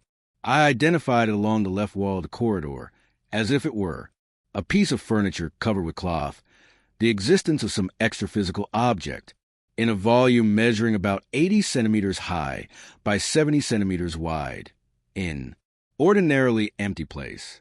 Would it be some transcendent accessory? The third time I was in the hallway, after going to soma, and returned successively, as if exercising the stretching of the cord of silver, I glimpsed a calm conscience that was going to enter the room of little Arthur, who was sleeping there at that time. I was going to approach her when the soma called me more strongly and irresistibly, and this time it was impossible for me to reestablish the trance to continue with the projection. There was an internalization imposed from above, because my mouth, due to relaxation in the supine position, will remain open, fact that triggered an unusual stertorous breathing, whose noise broke the projective trance. I still tried another takeoff, but when I moved my head in trapezi, Sicca, I received a mental suggestion to leave the bed and write this record. The clock read 9:42 p.m. Interestingly, the due, ration of consecutive exteriorizations seemed to me greater than the real one, perhaps due to the intense extra-physical activity developed throughout the period. My self-awareness remained the same, without changes, from the moment I went to bed until now. There was practically no need for the act of awakening, For me, the highlight, most difficult, and impressive point of the project. Conscious action is the moment of lucid takeoff. There is no phenomenon, an animistic or parapsychic of greater impact and more convincing than this for the creature that comes to feel it completely awake. It is the fact, capable of provoking changes in scientific, moral, and religious perspectives, with profound reperspectives of knowledge, opinions, education, customs, and beliefs of anyone. With it, teachings, repeated for generations, fall to the ground. Centuries of the vaunted civilization crumble in the mind of the projector, mountains of prejudices lose. The reason for being, reaching the experimental and peaceful certainty that dispenses with boring discussions. It is indescribable to recognize oneself in free consciousness with the feeling, unusual sensation of strength and confidence in the same places within the routine environment where we take a shower, have meals, sleep, plays with his son. In short, where he lives intraphysically, in the body of flesh. This experience is simply invaluable, always, no matter how many times it is, repeated, and it undoubtedly constitutes a valuable trailer of the inevitable passage of first death, the projection, definitive, whose fantasies and nightmares are extinguished forever. 33. To the donors from the life. October 17th, 1979, Wednesday. Second sleep at 9:02 a.m. At night, temperature 25 degrees Celsius. Hygrometric state of the atmosphere in the bedroom 65%. I lay down on my left side. I felt fully conscious, following three consciousnesses of women upon entering a gigantic extraphysical institution. Manner of monumental building with thick walls and closed doors. The atmosphere was dark. The district is located on the outskirts of crust, very close to the human environment, perhaps just above the troposphere, by passing through several deserted halls and opening 3 doors on the SEC. My obscurity, immersed in absolute silence, closing every door. As it passed, the entire group of 4 consciousnesses noticed that the atmosphere was gradually improving. The third environment stood out for its welcoming expression, reverberating calm light. Soon after the group entered, it began, an impressive spectacle. An immense enclosure reminiscent. Very clean ward with high ceiling and white beds. Dozens of women began to sing a lovely song of joy that began with a vibrant refrain. Soul sisters, here we are, the givers of life. The collective prayer song, wonderful mental dialogue of pure emotion sung by women of indescribable beauty, dressed in white, most of them sitting simply on the beds. The environment was permeated by multicolored flashes, creating enveloping forces, and created a picture that was difficult to describe. From the singer's eyes, chests, and hands, energetic flows emanated, intensifying, moment by moment to the rhythm of the song, forming an astonishing scenario of multifaceted reflections spilling, finally, profusely, rays of saffron light in all directions. I would almost be singing that caressing melody, an enveloping that brought an indescribable well-being in a euphoria whose extent perhaps only mothers can assess. Voices other than human ones express greater feeling. Man, the energies were irresistible. It made me want to become child again and let myself be carried away by the chorus. It seemed rain spring between the walls of the extra-physical construction, where the brightness gradually increased as the voices grew louder. For the first time, I saw a multitude of beautiful women, never seen before, true Madonnas and translucent cherubs, without the slightest idea of sex. Questions arose within me. Who would be who in this assembly? Which would be the con-seekses, and which would be the living consons, provisionally freed by the sleep? Would there be pregnant women among them? The rain of light effects didn't allow me to perceive the differences, and the intimate explanation came. The consciences that were in their beds, still in the extra-physical dimension, they prepare for rebirth when, in due time, they will also become mothers. The hymn of exaltation of motherhood was being chanted by everyone, including many female consons who will receive the others through seriality. In short, there were only female consciexes, or those with a female mentality, in the great choir, in a gathering of mothers, who will receive their daughters who, in turn, will also be heroines of motherhood in the near future. The organization works to recover the dark places of the involved extraphysical dimensions, preparing at the same time closed series. Honestly, I was surprised to find a team of extraphysical work constituted and directed by several consciousnesses, women, deeply feminine, rooted in the feeling of maternity, in an institution specialized in the subject. The elevation of the environment made the ward a sanctuary cut out of blue flames. The song was tear-inducing and satisfying in the most insensitive creature.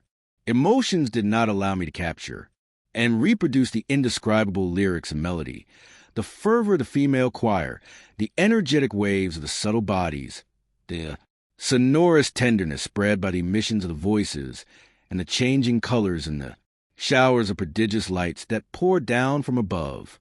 This is a song of sirens that I had never imagined.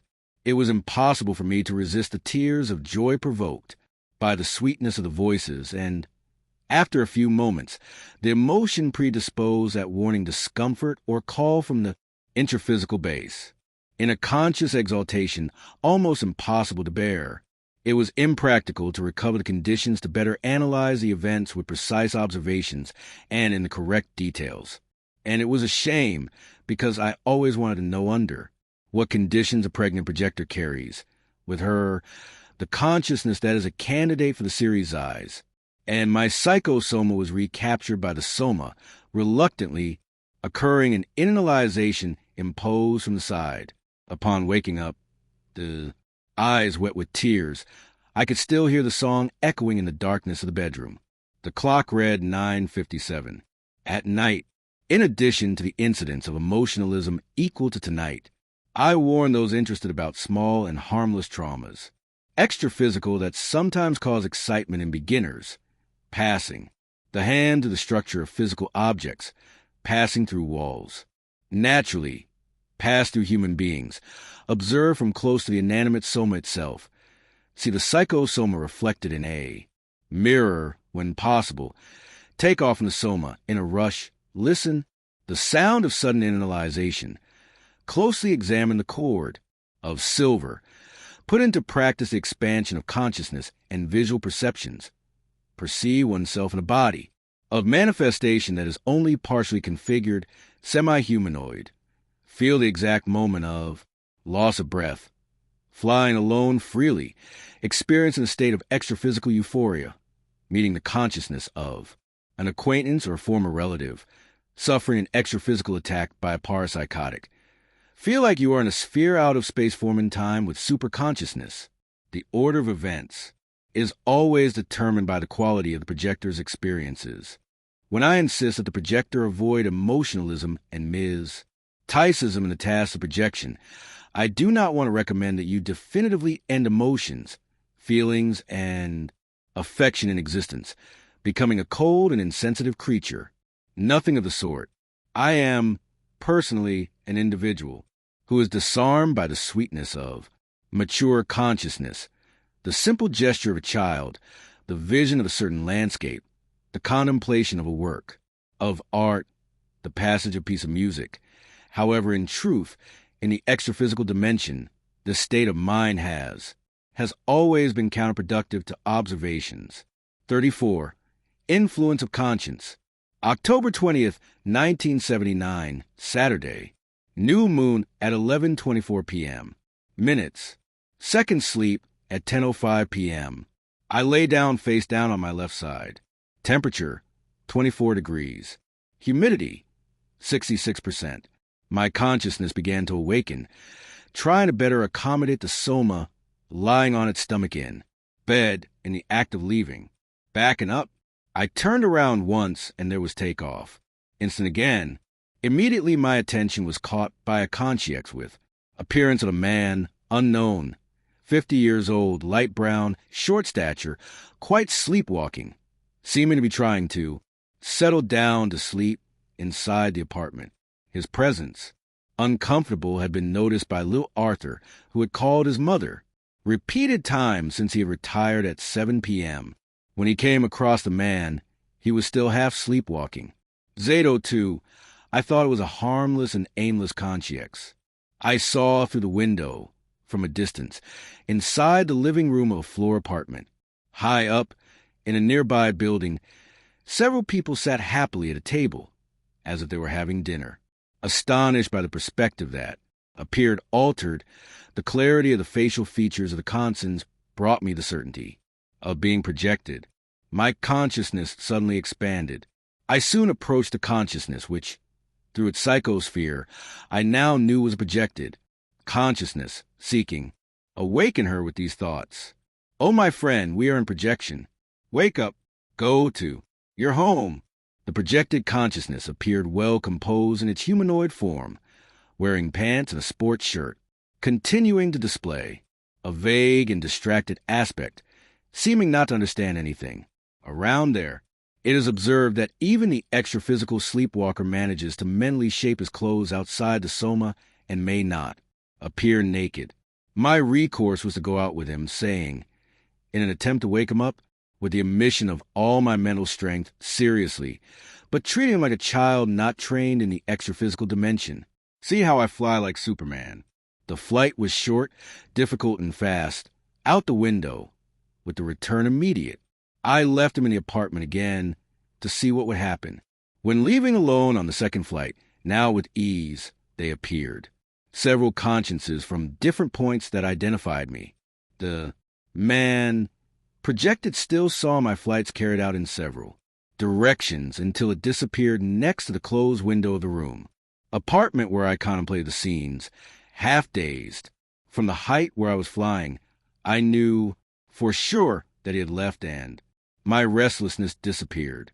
One of the consciences, conscious and transfigured, in lamentable aspect, approached me in an extra-physical attack, and I flew away with her, attached to the psychosoma, over the Praca and Estepaz, until reaching the sidewalk of a residential garden, on the banks of Lagoa Rodrigo de Freitas, and leave her fraternally with another conscience that had appeared there, together, to the green railing.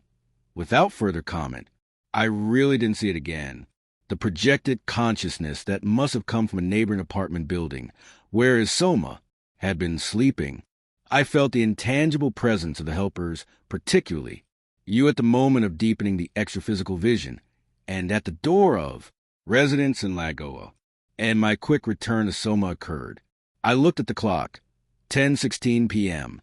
As always happens, I lost track of time almost, completely during the projection.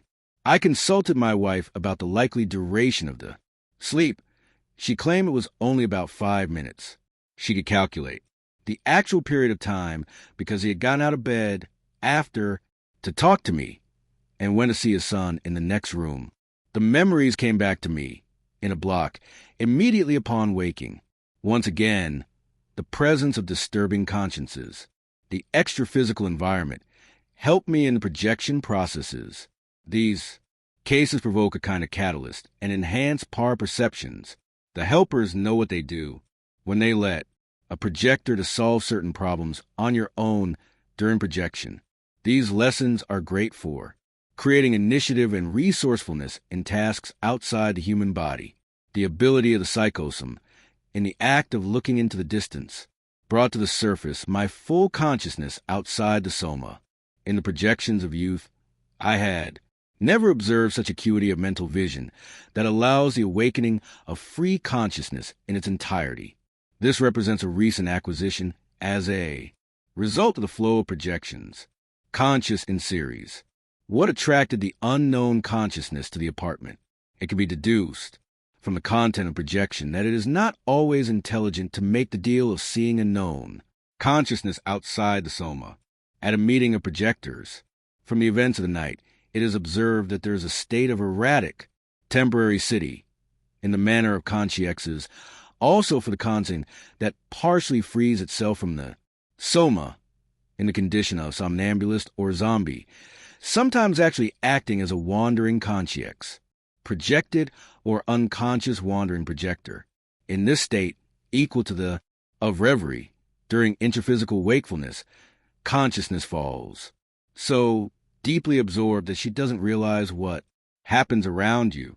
To what extent does eroticity, when in the condition of consign, predispose consciousness to eroticity after the discarding of the soma? The projector never gets lost. It always ends up returning to the soma due to the silver cord, and always awakens when you really want it to.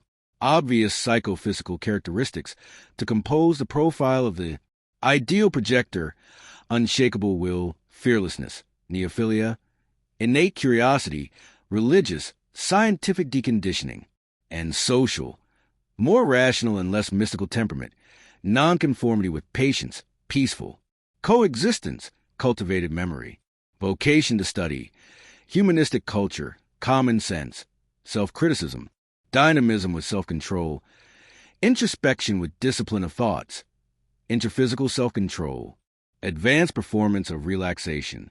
It completes the Superman personality of the ideal projector. Some finishing touches. Yes, she is married, uses a single bed for. The experiments: always lie down on the mattress in a supine position, without springs, between midnight and 4 a.m., or in the second half of the night, with a low heart rate, without any psychological problem for tomorrow. For my part, I have been doing efforts to shape my character by printing at least some of these characteristics on trends, as if they were work instruments, which has not been easy. 35. Automatism Mental. October 25th, 1979, Thursday. Third sleep, in the supine position at 0 hours and 34 minutes. I went to sleep alone in the room, usual with the door closed, after turning off the air conditioner. Just before, I left my wife lie in my son's room, who had had an ear infection at 9 p.m. and had been given medication. Temperature, 25 degrees. Humidity, 60%. Good weather. My extra-physical awakening happened little by little in the bedroom, and I walked half sleepwalking towards the sick child's room. He was my target person. It is common for projector, when launching himself out of the soma, to head to the place where he centralizes his concerns in an automatic continuation of the action that developed before retiring and starting to sleep. Arriving at my son's room, the idea came to me that my wife should move with the boy to the apartment's living room, which is larger and more comfortable for the sick man. I tried to tell them both. A few moments later, I was in the living room when my wife came in carrying their son and placing him on the armchairs. For a few moments, I still witnessed their stay in living room, and then I went back to the bedroom. When arriving close to the bed, there was no recurrence. Immediate. The psychosoma lay on the soma, as if it were resting in a peaceful sleep at a height of about 60 centimeters, like a captive balloon parked attached to the body post. I did not notice the presence of any conscience in the apartment during the extraphysical period. For a moment occurred in my free mind a more mixture, or less coherent, in which the illusion was confused with reality. It took some time before I slipped into the soma, and I woke up. The soma remained in the position he had fallen asleep in, lying down. Dorsal. Memories of having seen the change slowly came to me. For my wife and son into the room, and with great curiosity, I left the bed to check what had really happened. And everything was confirmed. The wife was with the child in the living room, who was now crying while lying on the armchairs. When asked about when he came into the room with the boy, he told me he had been about 20 minutes. I looked at the clock, 1:02 in the morning. Elizabeth also explained to me that the boy had the idea of moving to the living room. For the first time in that apartment, they both spent most of their time, part of the night, in that play. As always, the projection allowed for experimental certainty of self-awareness in the psychosomatic. First of all, to the projector himself. It is interesting to note that the state of concern for the condition of the boy's sudden illness caused many actions in extra-physical dimension appeared abnormally in low frequency or slow motion, with manners and attitudes unusual to my temperament, Profound inferences can be drawn from the facts. Down-to-earth concerns prevent the installation of complete extraphysical lucidity due to A. Failure in the discipline of thought. I had made this observation some time ago as a result of other projections. The dominant fixed concern did not allow others. Extraphysical facts made a permanent impression on memory. The supine position favors extracorporeal sleep becoming. The psychosoma outside the coincidence, in an identical position, gliding, just above the soma. Out-of-body sleep, in turn, helps in the technical development of the projector, giving it greater experience of movement within the reduced perimeter of vigorous action of the silver cord. The boy, who is not yet 5 years old, captured. The telepathic inspiration of the change of place emitted by me, invisible for him. Until the age of 7, the Kansen demonstrates greater psychic sensitivity to manifestations coming from the extraphysical dimension. If I was able to suggest my son in the out-of-state soma, others operating directly through the psychosome can do the same, and sometimes with sick intentions. Hence the explanation of morbid cases of animism or harassment between Kansens. The fact also proves, unfortunately, the veracity of the suggestions. Investment denials exposed here in Chapter 26. This is a subject that goes beyond the scope of influence of scientists, entists and religious people to reach the heart of governments, because conscious projection creates an incredible source of power against for which no rational defense process has yet been established, and no one can stop citizens from sleeping. Frankly speaking, consciousness outside the soma, in the psychosoma, therefore, constitutes a more powerful instrument than the bomb of hydrogen. It is good that there is the superintendence of cosmoethics and the assistance of the helpers over everyone and everything, in addition to the cosmoethical implications, fortunately inevitable in the development of conscious projection. 36. The Caravan Winged. October 27th, 1979, Saturday. Temperature, 24 degrees. Humidity, 69%. I went to bed at 7:22 p.m. with brief exercises, perhaps for 15 minutes, and then I got into the lying position, on my back, with no covers on top, when I heard the mental message of a supporter for the projection.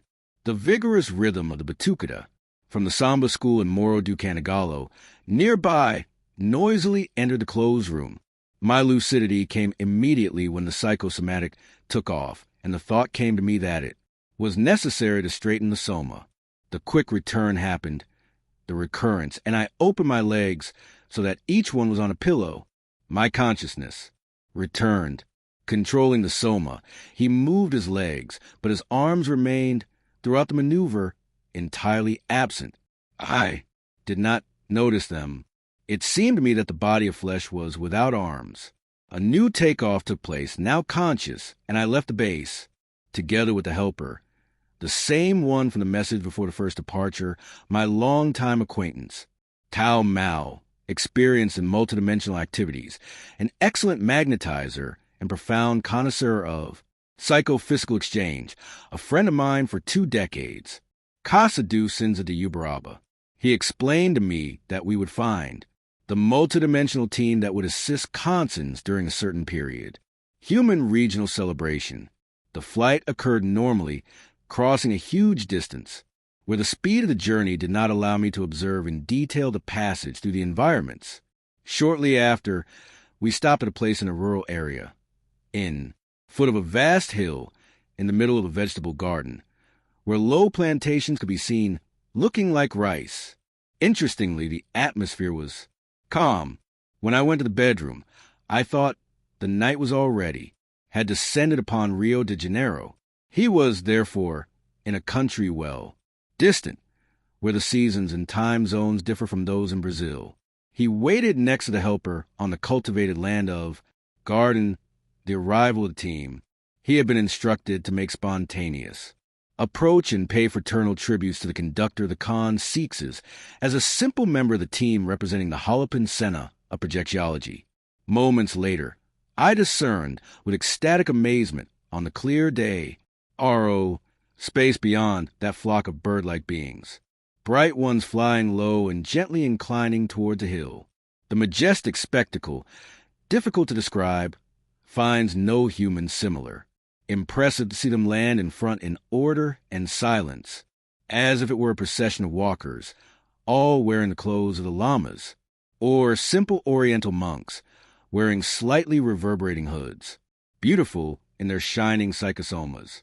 As he walked toward them, pushed by Tao's generosity, Mao, an immense force of consciousness descended from above, advancing toward each other with open arms, in greetings of brotherhood, with a very pleasant feeling of peace, subjugated to the vigorous.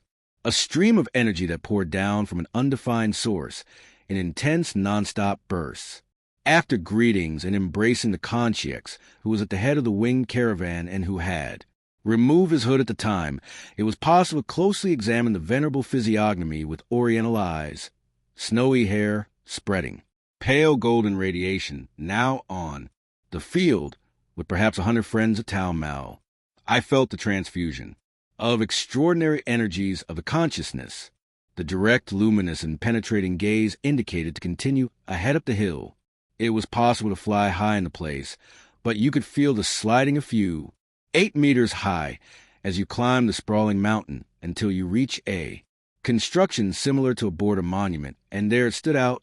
Then the consciousnesses gathered around, many with wide black conical hats, as they climbed until they reached the monument with illegible inscriptions and that seemed to have a soft interior illumination.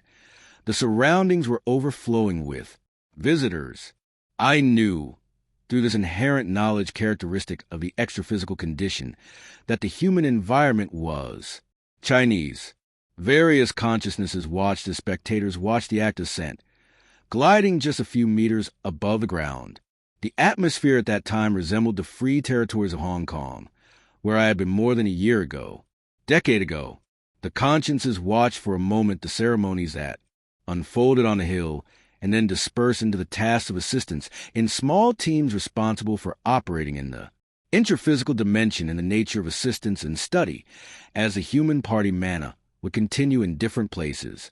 There was seen that extraphysical assistance acts everywhere and that the fraternization of brothers occurs between the consciousnesses awakened to evolution in the more different extraphysical districts.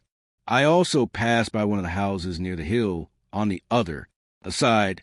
I noticed a little boy play with an instrument in hand. I went inside the house. I saw his mother working in the kitchen. I went out to the rustic door in the fence of the house. I slid down a stretch among the trees, and then I began to soar higher with the decision of the will, using all the resources now possible of the volition. I had reached the moment of return and, within a short time, arrived alone at the intraphysical base. When I woke up, the soma felt like it was made of iron in my sleeping position. Salt with your legs open on the pillows. By moving your arms, there were several cracks in the joints of the fingers of the hands that seemed dehydrated. The whole body was still numb, but immersed in a shower of powerful and pleasant vibrations. My memories of the out-of-body experience came in, block, together with the awakening and the idea of responsibility of re-registration. I looked at the clock, 8:57 p.m. 37, the voice resonant. November 10th, 1979, Thursday. Temperature, 24 degrees. When turning off the local air conditioning unit. Humidity, 60%. Good weather. I went to bed at 7:03 p.m. in the supine position, rested intraphysical state, starting exercises immediately of externalization of energies. The certainty of being out of the soma came when I left the apartment environment with the aim of finding a place with boxes of electricity to turn lights on or off using switches. Upon having this inspiration, a resounding enlightenment echoed, close, as if within the mind, to the fact that when I think, the creation of things always occurs. There is a difference between intraphysical things and creations of your mind. So this bag of toys is a mental creation, and a bag appeared, looking like it was full of toys near my right hand, just like those used by Santa Claus at Christmas parties. Just pick it up and throw it away. If you want, you can make the noise of impact on the ground, but all of this represents a creation of the mind. When I picked up the bag, I thought it would make a noise, and the object hit on the cement floor and made a tap. The voice continued. The vision of interphysical things is real and is outside your body. Meet powder. Let's see if you can sharpen your vision. And at that moment, it seemed to me that everything obeyed the ideas instantly. My power vision really expanded, and I was born the desire to go further. In possession of a free mind, it is necessary. Have presence of mind and create little by little conscious reflexes to direct the psychosomatic. I spotted a wide door in a half-lit and apparently deserted street. I felt like going through the door. It was thinking and happening that I went to the door that allowed me to enter another internal street, next to a large warehouse, similar to those in the dock area. Port of Rio, sliding with total lucidity. I discovered some switches for the lights in the dark warehouse. When I got there, the explanations echoed again in the practical class of extraphysical education. You think you turn on the lights. It looks like you did, but in reality, it didn't. Try and observe. What you think happens, because the will desires it, but the will only acts in this dimension where you are now and not on the physical dimension that you seem to touch, but do not touch, sharpening my extraphysical attention so as not to distort the perceptions in an attempt to move the switches. Everything happened. Just like that. I felt the strong sensation of moving the buttons on the wall. It seemed to me that they were all touched. And changed position, however, the internal lights did not turn on. There was only the simulation of the action, and the resounding voice concluded, "Don't worry about moving the interphysical objects. For this, there will be a need for greater expenditure of your energies, when there is greater density in its embodiment, transiting as it is, more subtle. There is nowhere of semi-material forces. I was not able to see and think personally the do in the resonant voice at any time. Only accumulated experiences allow the projector to discern when he actually sees pure interphysical objects clearly, and when he adds, in certain cases, the creations of his own thought to the visions he has. The creative power of thought is extraordinary. If the free mind thinks of a detail that is missing from an object, it can add it at the time within their own perceptions. Still sliding along the inner street, I reached the exit to the street, and I spotted several people walking on the sidewalk in the distance. When I walked ahead, in the invisible slip between the passers-by, the suggestion appeared to me to return to the soma. Immediately, there was the awakening. My soma remained in a supine position. The clock indicated 8:27 p.m. I left the bed to write down the clear memories of the considerations of the resonant voice in the mind of the psychosoma. As can be seen, projection expands the dimensions of reality, usual for infinite frontiers. A new world, larger than the interphysical, is discovered to be explored, bringing new teachings at each extraphysical excursion. I remind you here, the simulacrum of the action frequently occurs in the dreamlike semi-consciousness, when the person dreams while the psychosomatic is projected, that is, in a transition phase, in the state of consciousness between the common dream and the lucid projection. 38. Assistance Inspirational. November 2nd, 1979, Friday, All Souls Day, third sleep, at 11:17 p.m. Temperature, 23 degrees. Air conditioning. Indirect, lie on the left side. As I retired from my first sleep at night, at 7:11 p.m., there were lengthy exercises of externalizing energies, including the prior conscious detachment of the psychosomatic, attached to the immediate proximity of the soma for some time, and the return, in a few moments, as if there were greater preparation for subsequent journeys. My consciousness seemed entirely transferred to the psychosomatic next to the helper who enlightened me about the night's tasks. This time we would experience a long and varied excursion in distant places, taking into account the schedules of human activities, and did not locate the places geographically.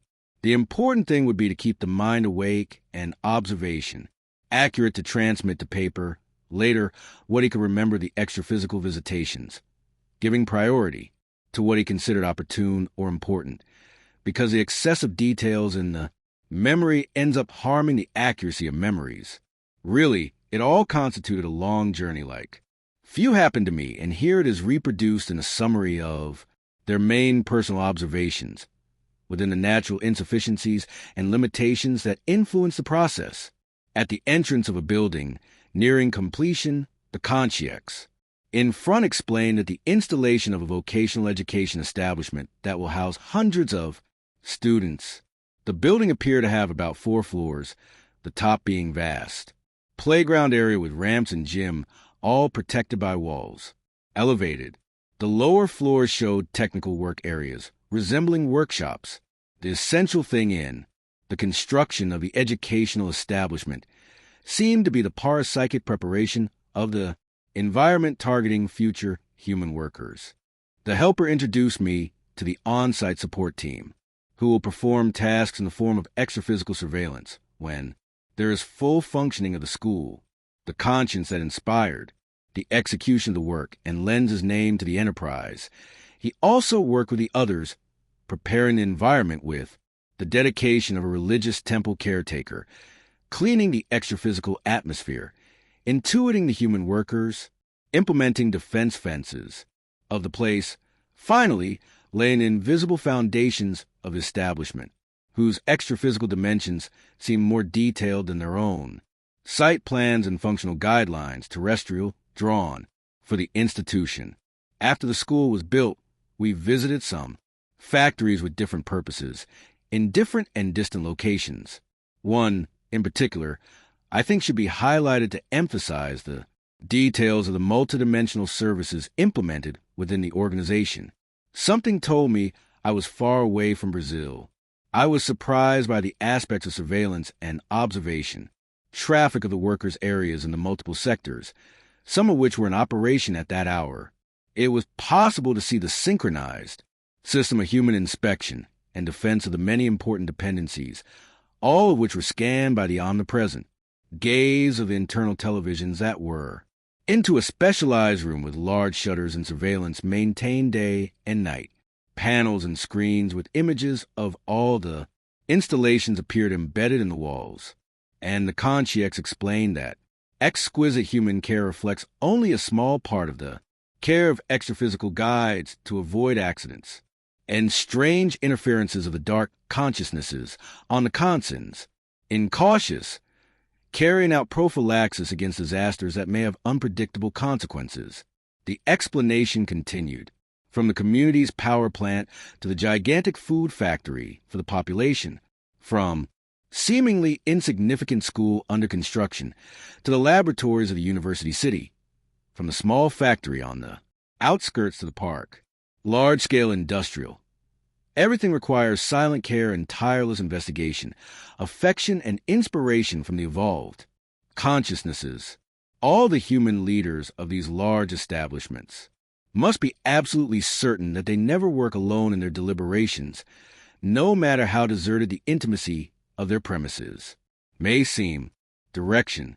The extra-physical dimension is present everywhere, minimizing problems, smoothing out rough edges, inspiring consciousnesses, and integrating activities towards the acquisition of discipline, understanding, and fraternity. There is a conscientious personnel department in every great earthly establishment, and if it were not so, the accident statistics and problems in manufacturing establishments and commercials would grow geometrically in an astonishing way.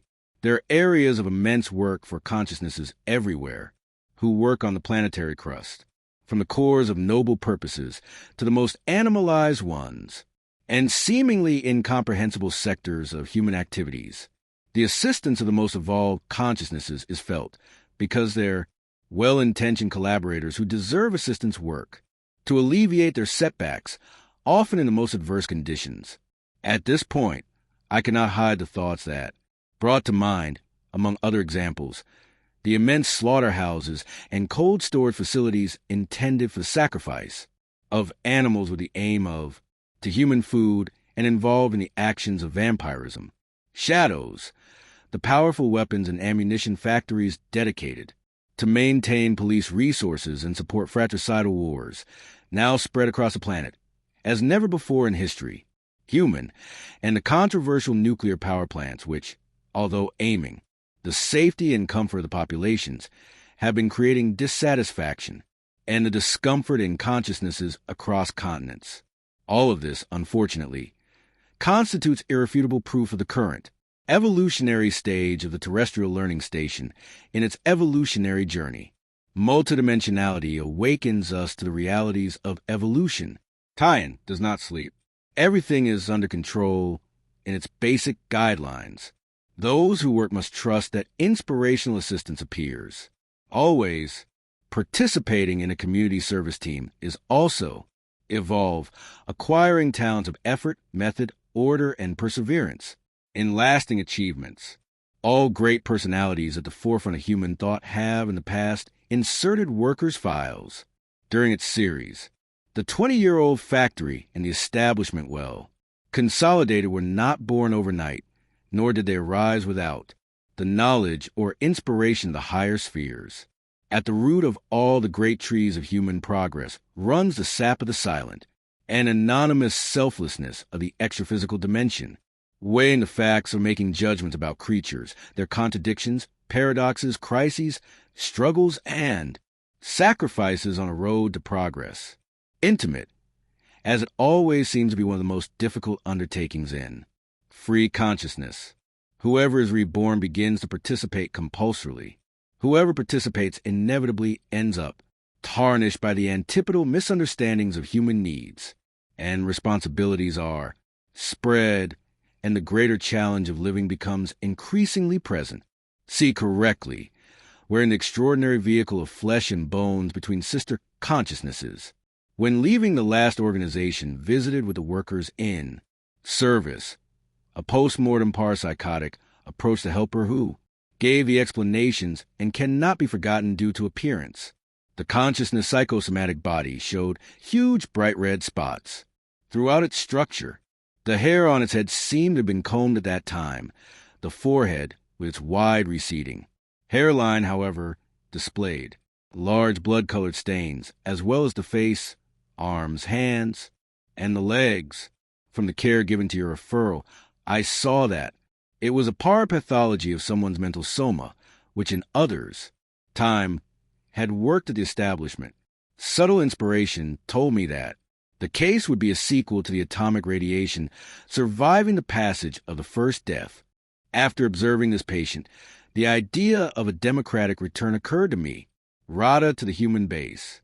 As I opened my eyelids, under a thin quilt, the soma, lying on his left side, he seemed frozen in a corpse-like rigidity, in peace.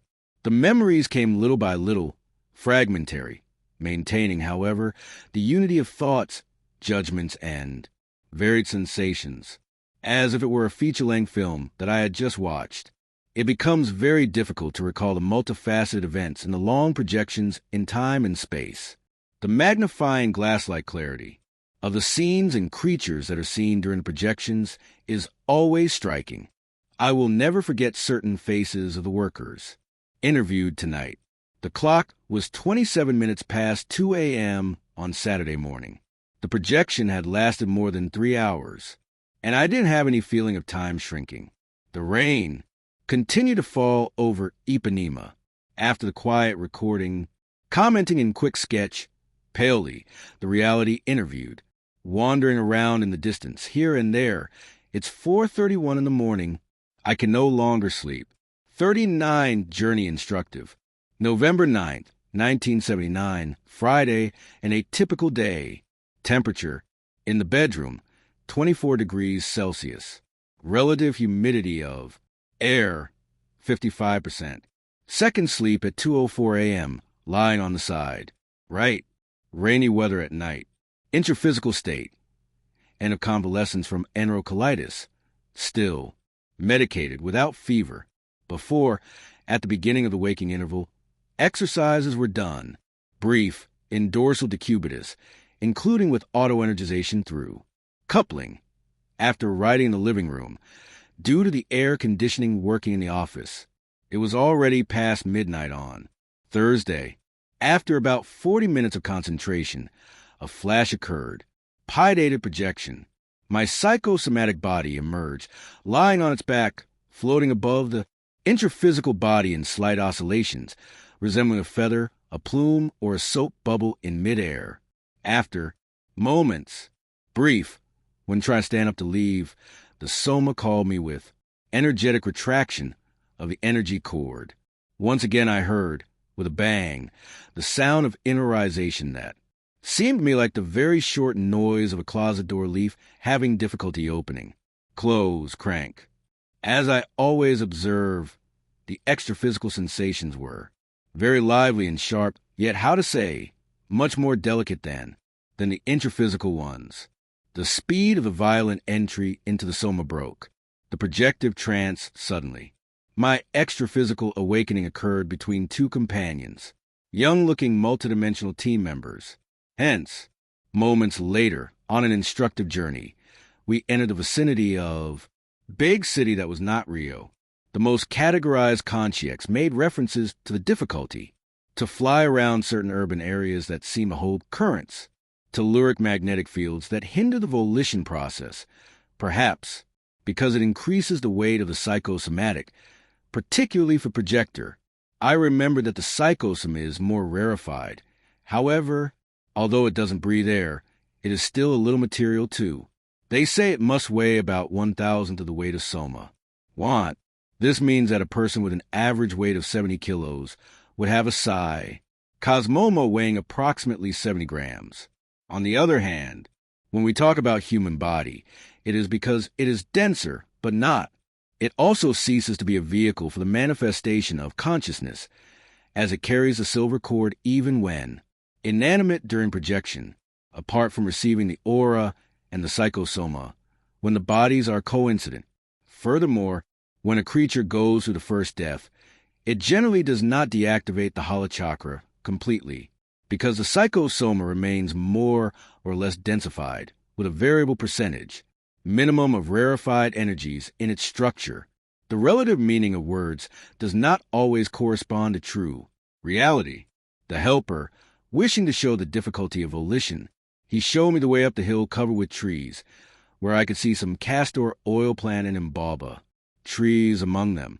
I climbed the hill with difficulty. It seemed that the psychosome was carrying a stone. What is the influence of Earth's gravitation in this occurrence? Upon reaching the top, the conscience expressed itself, mentally, good-humored. And now, do you want to fly down?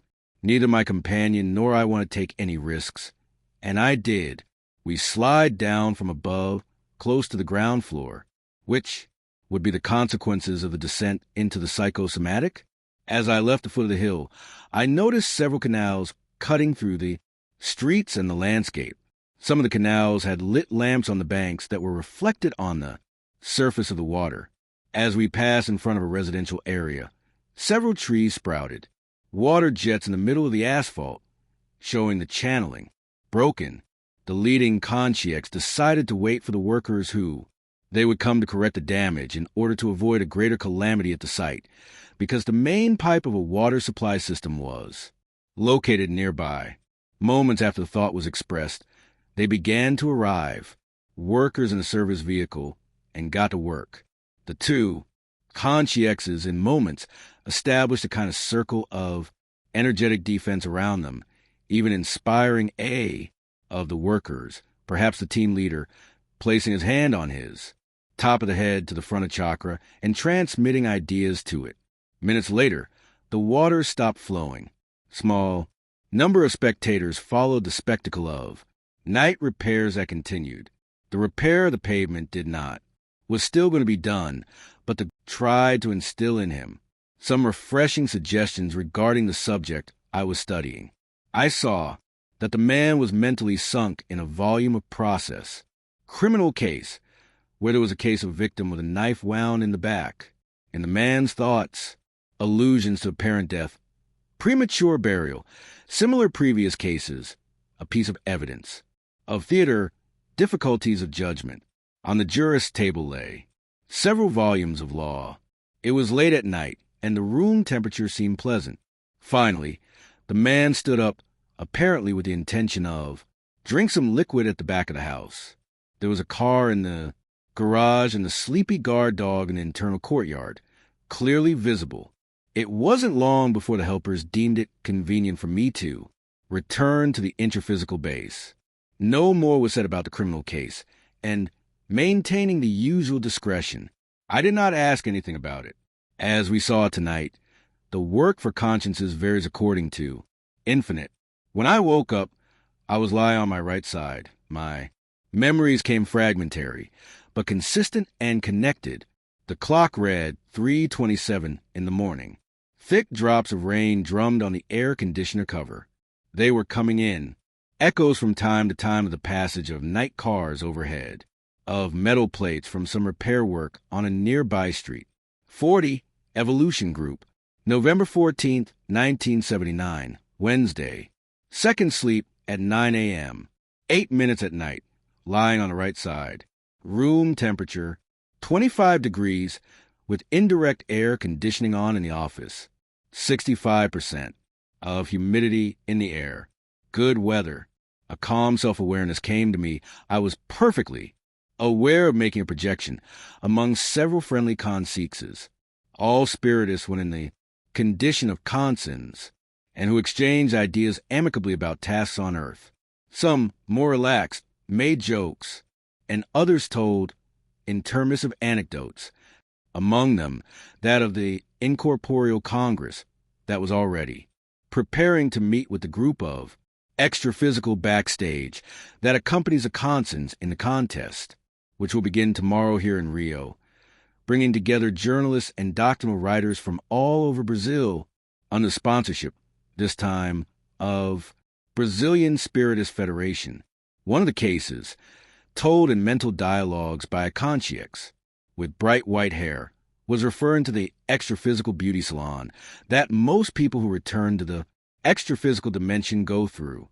There are real mummies resurrected in young men, boss, automatically in the rejuvenation hall.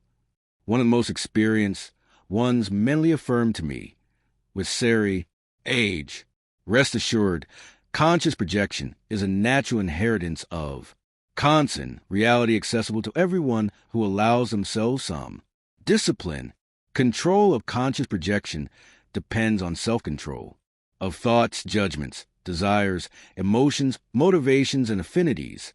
The consciousnesses began to arrive before or together with the human congressman, and the sympathetic extra-physical environment of the fraternal encounter occurred in the crust. They asked to visit someone very dear, and I left, from the meeting with 3 other companions. Upon arriving in this new district, also in the intraphysical sphere, there was a lot of socializing, and one of those who were there referred to the various proexes that are attributed to consciousnesses in their seriexes. So there's a team that follows the eagle's flight, the other that opens primers, and another one that clocks in, and so on. At that time, W.S. Conscience was listed along with C, B, E, M, and others, some of whom were present as colleagues in the proexis dealing with the bulls. And this projector had a tiny edge in that picture. Only the initials will be included, a recommendation from the helpers, in the unrepressed atmosphere, without any mysticism nor frowning. I asked for something that I could take to the human body. A few moments later, when I returned, everyone indicated. Euripides Barsanolfo, my great benefactor since childhood, who was there to transmit some ideas, and concentrating next to me, he emitted thoughts more or less in the following terms about group evolution: shoulder to shoulder. The segregation of ideas must also be seen and considered in relationships with others. We all pass through, and we all return to the intraphysical condition. When we emerge in the midst of a human family, as father, mother, brother, and sister, we fraternally accept the coexistence within a home with the most balanced and unbalanced conscience, the calm and the exalted, the studious, and the negligent the intellectual and the less brilliant, the one with pleasant contact and the one with difficult relationships.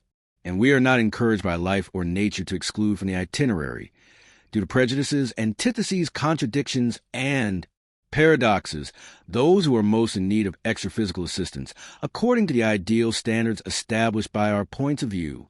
On the contrary, almost always because of the existence of the same companion, we were called to rebirth within prearranged conditions.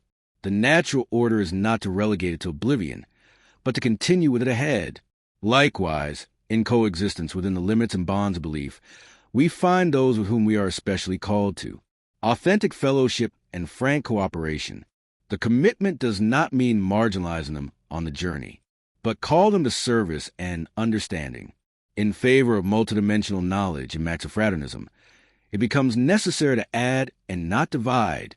No one is put to evolve together by chance. The psychosomatic of the cohabiting brother is reflected in us. The shadow of the close companion darkens our path. No one advances in climbing the peaks in attempts to take shortcuts, skipping the stones on the road without using them in construction. General evolution, whether we like it or not, besides being individual, is inevitably group-based.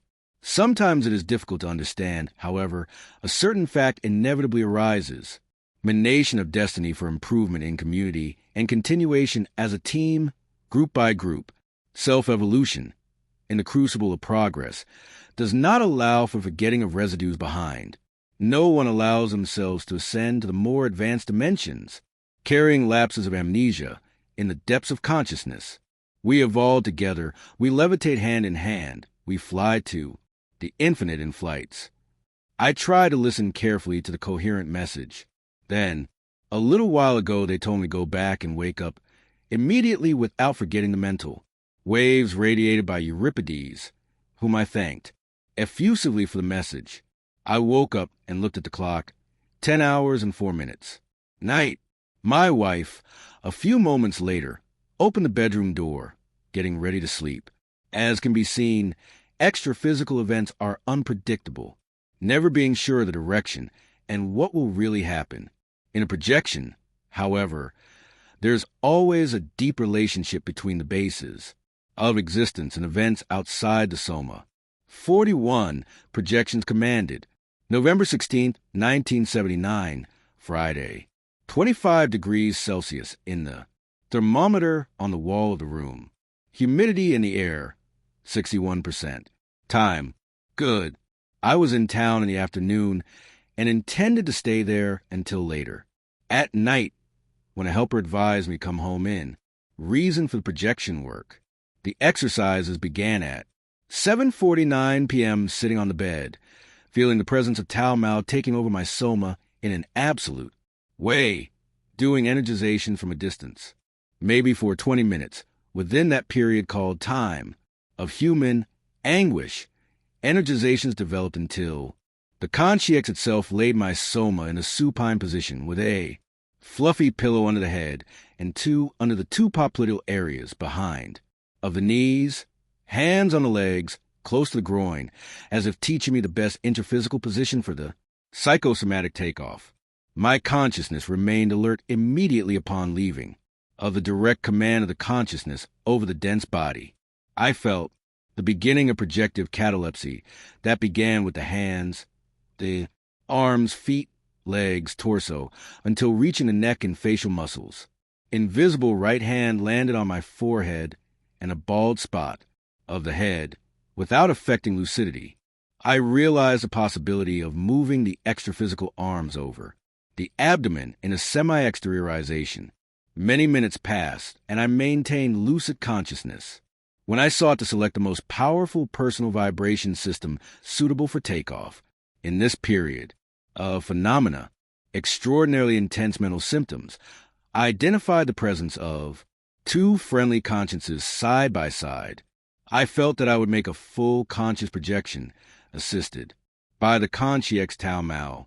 He enjoyed an incredible percentage of lucidity, with multiple effects at the 100% mark when he gave himself the first escape of soma. The psychosome fluctuated, oscillating a little until it stabilized. a few inches above the lying body, and then the cord. Silver made the gentle pullback. Tao Mao began to manipulate me with energy throughout the soma, and after a while, he warned me mentally imperative. Roll to your right. Obeying the command order, I rolled the psychosoma to the right and came out free. Staying nearby, I felt the force, immense of the energy cord as if testing it. They are scary.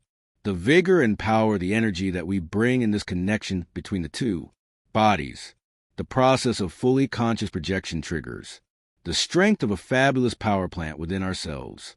The rolling of the psychosoma seems like child's play, but it works wonders. Returning to soma, I again noticed a suggestion of roll to the right, and this time I felt the psychosome turn over, even making 3 turns to the right with surprising impetus and speed.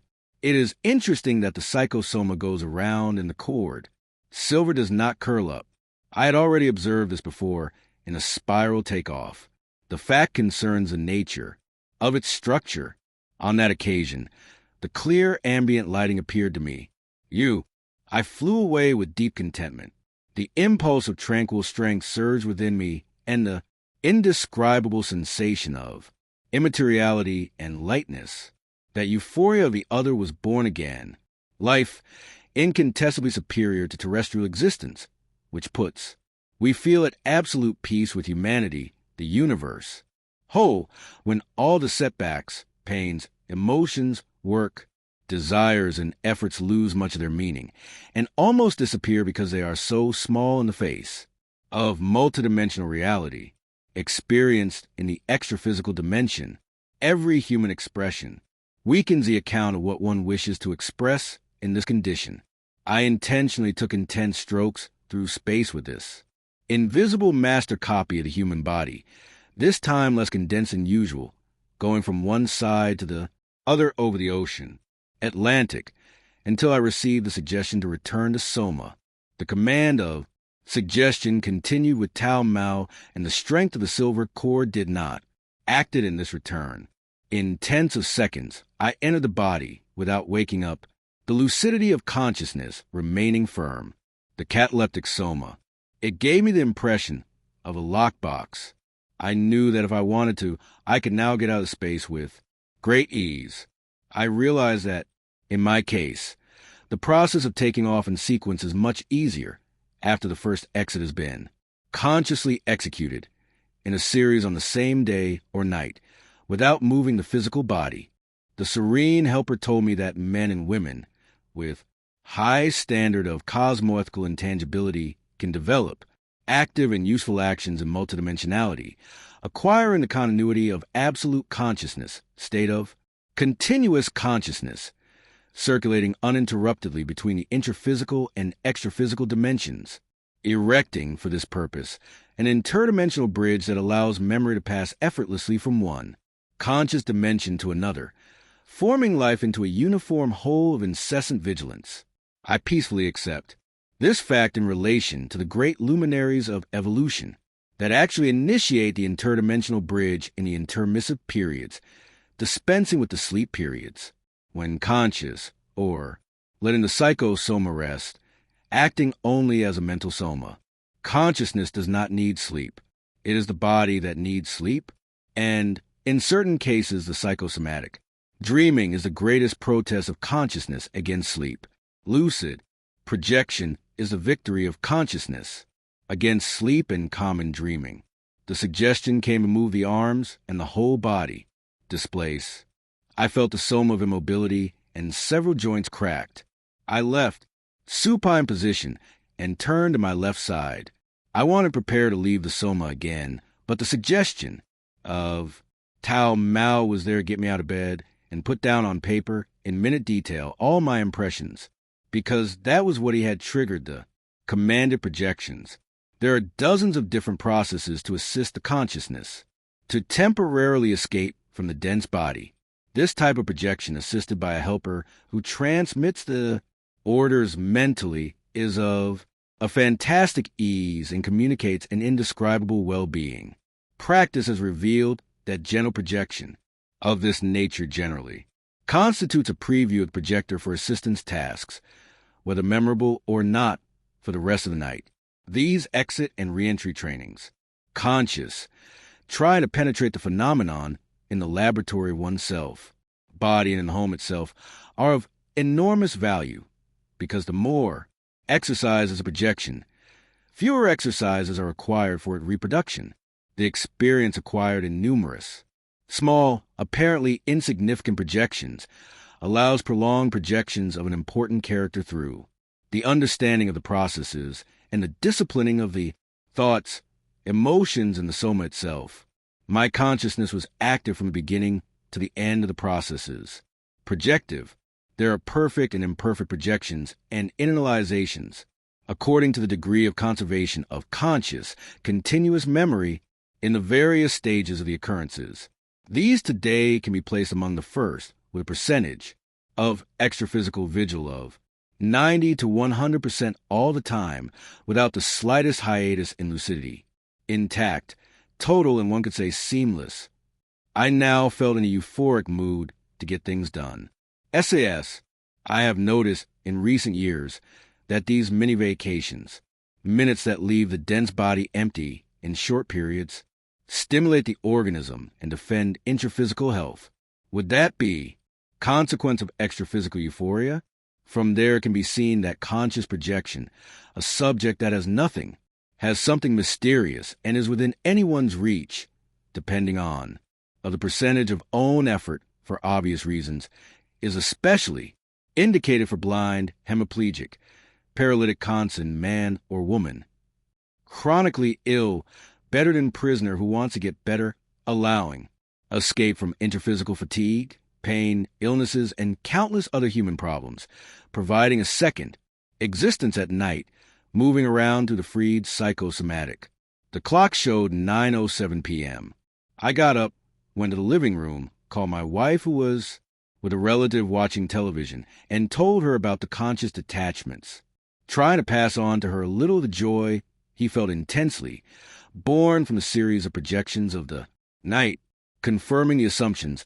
I later had another takeoff, conscious, rolling to the left side, and that lasted all night, into the distant services with my friend Tao Mao, whom I thanked for all his efforts during the night. I felt no impression, painful at any stage of events.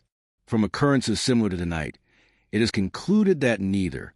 It is always possible to separate the parapsychic components from the psychic processes in the conscious projections of the psychosomatic system. The segmented projections of the psychosoma constitute the semi-disco incidences, frequent phenomena before conscious projection, integral from beginning to end. The mismatch is predisposed to partial internalizations, which occur in just tenths of seconds. Partial internalizations, when sudden, in turn, cause regional repercussions in the soma. The sudden regional, intraphysical repercussions are deeply related to the chakra areas or centers, energetic. Thus, the repercussion of the abdominal area, seat of the sex chakra, umbilical chakra, and splenicochakra, causes chills in the spine or contraction of the anal sphincter. The repercussion in the thoracic area, seat of the cardio chakra, causes deep compulsive sighing by reaching the lungs and breathing. The repercussion in the neck area, home of the laryngo chakra, stimulates the unexpected swallowing of saliva. The repercussion, due to the internalization of only the head or the entire psychosomatic, directed by the laryngo chakra, stimulates the unexpected swallowing of saliva. The repercussion due to the internalization of only the head or the entire psychosome, directed by the Karana chakra, located at the top of the skull, triggers a characteristic bang inside the head, or the classic sound of abrupt internalization. When internalization, sudden, total, is very violent, in addition to the intracranial sound, the projector, you may feel a fleeting tachycardia. The intraphysical repercussion of the partial internalization of the upper and lower limbs creates motor effects or contractions and spasms of the muscles of the legs and arms, including more restrictedly only the fingers or an isolated finger.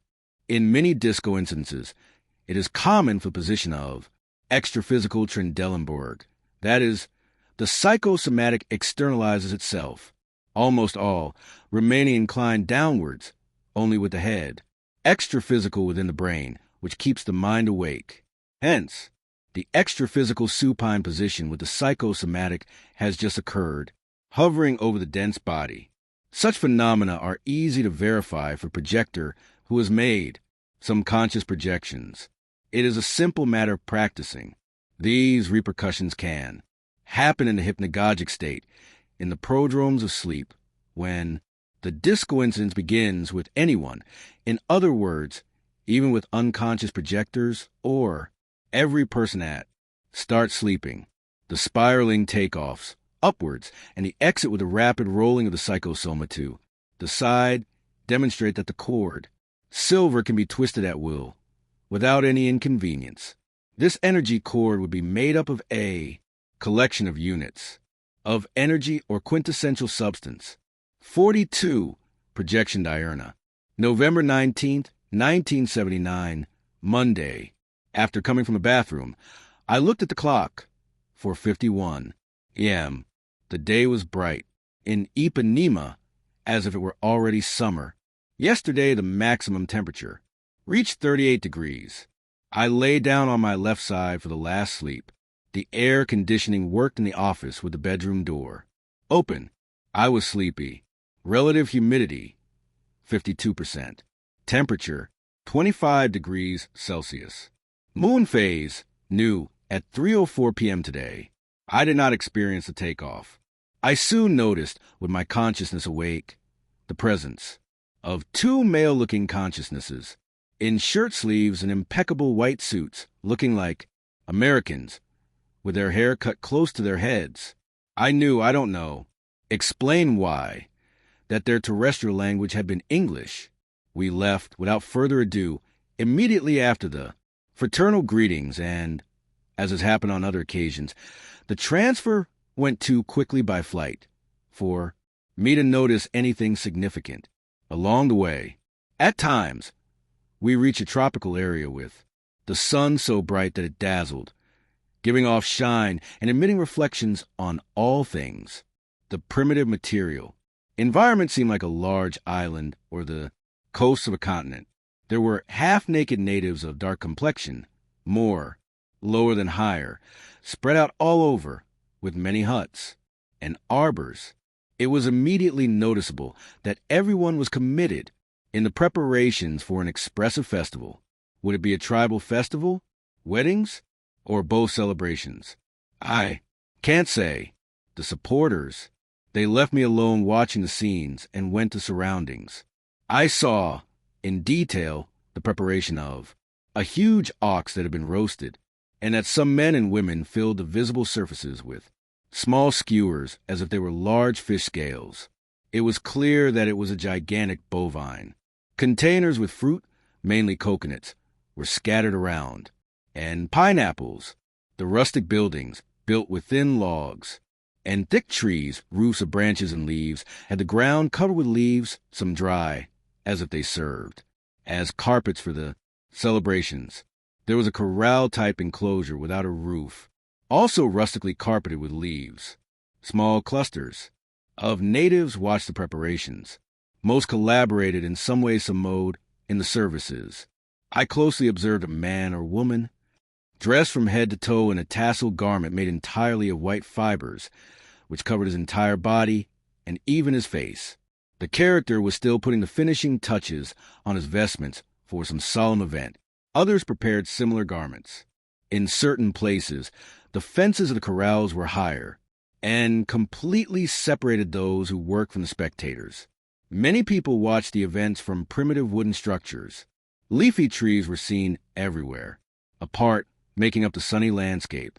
There were dozens of young people, half naked. A bunch of 12-year-old boys were playing. Sliding over leaves on a nearby slope, a lady of fair complexion, dark and limping on his left leg.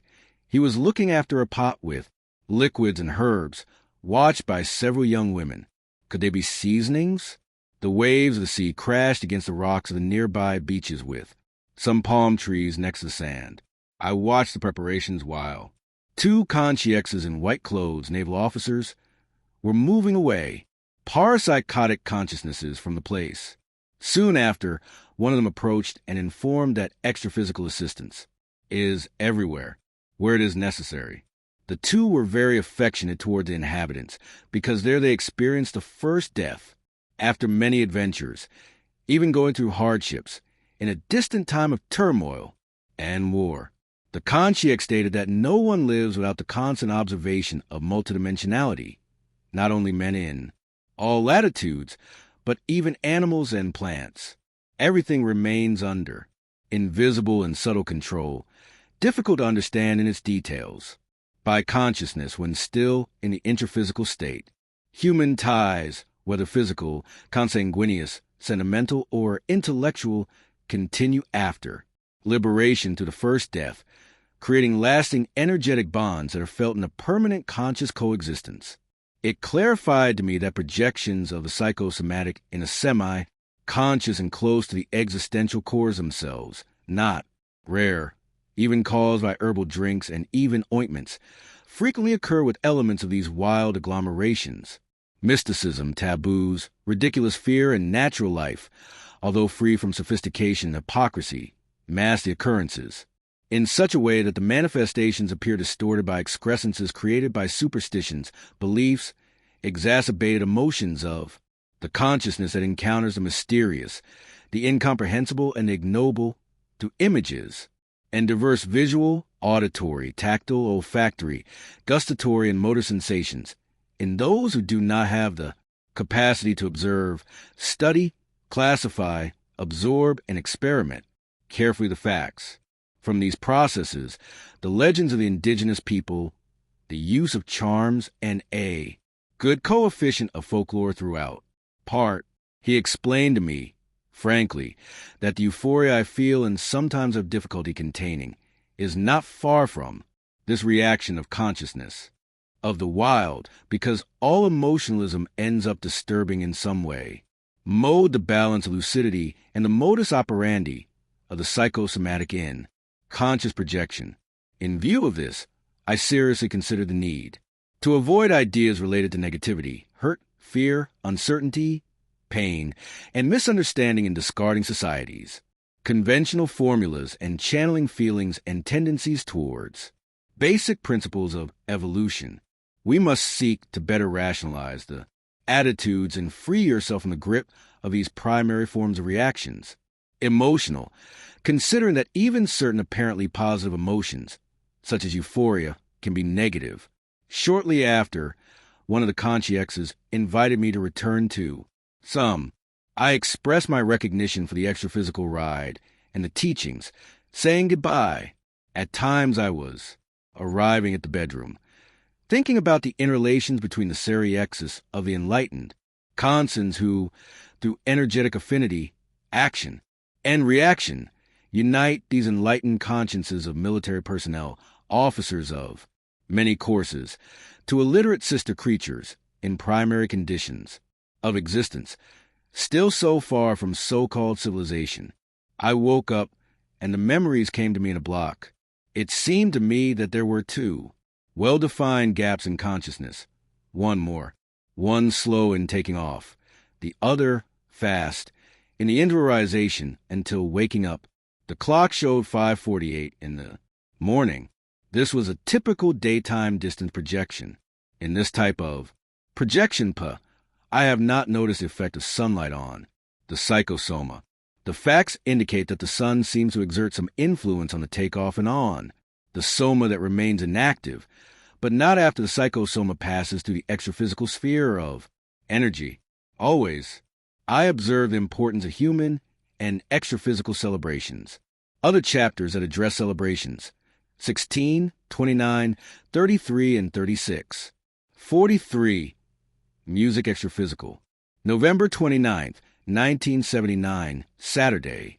I went to bed to the energy exteriorization exercises at 8:32 p.m., remaining in the supine position for a few minutes until, when my wife entered the room at 9:26 a.m., she was coming to sleep. The room temperature was 25 degrees. Indirect air conditioning. Humidity, 55%. Saturday night was quite humid, noisy in Ipanema. It had been very hot during the day, with the maximum of 37.6 degrees, and it had drizzled at dusk.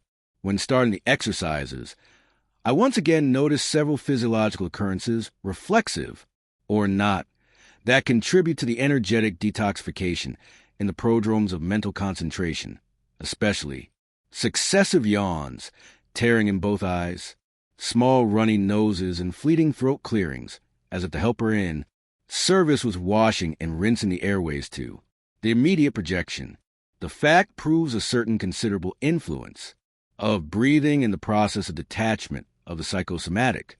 My conscience was awakened upon entering an ex-colonial, known physical traffic, where I met the Consciex Carnot, mentioned in Chapter 2, friendly conscience that currently lives there. The place resembles a terrestrial resort. In the set of Primo, rose houses scattered within a forest filled with soft light, cut through by cozy passages and clearings, carpeted with grass. The very pleasant atmosphere has the dominant characteristic in the music, sublime penetrating the atmosphere, touching all sensibilities, which cannot be heard with the ears, and whose lively notes envelop each time. The more awareness, the more attention we give them, if we let ourselves, carried away by the vibrations, chords, and impressions produced by the refined harmony, we end up dancing, singing, or getting excited according to the sound, texture, and the irresistible rhythm of the moment, in a spontaneous participation in this perennial, captivating, and exciting concert. Outdoor, Carnot explained to me that the delightful sounds in waves of feeling, not hearing, constitute music.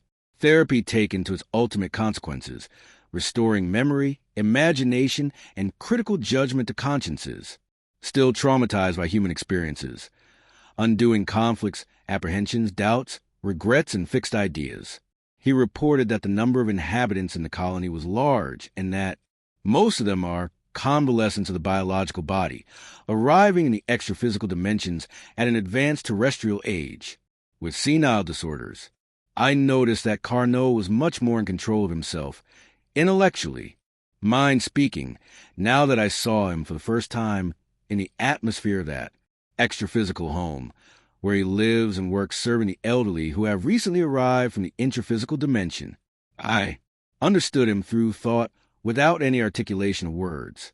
Consciousness, as always happens in these cases, it captures the exact fixed idea, mentally, instantly. The good Carnot created for me, using the fantastic resource of the manufactured thought forms, in which he is a master, a napkin holder worked with absolutely precise details. A ancient costume, and suggested in the transmental dialogue. Greet that gentleman and offer him the souvenir, to see what happens. Following the instructions, amidst the leafy trees and the inviting benches, I came across a gentleman with a good appearance, an octogenarian with a bushy beard, who didn't look at all friendly. However, upon seeing the individual napkin holder, carved with coats of arms, he broke into a wide smile and came to hug me, asking where he had found such a precious and rare jewel. Looking at my clothing, identified the origin in the human era, soon enthroning me as a character in his living reminiscences, referring to A, Count, doctors, and baronesses, as if he lived frozen in time, talking mentally to himself, immersed in mental paraphernalia of a 19th century court environment. I didn't get any impression of knowing previously. The conscience, the observation demonstrates once again that the passage, by the first death or final projection, does not transform anyone from one hour to another. We continue to be ourselves, as we were, at the time of discarding the soma, until the transformation occurs. Interior, changes in opinions, new ideas, and the installation of holosomatic self-control according to one's own effort. The permanent spring climate of the extra-physical district welcomes, which nursing home, the convalescent consciousnesses that gradually recover between the fantasies of psychosis, senile and the realities of biological shocks from deactivations of sums, leaving Carnot and his paradise of intimate recuperation with my thanks gliding between the lawns and groves.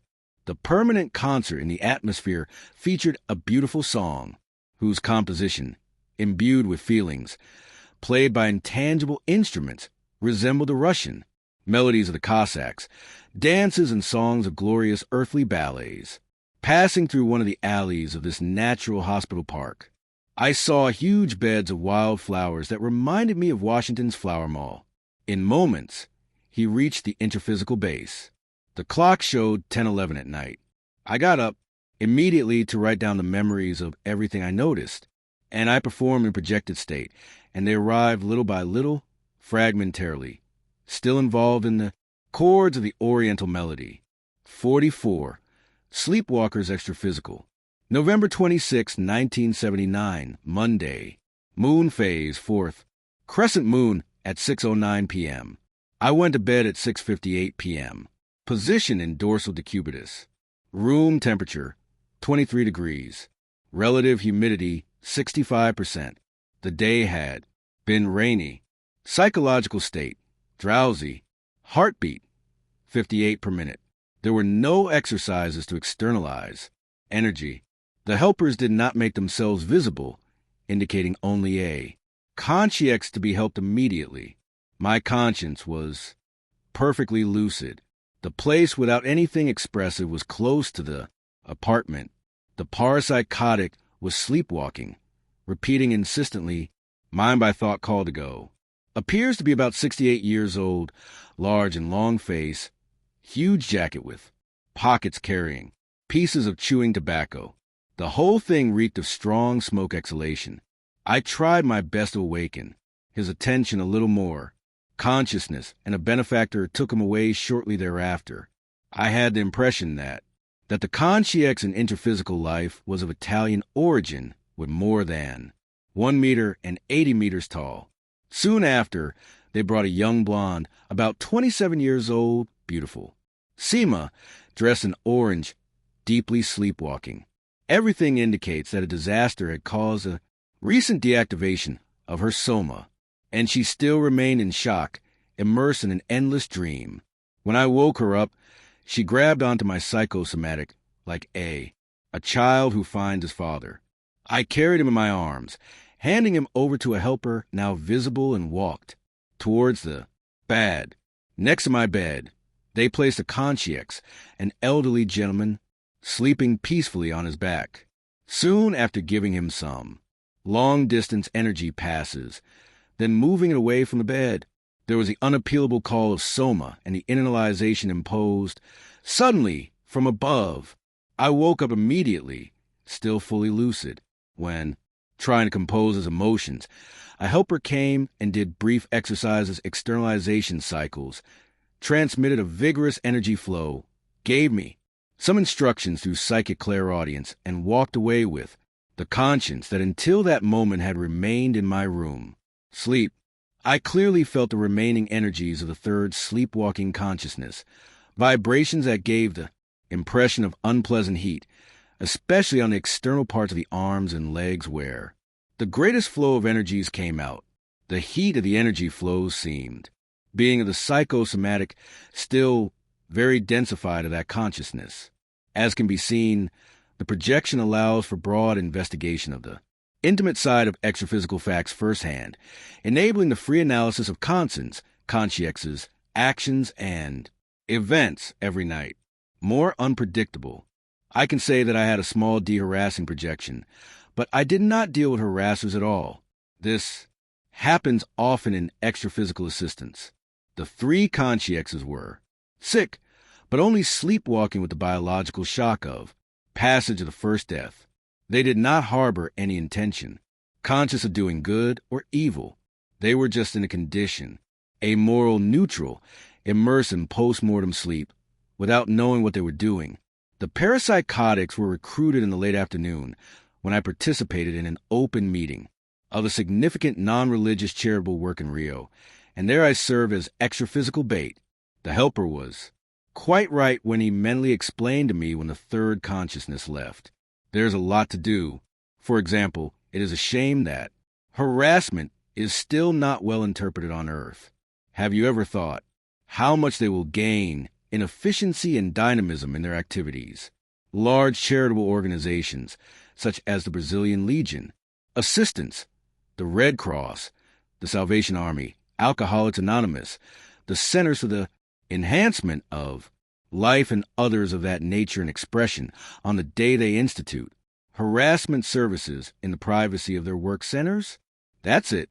We, the consciousnesses, are on Earth to learn, to dominate the human body. However, as the facts demonstrate, neither. We always manage to do it. Each thing requires its time and place. Taking the pulse, I reviewed the heartbeats and found 50 per minute. That is 8 beats less than before the projection. My hands were freezing, but I didn't feel cold in my extremities. After the exercises, the clock showed 7:48 p.m., which was still the time of human anguish. I must clarify here that the conscious projection of the psycho-soma is not dangerous or scary as they exaggerate. Even possible Cassandras about parapsychism. The incapacitated soma does not allow possession by wandering consciousnesses through possible forced psychophony or harassing assault. The visible or intangible energy cord appears to have a safety mechanism, such as a vibrating valve, that operates during the projections of the psychosoma, automatically closing the psychic centers of entry into the inanimate body at the moment of takeoff, becoming impenetrable and thus preventing the invasion of strange or sick consciousnesses throughout the period of conscious projection. Harassment is a structurally mental process before it is in trafficking. In order to implant the harasser in a mental chamber, it is always necessary for the consciex to find the psychological and emotional predisposition of the victim. In other words, there can be no direct influence on an empty brain, just as a consciex can wear any inanimate body, under certain conditions, based on gravitational energies, or parapsychic individuals can move a still life, but cannot live through one. Stone, for example. The energy cord is very powerful.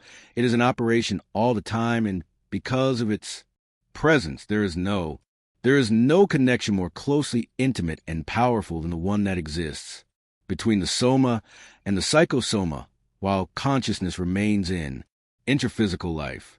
The forces circulating through the silver cord are the most powerful within the human trio, consisting of the soma, the cord, energetic and psychosomatic, regardless of the transformations of this, that is, of the so-called bodies and the presence of the aura. The somatic body only remains vacant, abandoned or unoccupied, paired with a biological shock of deactivation, the passage of the first death or final projection. This never occurs during the life of the conson and in the projections by the psychosomatic. In these, the condition occurs of the empty brain.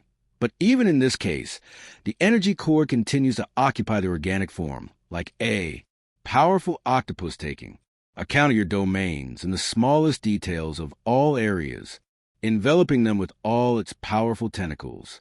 45. Interferences due past. November 28, 1979, Wednesday. At 4:50 minutes past 4 in the afternoon, the consciex Jose Grosso categorically warned me that there would be a reportable conscious projection as soon as I lay down. At 6:04 a.m., I stretched out on the bed in a recumbent position, dorsal, using 3 pillows under the body. The room temperature, it was 25 degrees. Humidity, 60%.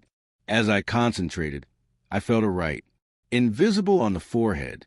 Upon leaving the soma, my consciousness immediately awakened, along with a consciex who informed us that we were going to take a tour hereat. I really do. In moments, we would leave the apartment building and go out. We were observing the occurrences on the street and in traffic. I was still, of course. For the first time, I noticed several consciousnesses walking in the cars together with the consciences, close to the driver, including an A gas station and inside a buggy with a young couple inside. Some consciousnesses traveled accompanied by one or more closely related consciousnesses, actually forming conjugated people in visible harassment processes. A boy spoke loudly inside an open car, driven by A conscience attached to it. It is impressive to witness the phenomenon of influence in the open, coldly, without any subterfuge or involvement of matter. How can human beings be influenced? How unbelievable. This is worse than ever I thought. The harasser is a real energy drain. The fact is incredible, just seeing the interconscious relationship juxtaposed. Perfect position or magnetization of the conscience and the conscience.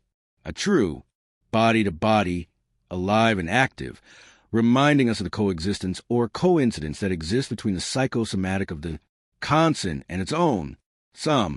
I don't know if it was the possibility of enlarged viewing outside the but was distinguishing everything between the two soldier creatures, one into the other. In the boy's psychosphere, the conscience was a man of middle age feeding on the unprotected mind of the young consciousness. Of his 25 years of age, blond, strong, broad-shouldered, sunburned, from the beach, speaking or being spoken by the thoughts inoculated in loud shouting, and gesticulating a lot with friends and other cars around. Open air. To what extent were the drugs involved in this case of harassment? The helper did not interfere in the case. From there we slide to other places. Many details associated, added to the projection. Minimal details of the occurrences were impaired in my memory by the powerful. Emotional reaction caused, due to witnessing the intimate process of declared harassment in full activity. There was a hiatus in the memories, and I only remember that later we entered a large park where they were resting. Several people sitting, some taking dogs for a walk. The helper made comments about the trees as sources of psychic energy tests to man and the need to maintain good thoughts in any responsible work in earth. Next, a sculpture by an artist caught my attention. Sitting in the middle of the park, the conscience came closer and suggested, "Try to remember and you will understand better. Try to remember." I fixed the sculpted pieces trying to do the psychometrization, tie into the material. It would be impossible to describe exactly what is past. At times scenes took place around the work of art, and in a sudden change I felt myself enveloped in the thought forms, and an instantaneous and indisputable recapitulation of events occurred to me. I remembered that I had been an obscure sculptor, even working on the ornamentation of tombs centuries ago in France. It appears there was a quick transfer of my vehicle from manifestation. My vision through the psychosoma was replaced by direct vision of the mental soma in a change of focus, and from human memory I temporarily passed to integral memory. The helper, noticing my astonishment, realized that I remembered something and explained mentally.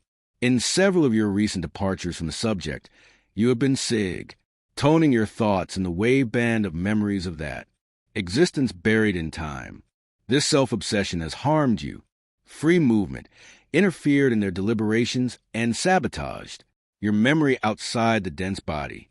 Observe, and you will understand what is stated. Hand, still haunted by the quick vision, I remembered several target locations in which I was projected in. This series of successive projections, including 3 reported here, involving the tombstones of a cemetery. CH-17, observations of high relief on an extraphysical gate. CH-29, and the sculptures in a temple lost in the interior of Africa that led me to recurring projections due to place, and where I went alone, the last time voluntarily inducing a self-projection. Chapter 31. There's the explanation. The fragmentary reminiscences of this remote seriexis have interfered with extraphysical occupations and explorations, as well as with the expansion of the consciousness of the free psychosomatic. The helper further clarified, when temporarily freed from matter, consciousness, free has a facility to submerge itself in the past and reclaim streams of forgotten experiences. It comes to the surface of integral memory, the accumulation of skills learned in previous series, and sometimes he exhumes an ancient man from within himself. This retrocognition was a great lesson for me. The extra-physical dimension is a mental world where everything depends on expression and nature of the thoughts fed in each. circumstance, and opportunity. The consciousness is what thinks. The powerful unconscious, filled with the reminiscences of previous lives, does not, rarely undermines a mnemonic basis of free consciousness with ignored repressions. I must naturally acknowledge the fact, leaving past memories alone so that I can do something. In 1979, also in Peace, I need to seriously meditate on the matter. This will explain my sand sculptures and the case of so-called frustrated vocations, according to psychology. And it is logical that it becomes imperative to make projections more easily remembered, avoiding wasted opportunities and counterproductive self-suggestions, even from a remote past. Soon after, I saw a concert with a battery-powered radio, or coming loud, beautiful classical music. We left the park and came to the soma still with the music resonating in the mind, and it seems that the melody fascinated me when it entered the human body, as I only heard the chords expanding within me. I was thus enveloped by the music, more or less within the soma, in a cataleptic state, when a consciousness touched my left leg to provoke the awakening and the possibility of recording. I opened my eyelids listening to melody, and the memories came flooding back. They came to me in a block, vivid, strong, surprisingly natural, right at the beginning of the act of waking up. Even so, when the psychosoma returned, many were lost in the dark recesses of memory, as can be deduced from projection, the development of memory. To cover what one does when outside the soma requires a lot of practice and constant serenity. And the improvement of the projector's power of observation is very important in the act of visualizing things, creatures, and extra-physical occurrences during projections. The clock read 7:24 p.m. As always at the con, hurt, after waking up, my position coincided with the previous one. Supine position, wearing low-cut pajamas, without any covering. Up. I confess here a fact. I am sure that AMPA Raider expanded my visual power perceptions with the evident purpose of me witnessing coldly the harassment of consciousnesses on the humans, first to be able to understand and heal, then through psychometry and retrocognition, my personal case of self-obsession. Naive but counterproductive. My sincere thanks to the good intention. 46. One reaction compulsive. December 2nd, 1979, Sunday. I went to bed to the third sleep at 1 hour and 17 minutes at night after writing, for more than an hour. Temperature, 25 degrees. Humidity, 62%. I took the classic supine position in bed. Consciousness dawned on me with the feeling of literally being outside the dense body, next to a large house with many people inside. It looked like a gambling place. There were many consciexes and consons. I was apparently alone and decided to leave the place to inspect. The environment was unfamiliar to me. A very well-dressed gentleman was coming down the stairs that led to the sea at the bottom. Next to him was a light post illuminating the passage. Beside it, a man-looking police officer looked at the waters in the distance. I went out on the deserted path in the middle, to the trees. At that moment, as I glided along the unpaved path, I discovered a man acting suspiciously among the trees. Immediately, my reaction was to run and hide somewhere, so as not to be seen by the possible robber. I even left the road and moved on when I remembered that I was out of soma and that I had nothing to fear. The shock for me was intense. I tried to rationalize the event. The atmosphere seemed so absolutely real. I looked at the man of flesh and bones, still young and so suspicious. In fact, he was poorly dressed, carrying a gun, hiding in the bushes. However, he could never hit me with a shot and maybe not even see me there. I had a reaction, genuinely instinctive or compulsive with the psychosoma, and I began laughing at myself, at my ridiculous fear, stupefied by the impulse, conflicting. In fact, he was embarrassed by his attitude. The laughter was already another escape. I am only an extra-physical childhood, but I am aware of this situation. I have to maintain presence of mind in all decisions I have to make when in projection. I need to look for and discover compulsive human habits I have, similar to this, in which I transfer to the free mind, in order to eliminate them little by little, to have greater discipline and education, to get out of the human body, and obtain better and more useful results. In modest experiments, it is urgent to correct all unpreparedness. The psychosoma carries the soma's perceptions and reactions emotional, including reflexes conditioned by social life, and, in a certain respect, even the libido of the human personality. I decided not to address the man and his intentions. I addressed him only one, positive thinking of brotherhood. I didn't see any. Conscience next to him. I advanced a little further and saw some men walking alone and isolated in the twilight of the warm night. One of them would probably be the victim of the robbery. Further ahead, a truck was parked at the back of a yard inn, among the trees. I walked around the area to see if I could identify the place. It seemed like it was on the shores of Guanabara Bay on the North Zone, not far from Rio's International Airport. From there, I felt the need to return home and into myself, which happened in a few moments. The psychosoma was captured by the soma. I woke up in position, lying on his back in bed. His whole body felt like lead, numb, and with my joints making small cracking sounds. As I turned to the left, the memories of everything I perceived and accomplished in the extra-physical dimension came. In a block, I started laughing at myself again for fear I felt being mugged. The ridiculous nature of my behavior in the incident left me with a residue of shame. I did not. It was the case of having tried to dissuade the assailant from his intentions or warn those men of the impending danger.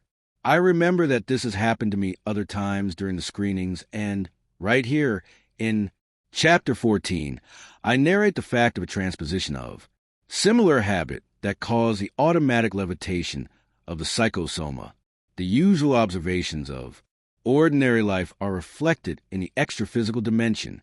The sight of a consciousness passing through a stone wall once prompted me to observe, after the event and before I passed through, in order to check for any burrs or signs of the passage, like the similar scenes in cartoons, the artificial social patterns of human existence, and the secondary habits of thought that we nurture in interphysical life have a profound effect on our reactions and on the events experienced in the extraphysical state, where everything is related to the mind.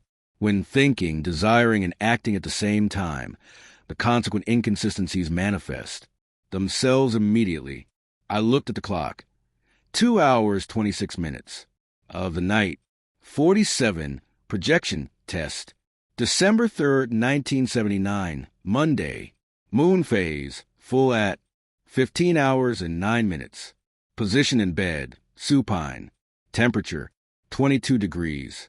Humidity, 51%. I was in a good mood when I got ready for the energy exteriorization exercises at 7:12 p.m. A few moments later, Concierge Jose Grosso came and suggested that I leave the air conditioner on low cooling, which I didn't care about the noise of the thunder and the brightness of the lightning. I should try to do a test. Projection to see that all.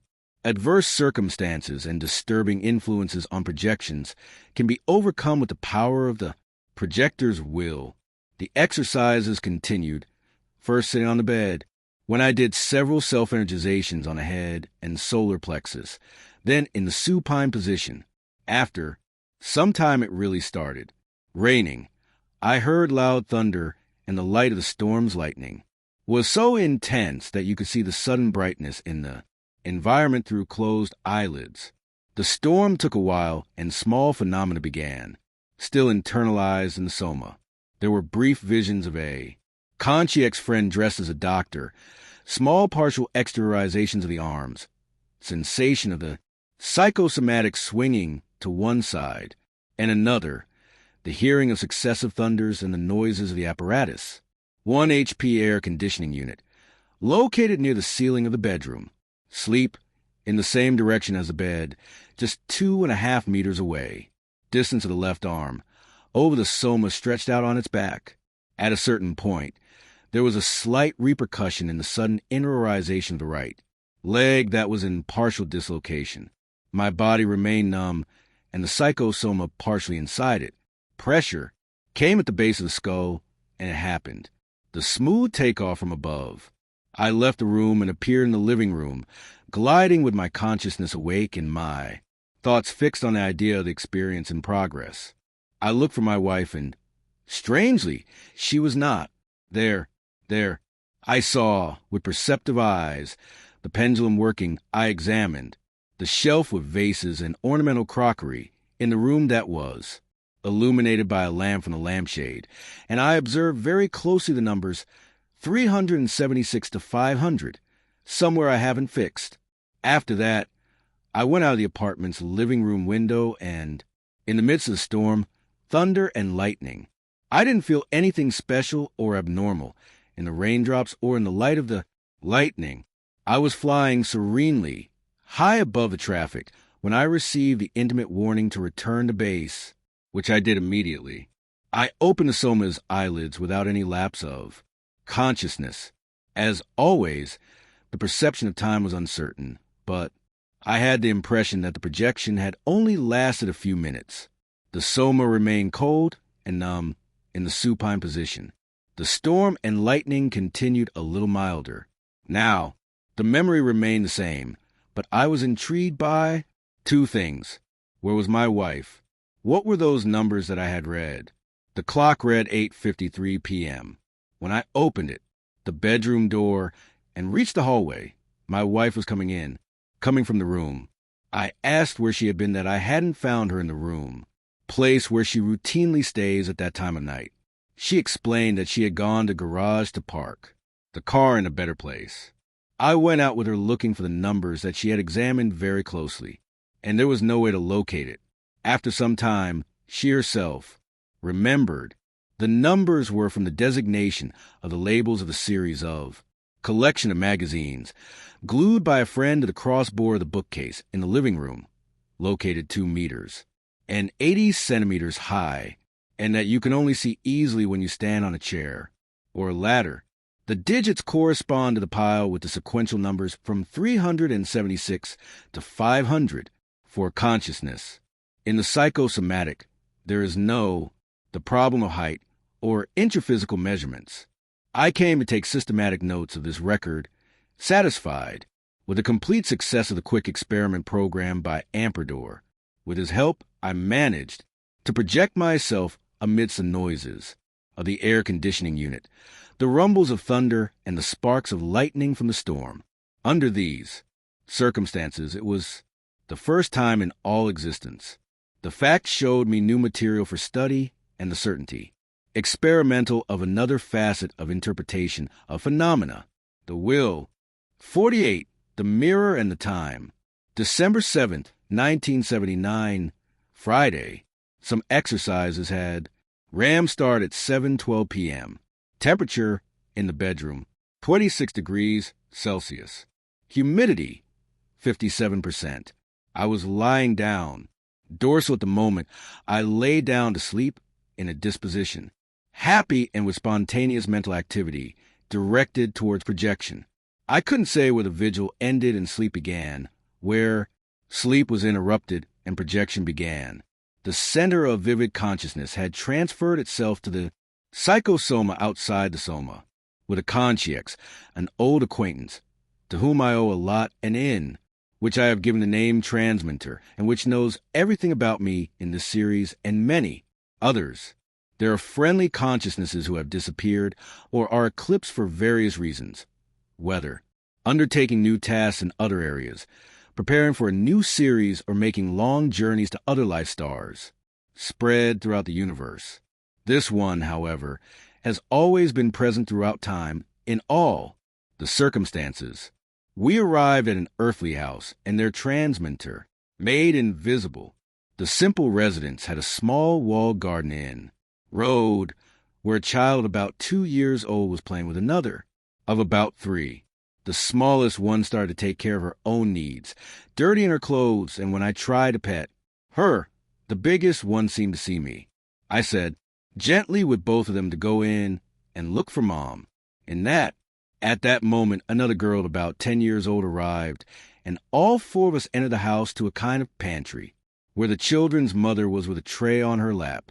The 3-year-old girl said she had become a man, and heard their conversation, but everyone joked and changed the subject.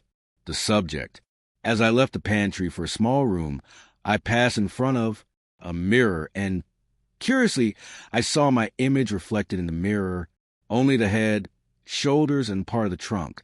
It was my physiognomy, taller, more cheerful, and with an even, brighter bald head. The impression of increased height was indisputable. Observing as objectively as possible, the fact intrigued me. What was seeing there my psychosoma that was denser with a good portion of my soma? How, if I could see through the mirror, and even the wall? Was that why the child had seen me? Or was it a idioplastic injection on the mirror? The question and my innate curiosity left me completely confused, although I tried to control this aspect of emotion, and from there, a little while ago, I felt the intimate invitation to return to the intraphysical base. As I already had happened previously, the powerful emotional reaction brought the out-of-soma experience to a quick end. I opened my eyelids, moved my whole body, felt the organic shape, numb, and looked at the clock, 8:43 at night. The memories came to me in a block, and with them, the confusion about the mirror. I was thinking about the subject while still lying in bed, when transmitter came and clarified that I really saw myself in the mirror because I was denser outside the body. This proves that the greater density of the psychosoma does not affect the magnified visual power perceptions of the projector. Now, I'm also thinking that this projection gave me the impression that it took almost an hour, which suggests that the fact unfolded slowly, just like in interphysical life, because was denser and in the crust itself. The most development, the slowness of the actions allowed for the recollection to be carried out en bloc. By the way, the time factor influences the projector's recollection. Let's see. Time does not exist as we understand it for the psychosoma, but it obviously exists for the soma. The psychosoma of the projector has a tiny percentage of rarefied matter and coordinates the functions of the soma. Constant has always used the psychosoma and lives in it. First, conclusion. The psychosoma is little influenced by time during the projection, mainly in related events, in a direct way, with the exit of the soma and the subsequent internalization. In addition of this, when the psychosoma is projected, right here in the dimension, intraphysical, acts more condensed and suffers the indirect influence of time. When it is in a pure extraphysical sphere without material creations, increasingly frees itself from the density of the intraphysical dimension and from the influence of time. From this we draw a second conclusion. It seems that the faster the witnessed extraphysical event takes place in relation to the known time, the more difficult it becomes for the projector to transfer perceptions of the free mind to the memory bank of the intraphysical brain, that is, remembering the event witnessed or that participated. This is due to the speed and the lack of time relative to grandmother. 49, Balanced Mental. December 8th, 1979, Saturday. Second sleep, lying on the right side at 0 hours and 26 minutes. The other data on this sheet, technique, are identical to those of the projection narrated previously. I remember the influx of my consciousness along with the cons, psychics that directed me to an extraphysical district. There they projected the mechanism of harassing works on Earth, that is, war, mental between the consons and the consciexes, the effort of those who reason, in evolutionary exercises for self-control of thoughts. They are absolutely inconceivable and unbelievable, are the processes used by minds clouded by mental insanity, in order not to disclose the unworthy side of the facts or commit negative inspiration processes, similar to those sponsored by print and spoken journalism, and Parador recommended that I do just a summary of the facts presented, without making any suggestions, counterproductive to unbalanced minds. I have seen displayed countless examples of the inferior forces, building the edifying work. Seeking to demonstrate an innocent fact, I point out the construction of a wall or dike in the wrong place, which instead of containing the influx of the tidal wave, helped the violent waters to enter and destroy. Among several natural examples, there is that of a little boy who becomes hydrophobic and tries attack the mother to unconsciously transmit the rabies virus to her. Go. The senselessness of the insanity of disturbed consciences reaches strange peaks of panic and transmission of imbalance. Several organizations with criminal objectives operate clandestinely in human society, going against the law in a marginal atmosphere of camouflage terror. Sad reflections of the associations of shadow consciousnesses, holders of considerable power, magnetic, are kept in a climate of intense sadism and mental parasitism. All this constitutes proof of the evolutionary level of trials that the planetary crust has been through in recent millennia. Finally, he concluded the series of examples, the frank harassment, of a human scientist who works consciously and with all the conviction in research, with extraordinary cost plans, approved by governments that use the people's resources, with the aim of gaining mastery of practical processes of genocide, or driving crowds mad, from germ warfare to the bomb of neutrons. Fortunately, it becomes impossible to create a psychic virus, extra-physical Kiko for the psychosomatic, although in the umbilant areas the fact has already been considered countless times uselessly. And we must know with all certainty that here or there now or further on, but within its own time, consciousness, always reborn for continuous evolution, and imbalances are unraveled. The peace of constructiveness and edification emerge.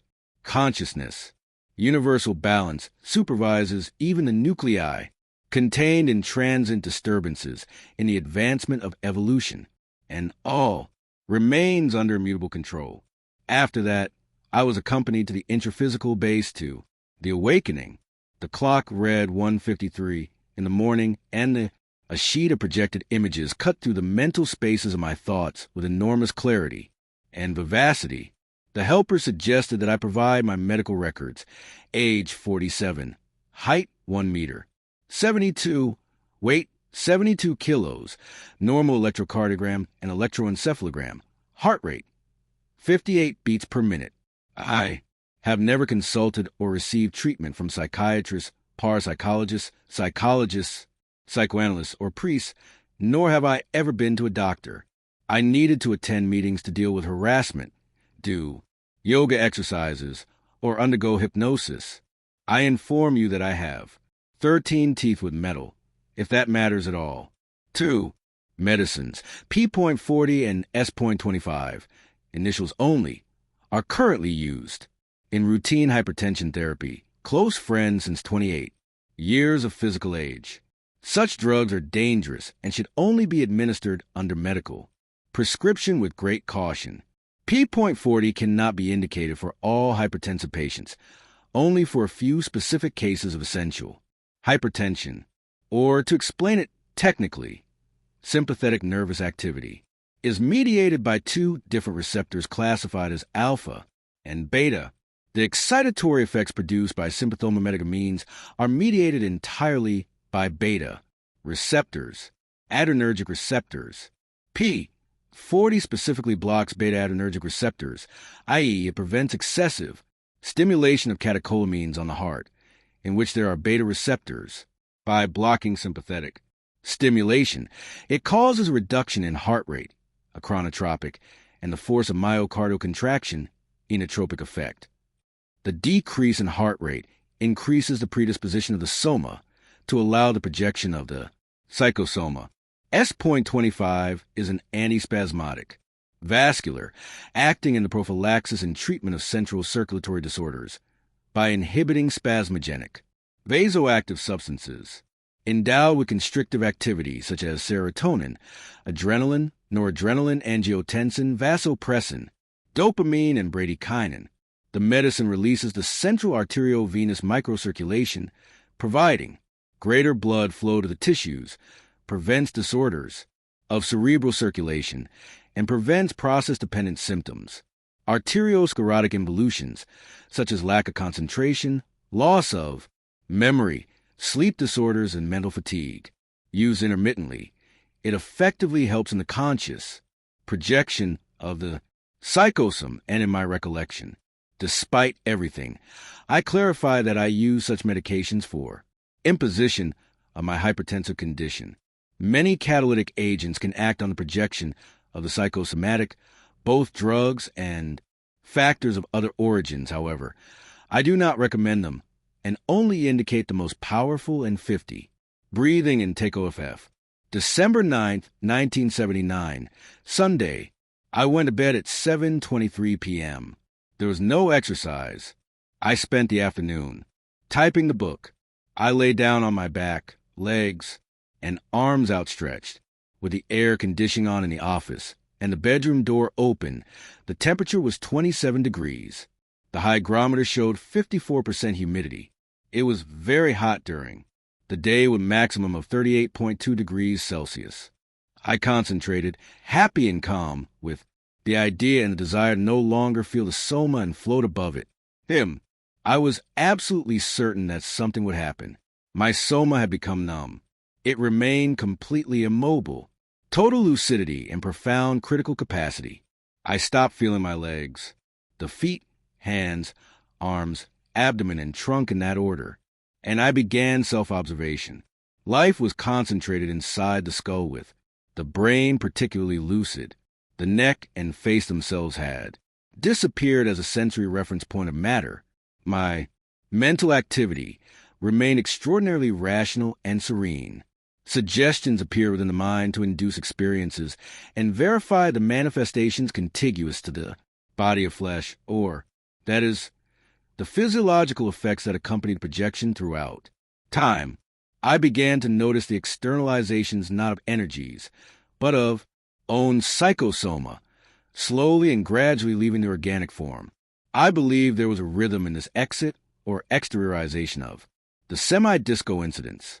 The process did not develop in a block, in a time, however, as if the segments bubbled little by little, rhythmically, and began to float right next to the soma, about 30 centimeters gliding above it longitudinally.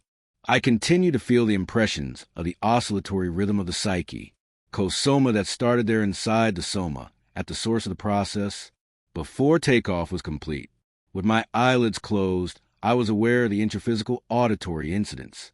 I could hear the air, conditioning, distant air, and children scream in a nearby playground. Inside, minutes later, my wife and son entered the hallway. The bedroom door was open until its closing, which muffled the noise of the air conditioning unit. I heard all the sounds at their whispered voices. I was not awakened by any. Safe. The determined will of the projector. 50. Breathing and take OFF. December 9th, 1979. Sunday. I went to bed at 7:23 p.m. There was no exercise. I spent the afternoon typing the book. I lay down on my back, legs, and arms outstretched, with the air conditioning on in the office and the bedroom door open. The temperature was 27 degrees. The hygrometer showed 54% humidity.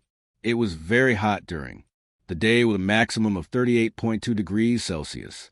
I concentrated, happy and calm, with the idea and the desire to no longer feel the soma and float above it.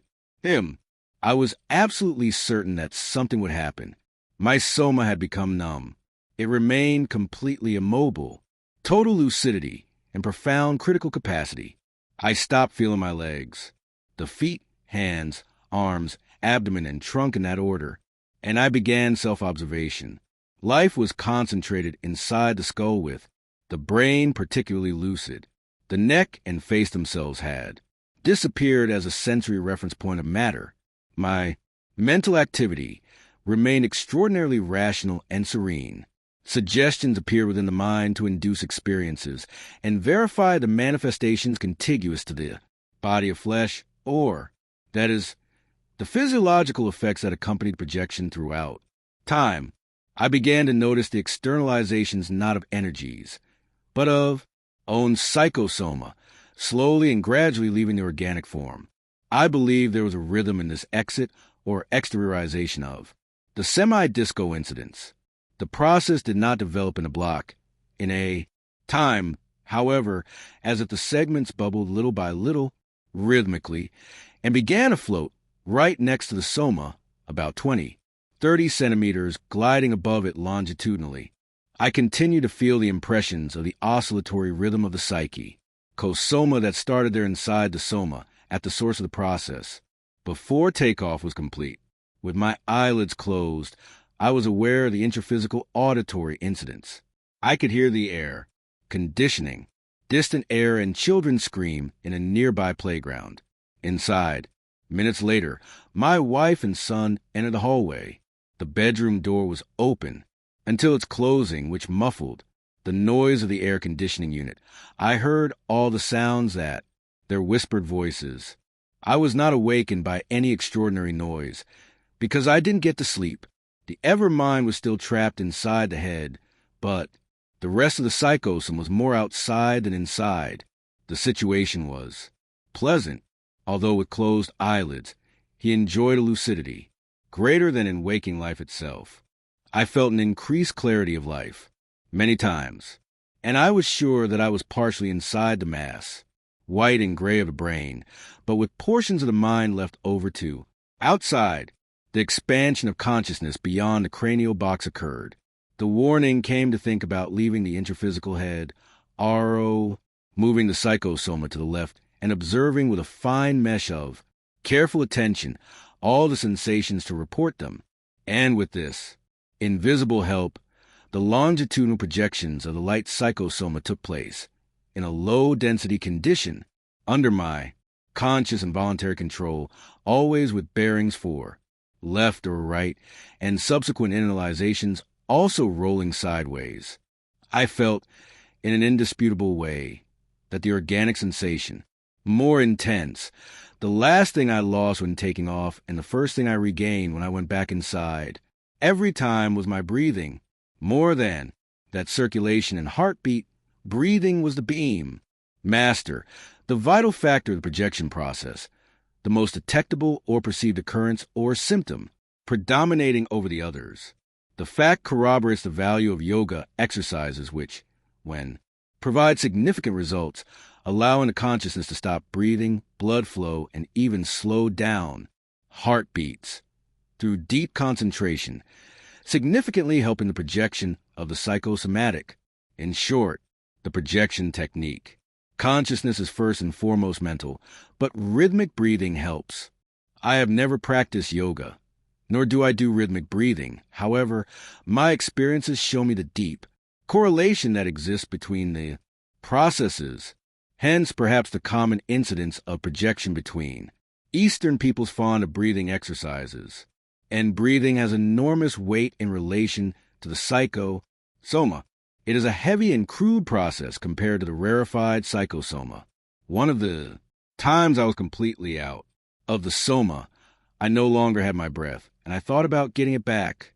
At the same moment, I began to breathe and immediately returned to the soma.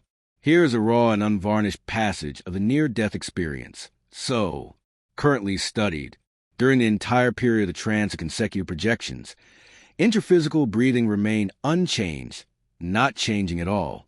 Only the sensations of breathing in the psychosomatic or their reflexes are what varied. I should point out that the feeling of stopping breathing is very pleasant. In intraphysical life, it doesn't seem like it, but natural breathing is a heavy burden that man carries constantly. I think the loss of breathing is what establishes the beginning of the lightness of the psychosome, the beginning of the subsequent euphoria, constituting the fundamental condition for extraphysical levitation, the liberation of the psychosomatic from the totipotent perimeter of the energetic cord, predisposing it to free volition. Everything I describe about the successive detachments is passed within the perimeter of the 4 meters of powerful influence of the energetic cord around the dense body. This gives credence to the idea that the psychosome ceases to have or dispenses with breathing, still, within this area of action of the silver cord, despite being. It is what carries breathing and circulation. Therefore, it is always necessary to know how to tame it too. Master conscious projection, the projector in conscious projection, and the yogis, the ascetics, the shamans, fakirs, bonzes, lamas, Zulu sorcerers, exorcists, and mediums in general, when they go into trance, have many common points that begin with the common denominator of the physiological and natural phenomenon of breathing. If during projection, the projector thinks about breathing, he breathes, but depending on the circumstances, this will provoke the immediate internalization of the psychosoma, especially when close to the soma. The psychosome, strictly speaking, does not need to breathe. Breathing is the main process of feeding only the massive matter of the body of flesh. I have experienced this alternation of externalization and internalization several times, from lead to euphoria, from euphoria to lead. It's like a scale with unequal weights. The euphoria of the psychosoma is on a plate with the whole phenomenon of intimate expansion, with the extraordinary sensation beyond any verbalization. And the lead of the soma is on the other plate, the heavy machine that carries the psychosoma. And the consciousness swings between one plate and the other at the same time. Taste of the determination of the faithful of the will. This is why over time the projector knows so well when it is dreaming and when it is projected, as far as you know the difference existing between the act of sleeping and remaining awake. This is because projection is a continuation of wakefulness, but with the expansion of conscience in every sense. If all men despair if they had just one mild projection, similar to those that occurred tonight, the world will be different. How? Many mistakes would be avoided. How many destinations would undergo changes for the better? Whoever really experiences a single well-conscious projection entity, even from these locations in the immediate vicinity of the soma, will be entirely convinced that he had left the matter of the body, despite any and all antagonistic criticism, wherever it comes from, because conscious projection is proof of the survival of such a nature, definitive for the projector, which makes it impossible for him to have any discussion on the subject, which in that case would become absurd, childish, and boring. However, it is always important to warn that obtaining of a first projection of consciousness with 50% lucidity, extra-physical, forever marks the psyche, inevitably generating certain changes in projector's rhythm of life, constituting a decisive transcendent personal achievement, leading to the review of personal habits and transformations in general living conditions, in religious and social activities, in eating habits, and even in sleeping habits. On a night like this, when conditions are exceptionally favorable, everything seems to go smoothly, so easily spontaneous and natural within projection processes. I didn't notice not even any magnetic pull from the silver cord. It would be a day of better performance, according to predisposition cycles of my psychophysiological biorhythm. On other nights, everything seems difficult and dragging. They manifest unexpected obstacles, seeming like an immense task of Sisyphus. And sometimes you just can't get the projection no matter how much you want and insist. Also, how many factors don't enter into the system, and how many must there still be that we are unaware of? But it is necessary to know more to acquire the habit of projection. The ideal projections are functional ones, similar to these. Today, since there are no intervals of unconsciousness, periods of sleep, dreams, or fainting, syncope, and coma, not even the phase of awakening, on the other hand, they were also not induced by pain, thirst, fear, fasting, exhaustion, drugs, emotional tension, hypnosis, or any artificial techniques, systems, modes, methods, or means. There was only one exit and one entry, one exit and one re-entry of the consciousness, consecutive, smooth, and within the physiological processes, interdependent nature of the two bodies, inherent to human nature. Thus projection is a physiological activity, a common occurrence, as long as there is mental health, and therefore it is open for everyone, and the rudiments of conscious projection are strengthened and expand through frequent psychophysical exercises, or, in other words, continued physiological. It was only in one of the psychosoma roles that I obtained clarity of extra-physical vision for some time, and it was just a matter of starting the process again, of returning to the soma, so that the vision would darken again. This proves that extra-physical visual projection also begins to occur within the perimeter of influence of the silver cord, that is, next to the soma.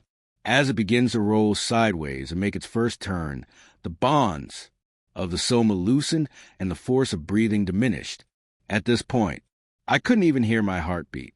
When I completed the psychosoma turn, my breathing disappeared. I left and returned to soma, rolling through the two sides about 4 times in slow motion, just watching with details the extent and depth of sensations. The exit from the psychosoma has its rhythm. It is a ballet. That is, dance, a pleasant ballet. The soma is a powerful and heavy machine. The weight of the soma is 72. Kilo seems much more than it really is, compared to the lightness of the thousandth of 70 grams that they attribute to the psychosoma. Trying to compare, it seems that the psychosoma is a grain of rice completing the exit lap, and the body is a ton of granite in which the grain of rice enters and takes possession in the interior. I also noticed that the psychosoma gives the impression of being reducible. And that re-entry is as if it were an increase in its volume and weight, like a ball that inflates under pressure until it forms a complete human embodiment. Everything reminds us of an ant psychosome and an elephant soma. Out of the soma with perfect control of emotions, I became erect a couple of times inside the enlarged room.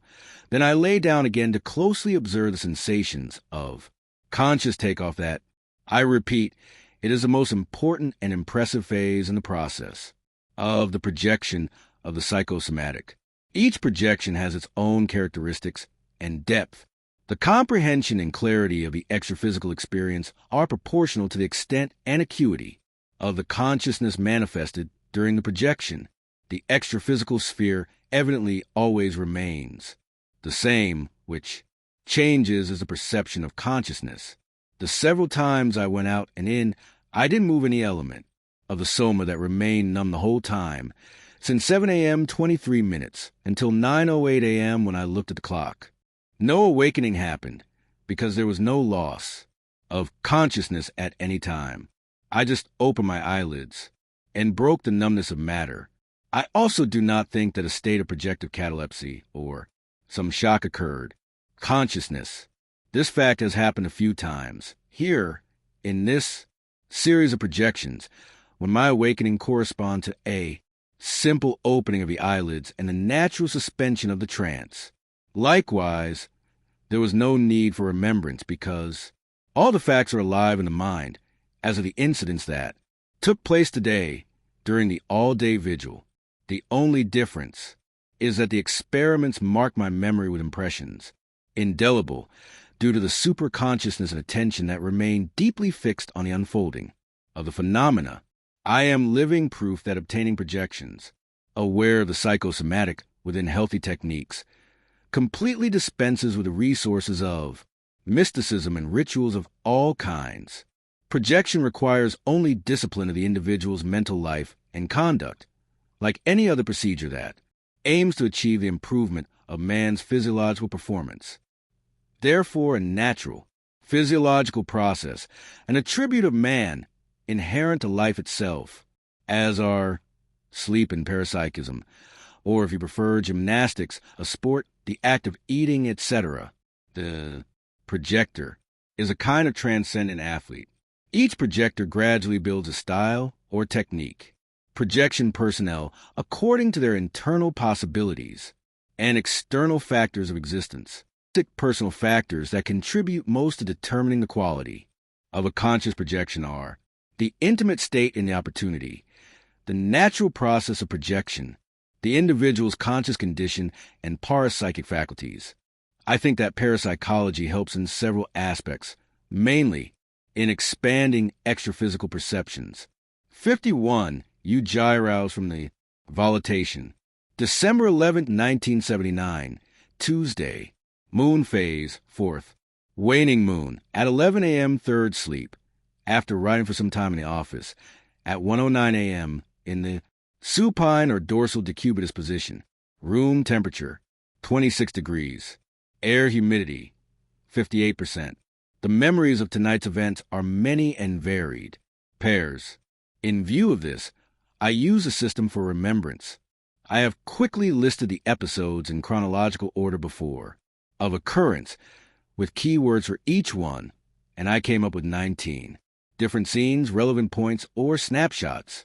Now I will describe them in detail.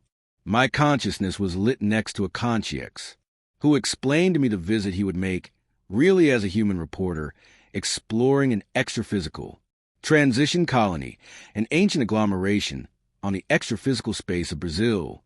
He encouraged me to work, explaining that I had this night a powerful coefficient of energies that would serve as a shield. During the long and distant excursion he had to look for. Remain calm in all circumstances, except in the occurrences.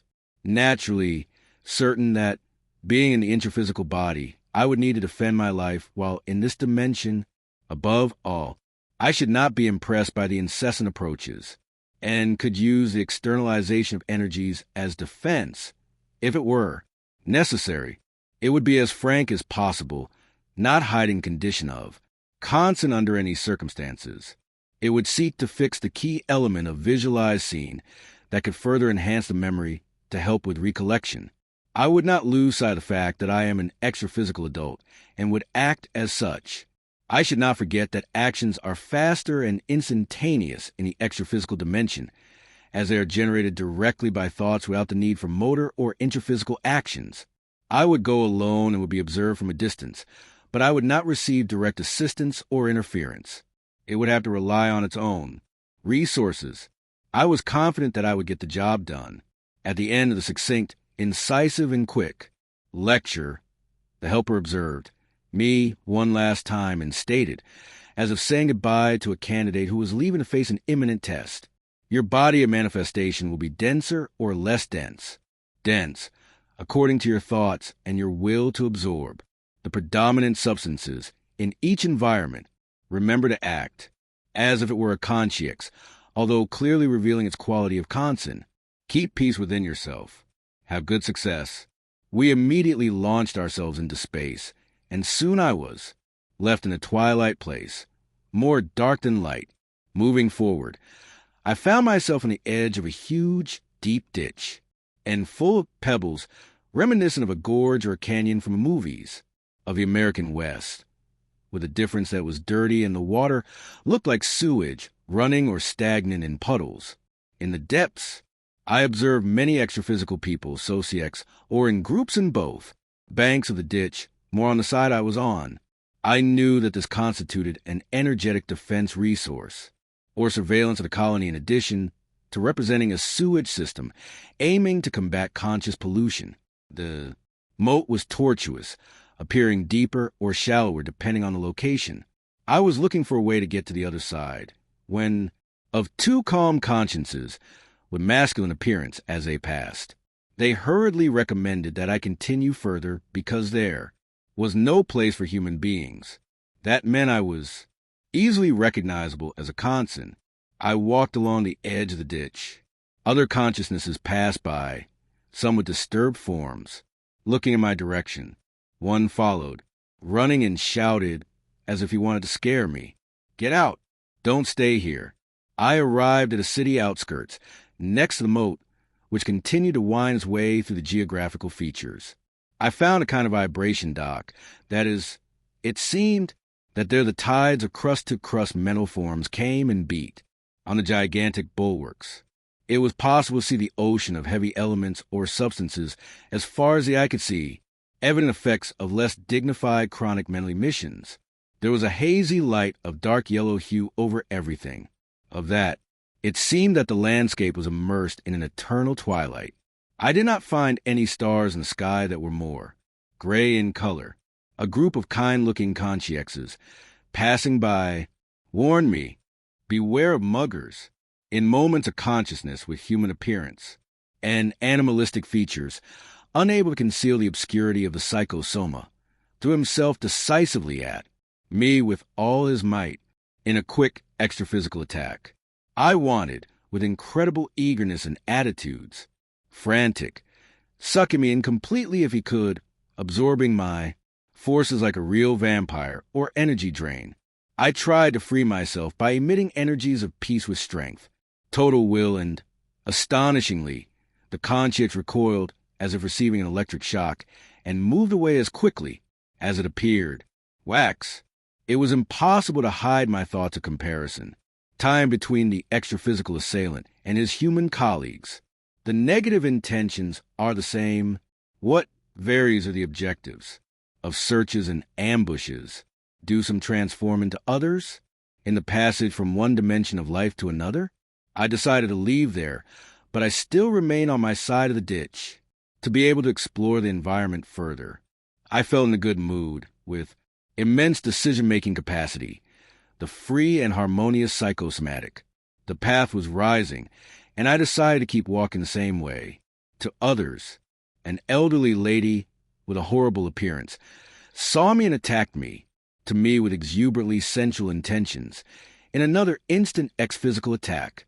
But thanks to the feeling of repulsion that she inspired in her entire appearance and in her overflowing emotions, I felt nothing in return except undisguised disgust and frank revulsion, trying to get rid of her under the eyes of several young consciences who would laugh openly at my troubles.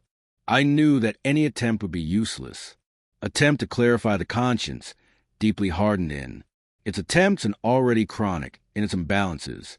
In the dimension, extra-physical, nothing is hidden. The antagonistic feelings, both mine. As for hers, they were obvious, unhidden. After getting rid of the insane extra-physical lady, I decided, passing to the other side through a narrow and seemingly semi-deserted entrance. There were positive and powerful energies in the place. I walked a little and found a park full of people gathered in groups, or doing a kind of footing. Strange that the environment had improved a little, but the appearances of the consciousnesses had changed little. Ram. I cautiously approached a friendly male consciex. Common face, the kind that we seem to have seen somewhere before, and that seemed to emit some light, and I asked what place that was. The mental answer came in echo, as if it were shouted. Does it matter by any chance?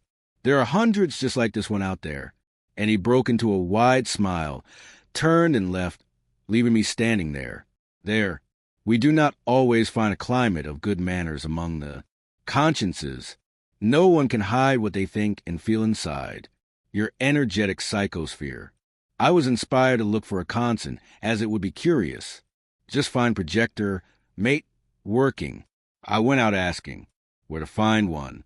I figured there must be one there, because the atmosphere still seemed very attached to the earth. I walked around the groups a bit. Many were shaking their heads, responded negatively to my inquiry. Others just turned away. For my side, the majority remained indifferent. A man passing by joked, laughing and provoking laughter from many passers-by. I am flesh and bones. At least I wish I was. This humor implied that the consciex wanted to access new re-exes, but this is not always a resource available to the inhabitants of that conscious dimension, until a young woman took me by the arm and said incisively, I'll introduce you to someone human. In an instant, right inside the park, he took me to a teenager in her 14th year, dressed in red, all deformed, looking blind, her enormous head altered by hydrocephalus. Her red hair was neatly combed and parted in the middle. She was surrounded by 3 consciexes. I tried to get closer and felt, before asking any questions, that she was removed from the soma by the liberating force of sleep. To confirm, I asked mentally, and she answered me, remaining in the same place, without moving the eyelids, which are barely closed in their also deformed orbits. Yes, I am from Earth. He finished, joking. Everyone looked at each other and smiled. We are companions, friends, brothers. I also started laughing when I identified the verse of the spiritual melody. Song of Christian Joy.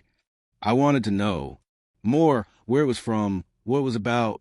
I did, but the concierge cut me off and clarified only. I'm an intern at a nursing home, but I don't whistle there that nothing, I'm half dead. I understood immediately that as a Conson, upon returning to Soma, his conditions were even worse, obscured by the evident ordeal, than the freedom he was enjoying. There, in those moments, with the 3 friends or acquaintances, after thanking her, I said goodbye to her and those around me in a good mood and left the park. I went out onto a street with sidewalks and pavement, as if it were in Earth. Was there any vehicle traveling on that road? I didn't see any. Observing a pair of men, I tried to approach them, but when I got closer, I soon realized that they were so absorbed in themselves, in their intimate worlds, that I gave up. Evidently, they were sick Sikhs, which gave an indication of the mixed population of the colony. Upon arriving at a large square, I witnessed a different spectacle, and shocking. I saw a large group of consciousnesses that joined together, making wave-like movements, as if they were dancing, and they satisfied each other with hugs and kisses with the greatest naturalness possible, resembling a group exchange of energies or donation of vibrations through transfusions by direct contact, in a promiscuity, in my opinion, of very bad taste. The fact produced deep impression of orgy deep inside me. There was a frank sexual connotation in everything here.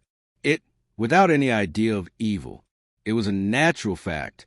How can we understand this within our terrestrial social organization and the current human prejudices? How to make a cosmoethical judgment of these practices that go beyond the understanding of our habits and customs? Would this be a correct use or conscious procedure in that extra-physical district within cosmic morality? Something that reminded me of scenes from today's advanced theater. I left the real humanoid living wave that was circulating, combing through the entire square. I left there and entered a long road full of curves with simple houses on both sides, like distinct outskirts of city in the Brazilian interior. The environment was cleaner than the others. You can ask me, were the others dirty with what? I don't know, but I felt and saw the dirt that existed. There were gentle slopes and many rounded curves in the buildings, constructions in the places where there should be corners when the side streets began. Funny, it was the first time I had seen streets dividing blocks without corners. All the blocks were rounded data, without angles, the bluish or purple hues of most of the houses, many of which were semi-detached and, some with flower beds, remained unforgettable in my memory.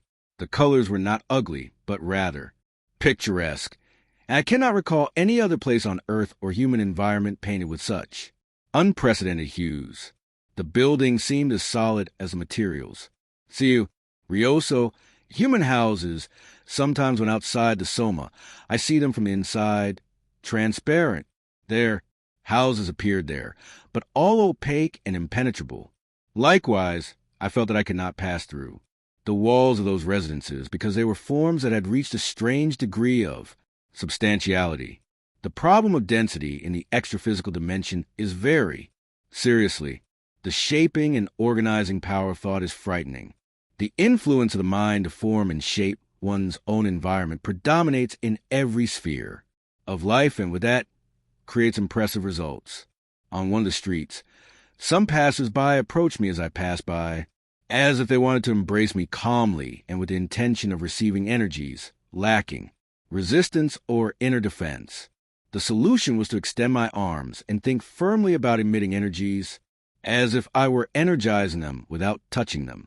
I did this with 4 groups of 2 and 3 consciexes at a time. They already knew that any constant could give them the strength they needed in those circumstances, without any sense of addiction. A little further on, I examined a public place with bleachers, as if they were made of cement, and I immediately realized that the extra-physical people, they were meeting to improve and harmonize their thoughts together. They seemed to be convalescents from the liberating process of the first death. Many were concentrated, Others were just reflecting. Some looked, absorbed ahead as if they saw nothing. Near the stands, I saw a kind of gym with immense grids, which somewhat resembled scaffolding or platforms, those metal structures used to paint buildings, but disproportionately high. I was about to ask someone what they were for when examining more closely the consciexes climbing inside the grid frames. I understood in an instant what was happening and their purpose. The consciexes were exercising volition. They were climbing from inside the platforms of the power of thought and leaned on the crossbars when they felt tired, taking breaks to rest. The environment there really wasn't the best for volition.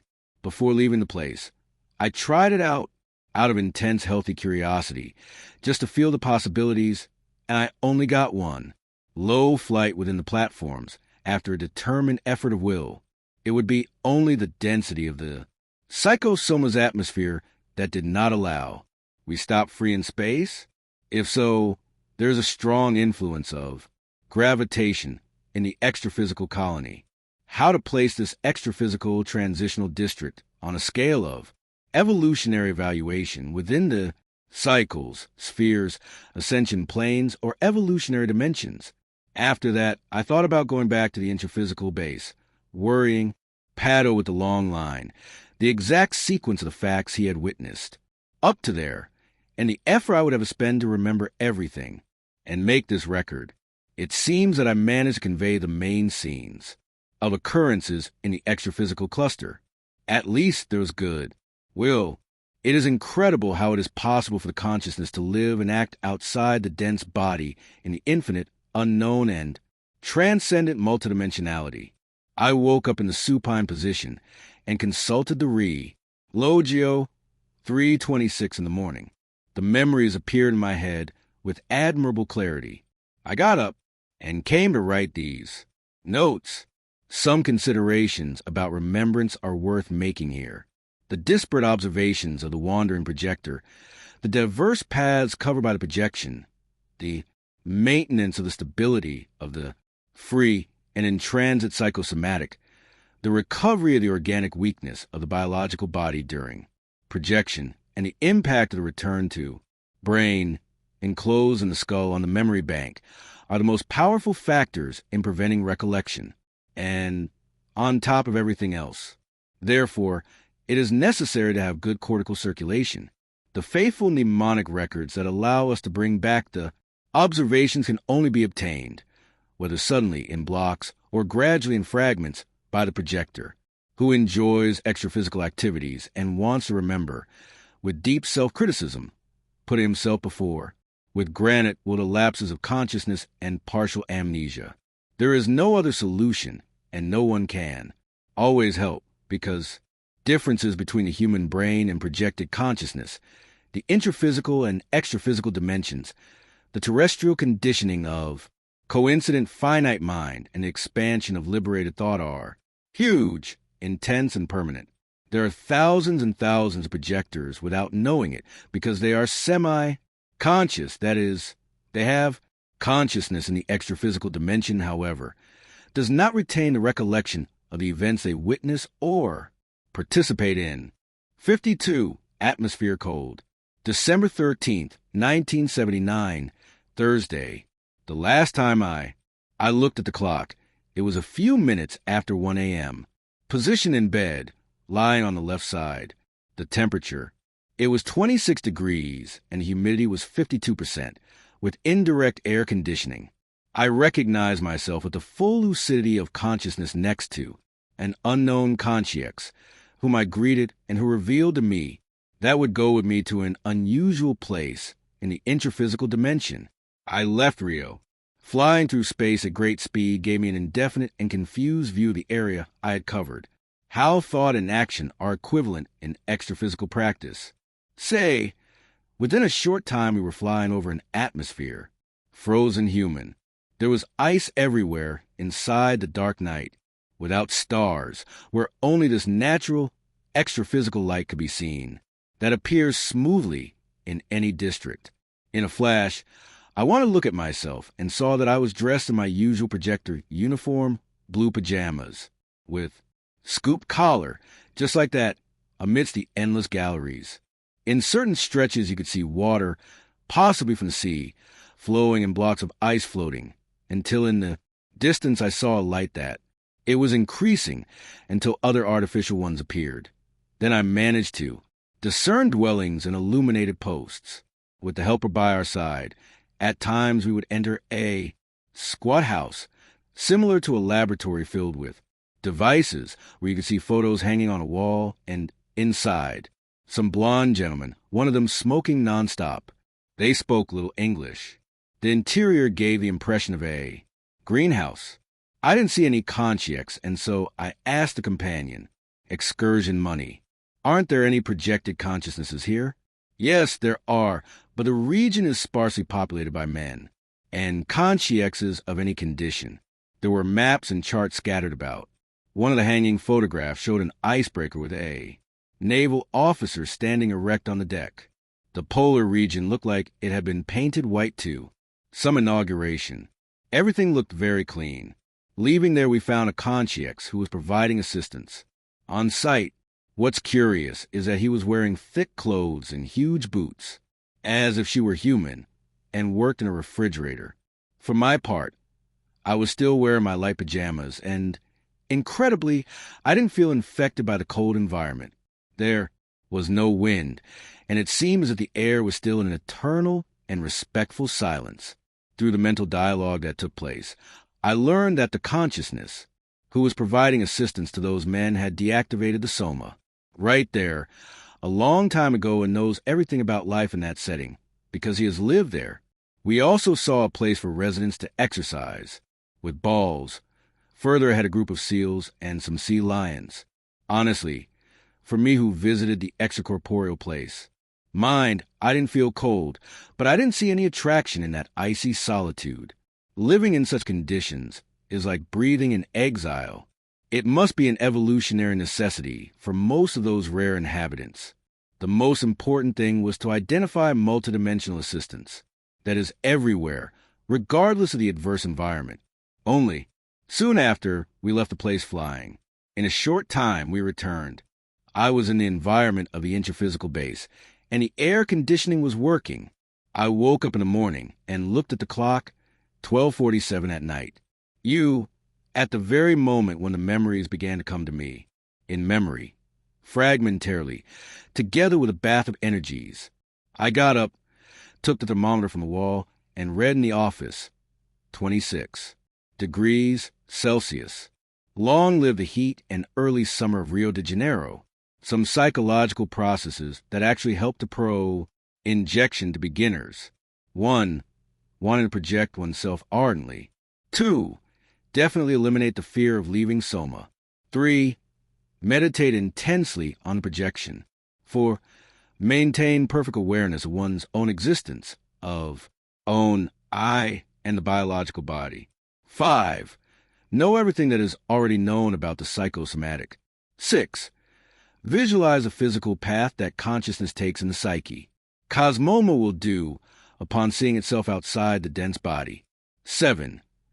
Create the habit of thinking about the projection in the period before. To sleep. 8. Read about projection before going to sleep. 9. Want to dream about a projection. 10. Saturate the mind with the idea of conscious projection. 53. Flying for the sky. December 14th, 1979, Friday. Third sleep at 11 hours and 4 minutes at night. Room temperature, 26 degrees. Humidity, 50%. I lay down on my left side without any blankets. Above, indirect air conditioning was operating in the office. My reminiscences begin when I found myself alone, infinitely free in the middle of space. My interpretative process of reasoning and intelligence was acute with enormous self-critical potential. I did not perceive any incongruity, incoherence, or anachronism in the circumstances. I knew indisputably that was projected. How had it gotten there? What had happened? I don't know. 0. I looked up, saw the moon clearer and bigger ahead, and I felt the urge to fly in its direction. I began to cross space toward that star with incredible speed. I felt the earth getting smaller behind me. I could see some stars. I looked back and felt so alone, isolated in space, immense, that I decided to return immediately, giving up the pre-selected route. The target idea of reaching the moon. I was sure that, if I wanted to, I would be there in no time. Returning at great speed, I was breaking some clouds, like a plane descending looking for a field of makeshift landing. I came out on top of several buildings and structures. One of them, lower, had battlements. I went down, further, and saw that it was the highest tower of a castle. It was deserted up there at night, appeared deep and calm. Scattered lights of city. I was in Brazil. From there, I passed over the roofs of several buildings, and then I went down to one of the streets. The unusual place was pleasant to me, looking like a well-built and clean peeper. There was calm on the public road in the middle of the night. Few cars. Roses walked along the pavement in certain cobbled sections. In one or another ground floor house, there was light near the triangular square. Gathered 6 parked taxis.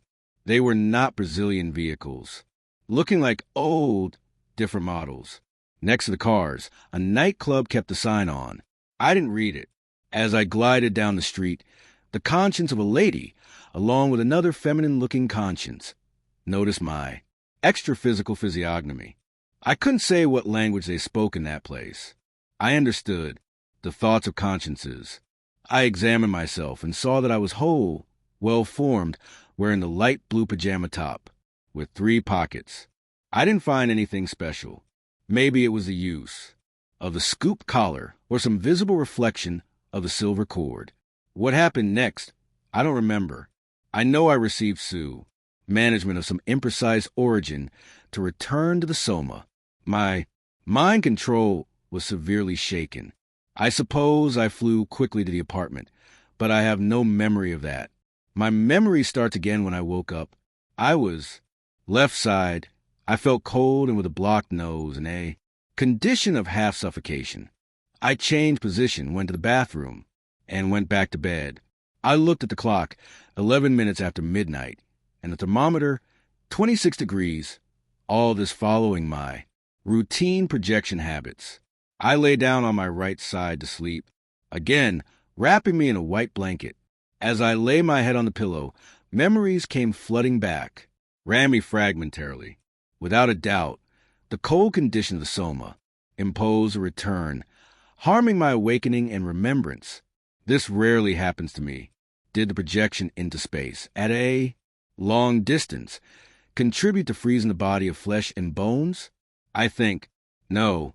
The maximum temperature this Friday was the highest of the spring, 39.5 degrees Celsius. This was a typical case of delayed recall, which is an exception within common mnemonic processes.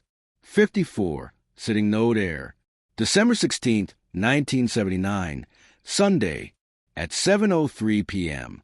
The energy exteriorization exercises began. A helper energized me in the area of the solar plexus, umbilical chakra. To this, with respect, I would like to clarify that intestinal constipation, with the consequent organic intoxication, represents a serious obstacle in the process of conscious projection, hindering the circulation of energies below the diaphragm or in the man-animal area, especially in the splenic chakra and umbilical chakra, and the release of the psychosomatic in the solar plexus area. In addition, above, the diaphragm, or area of the conscious man, impairs mental concentration by increased salivation and leave the psychosomatic feeling restless. To achieve numbness of the soma, in the hypnagogic phase, in the prodromes of sleep, constipation. Intestinal predisposes to the emergence of intraphysical repercussions due to sudden interiorization of an extraphysical leg or arm, when the consciousness, in the unruly psychosomatic, like a fiery horseman ready to gallop along the track, it is outside the coincidence only, partly because it is held by the reins of the solar plexus.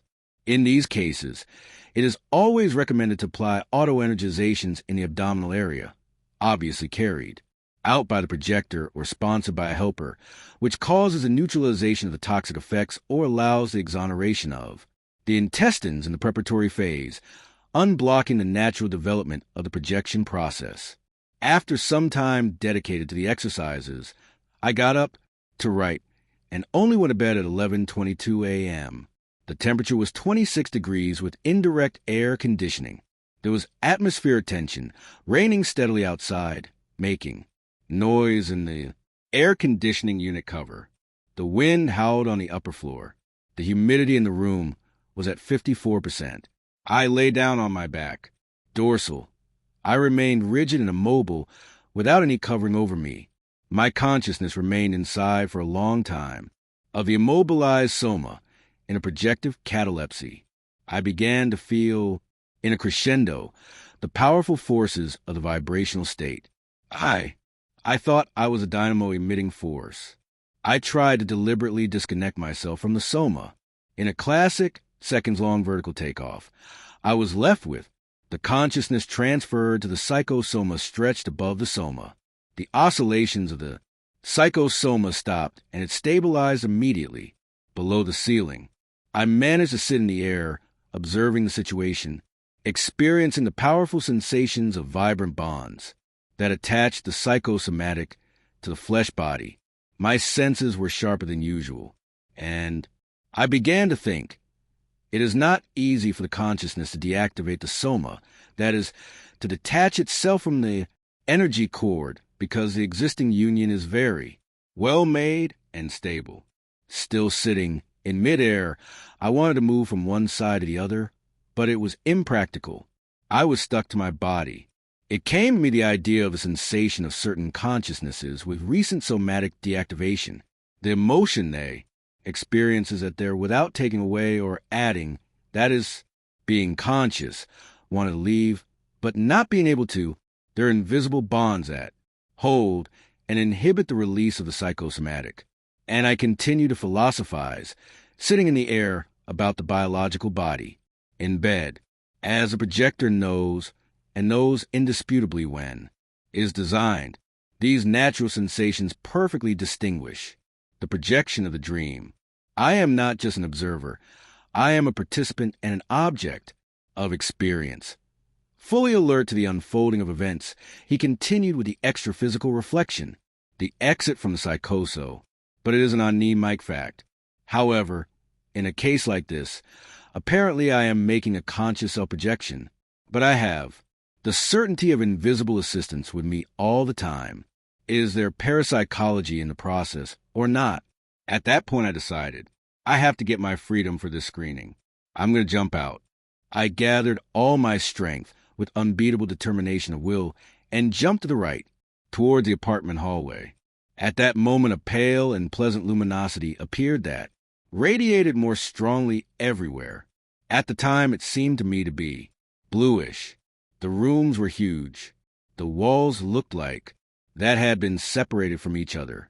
I didn't see any conscience, but I was still aware of being there, being assisted by intangible escort. I also did not observe in the corridor the volume that I had seen about 2 months ago, chapter 32. I got to my son's room, and then went back to some with the intention of training the conservation of consciousness with continuous vigilance, the most difficult thing to obtain in projection experiences. I laid down in the physical body, was absorbed by it, experienced. I gradually felt the organic sensations. I opened my eyelids and broke the numbness, with consciousness following all the time, without hiatus. I looked at the clock. 24 minutes after midnight, already in the Monday. The rain continued loudly outside. 55. Eucalyptoscopes of the Wishes. December 17th, 1979, Monday. Temperature, 26 degrees. Humidity, 62%. I lay down supine at 7:12 p.m. after listening to some instructions from transmitter. Through a psychophonic monologue, I felt perfectly the numbness of the soma and a right hand. Invisible pressing on my forehead. A pressure came on the base of my skull, and I remember nothing more. From the wake, my extra-physical reminiscences begin when I entered in an extra-physical organization, a vast hall with higher floors, and lower, with more than 500 children between 2 and 13 years old.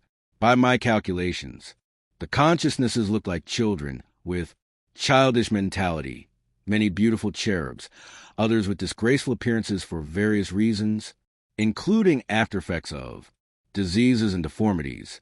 The facilities resembled an indoor playground, too, with very high ceilings, where, without a doubt, the atmosphere was better than the average for the many inhabitants. In general, the little ones behaved more quietly, without mischief, everyone contemplating what was happening, each moment over their heads, that is, above, in the airspace of the environment.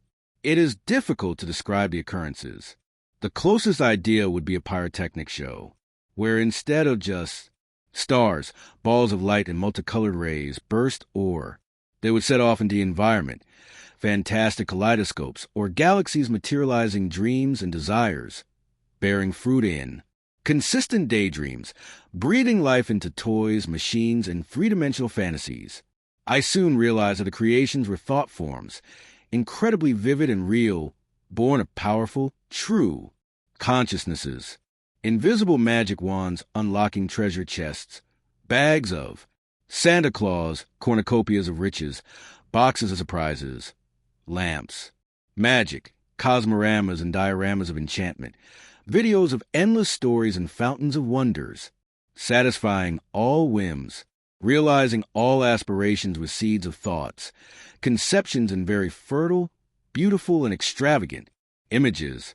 I witnessed the greatest proof of the capacity of consciousness to externalize forces capable of modeling plastically in space, the figures produced in your imagination through substances, extra-physical, behind, invisible.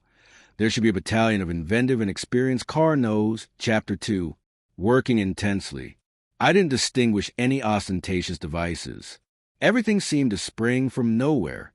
At this point in my corner, I was thinking about how the extra world, vast, complicated, and extensive, it presents infinite possibility for exploration and is still waiting for its Columbus's, explorers, and researchers to fully reveal itself. The kind of fortifying injection into the imagination of the spectators. Little pains expanded their intelligence towards conscious maturation. Toys rained down on the little ones, filled with GRA, CA melodies, dances, plots, affection and love in their forms and in their movements, and disappeared before touching their heads, if any little one became interested. And at that very moment he received the materialization of his preferences in his hands. The apparent nothingness showed itself capable of creating everything. It was as if there were parks in the institution's entire space. Amusement parks, horse circuses, toy fountains, orchards of Christmas trees, imaginative projectors, 1,001 inventions and paraphernalia of everything that the airy consciousness has already conceived and formed. Everything throbbing with life, light, animation, dimensions, and beauty, being born, and spiraling in an incessant emergence. The result of all this was an overwhelming fascination, pressing of the extra-physical children, and therein lay the secret of their apparent tranquility. The show was calming due to its grandeur and magnitude through the exacerbation of imagination in the silence of the intimate. The children, in a short time, were each with their own fruits of their choice, as if they had received prizes and trophies. It is curious that the most advanced stories appeared told in full space. I witnessed beautiful rains with clouds of colors, vehicles, buildings of all types, and an endless string of narratives that continue to parade one after the other, harmonic, captivating, exciting, wonderful, in multiple coexisting and interpenetrating scenarios and montages. I find it difficult to describe what I saw tonight. I just reread what I have written so far, and I found it all crude, raw, and poor before the reality of the multifaceted and magnificent spectacle that I witnessed. What else can I do with words? I would also like to record some snapshots. Many dark-haired boys were practically translucent from so much light. One of the children in better condition watched other younger ones with a disturbed appearance. I noticed that most of the consciousnesses in that stage of childlike human appearance did not fly. Outside that kind of covered stadium, there were beautiful gardens. From what I have gathered, the recovery of the mentality of the con-seeks is in that. Organization seems to be quite fast, however not. I think everyone goes straight back to being adults. Many follow. For the Seriexes, in the middle of the path of extra-physical growth, the extra-physical atmosphere was deeply pleasant. I thought there were more sounds. There in the mental transmissions and in the ordinarily outside the soma. Perhaps that is the extra-physical place, where I heard the greatest sound load. I remember that I left there flying with undisguised joy. Gria, but I don't remember arriving at the apartment. I woke up in the numb soma, seeming to have the joints. Dehydrated relationships at 8:43 p.m. 56. The proof due mental soma. December 19th, 1979, Wednesday. I lay down on my back, in bed, at 3:53 in the morning after writing for some time. Office weather. Temperature, 25 degrees. Humidity, 72%. Moon, new, at 5 hours and 24 minutes. With alert consciousness, with attention, comparison, and judgment, critically capable of all psychic operations, I experienced a vibrational state and firmly decided to leave the soma vertically. After some time, I noticed the exit of consciousness to, above, over the interphysical head. The psychosome was still inside the organic form. I knew it and felt it, and that illumination happened. That did not come from anywhere visible, bathing the environment, where my powers of visual perception appeared enormously increased. Trying to maintain my role as an impersonal observer, I examined the wall opposite the bed, from the foot side, which seemed further away and higher. The light did not allow me to see the 3 posters on the wall, which I thought were obscured or diluted in the brightness. The extra-physical illumination seemed more intense and reverberating. I mentally noted, I am conscious and seeing everything without being completely embodied above and behind of myself. I am a consciousness alone, separate from everything, incorporeal and alive. And it was then that I became aware of the extent of reality, saying to myself, here is proof of the possibilities and existence of mental soma that moves by itself. I am indeed an incorporeal I. I am alone in the mental soma, with the mobile consciousness within. From my room, I had long nurtured this target idea, to experience existence, isolated from walking consciousness, acting lucidly, without the rest of the psychosomatic. He continued to look at the wall, seeing the head, torso, arms and legs stretched out, rigid, shining brightly in the left side of the double bed. When I saw my arm come out, extra-physical right arm, like a flash suggesting phosphorescence, trembling and oscillating upwards, and immediately afterwards, the left arm rose in the same conditions. The oscillations continued until the of his hands vibrated and trembled like candle flames.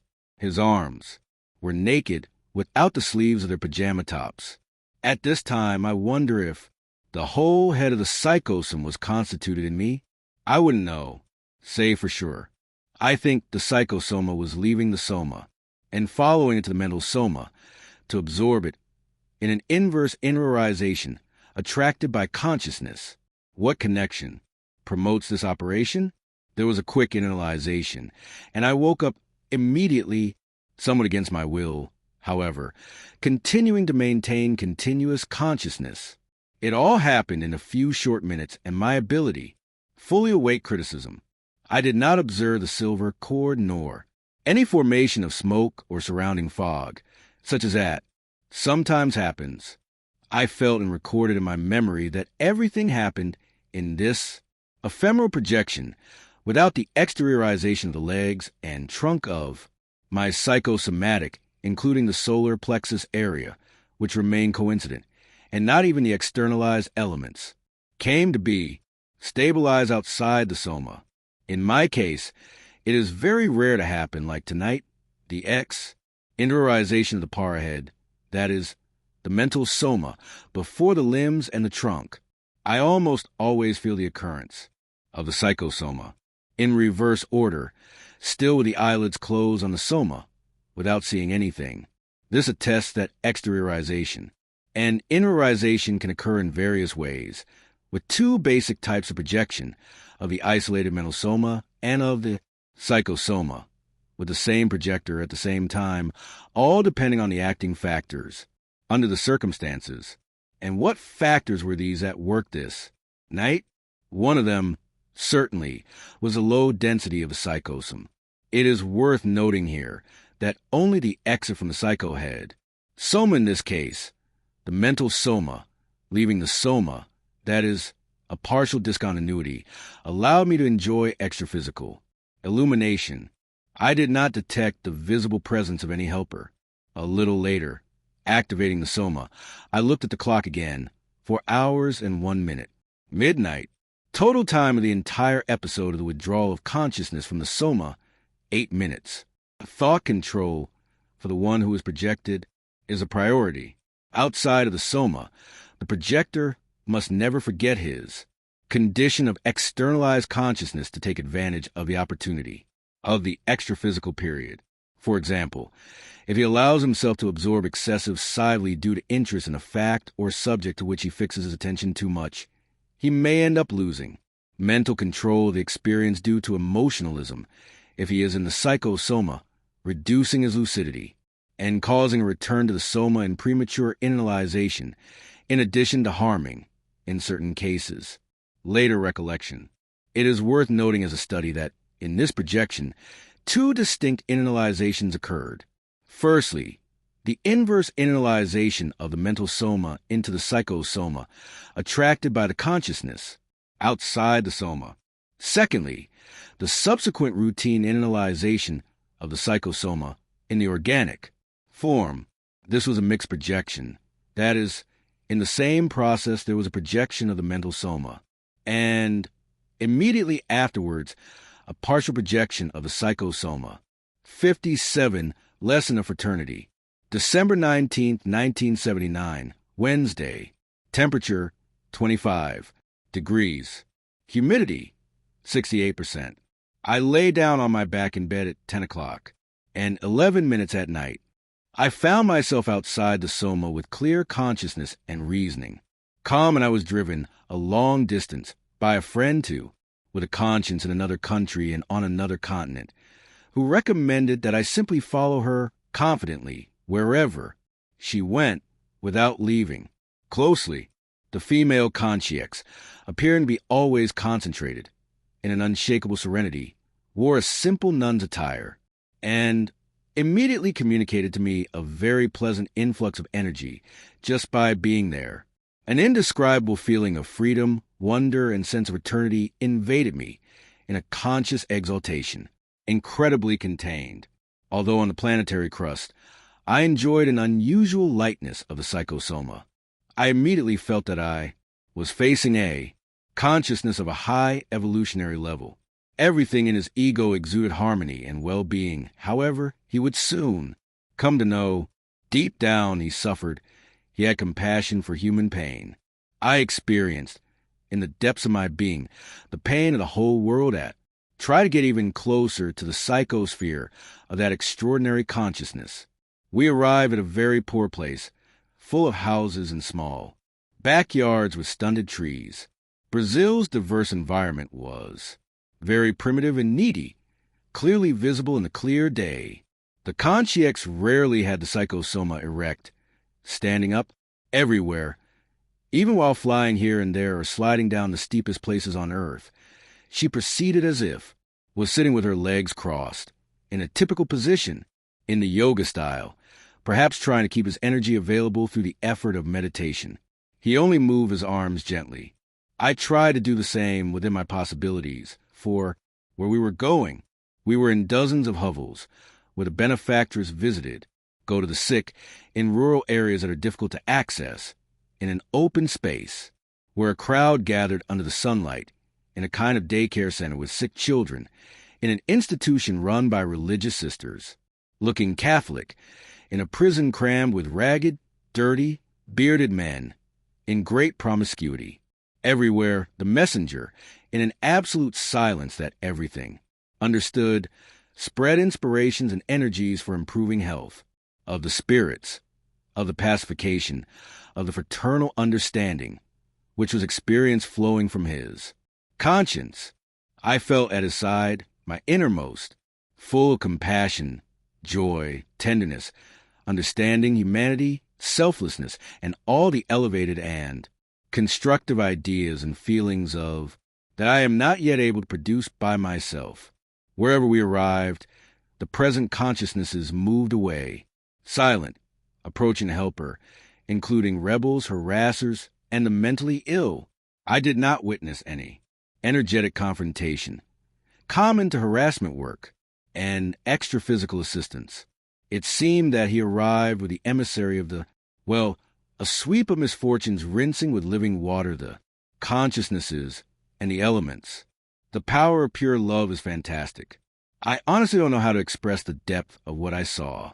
I won during the excursion with this helper, a true trajectory of light and peace. I am intrigued by the fact that he didn't ask anything. He just helped.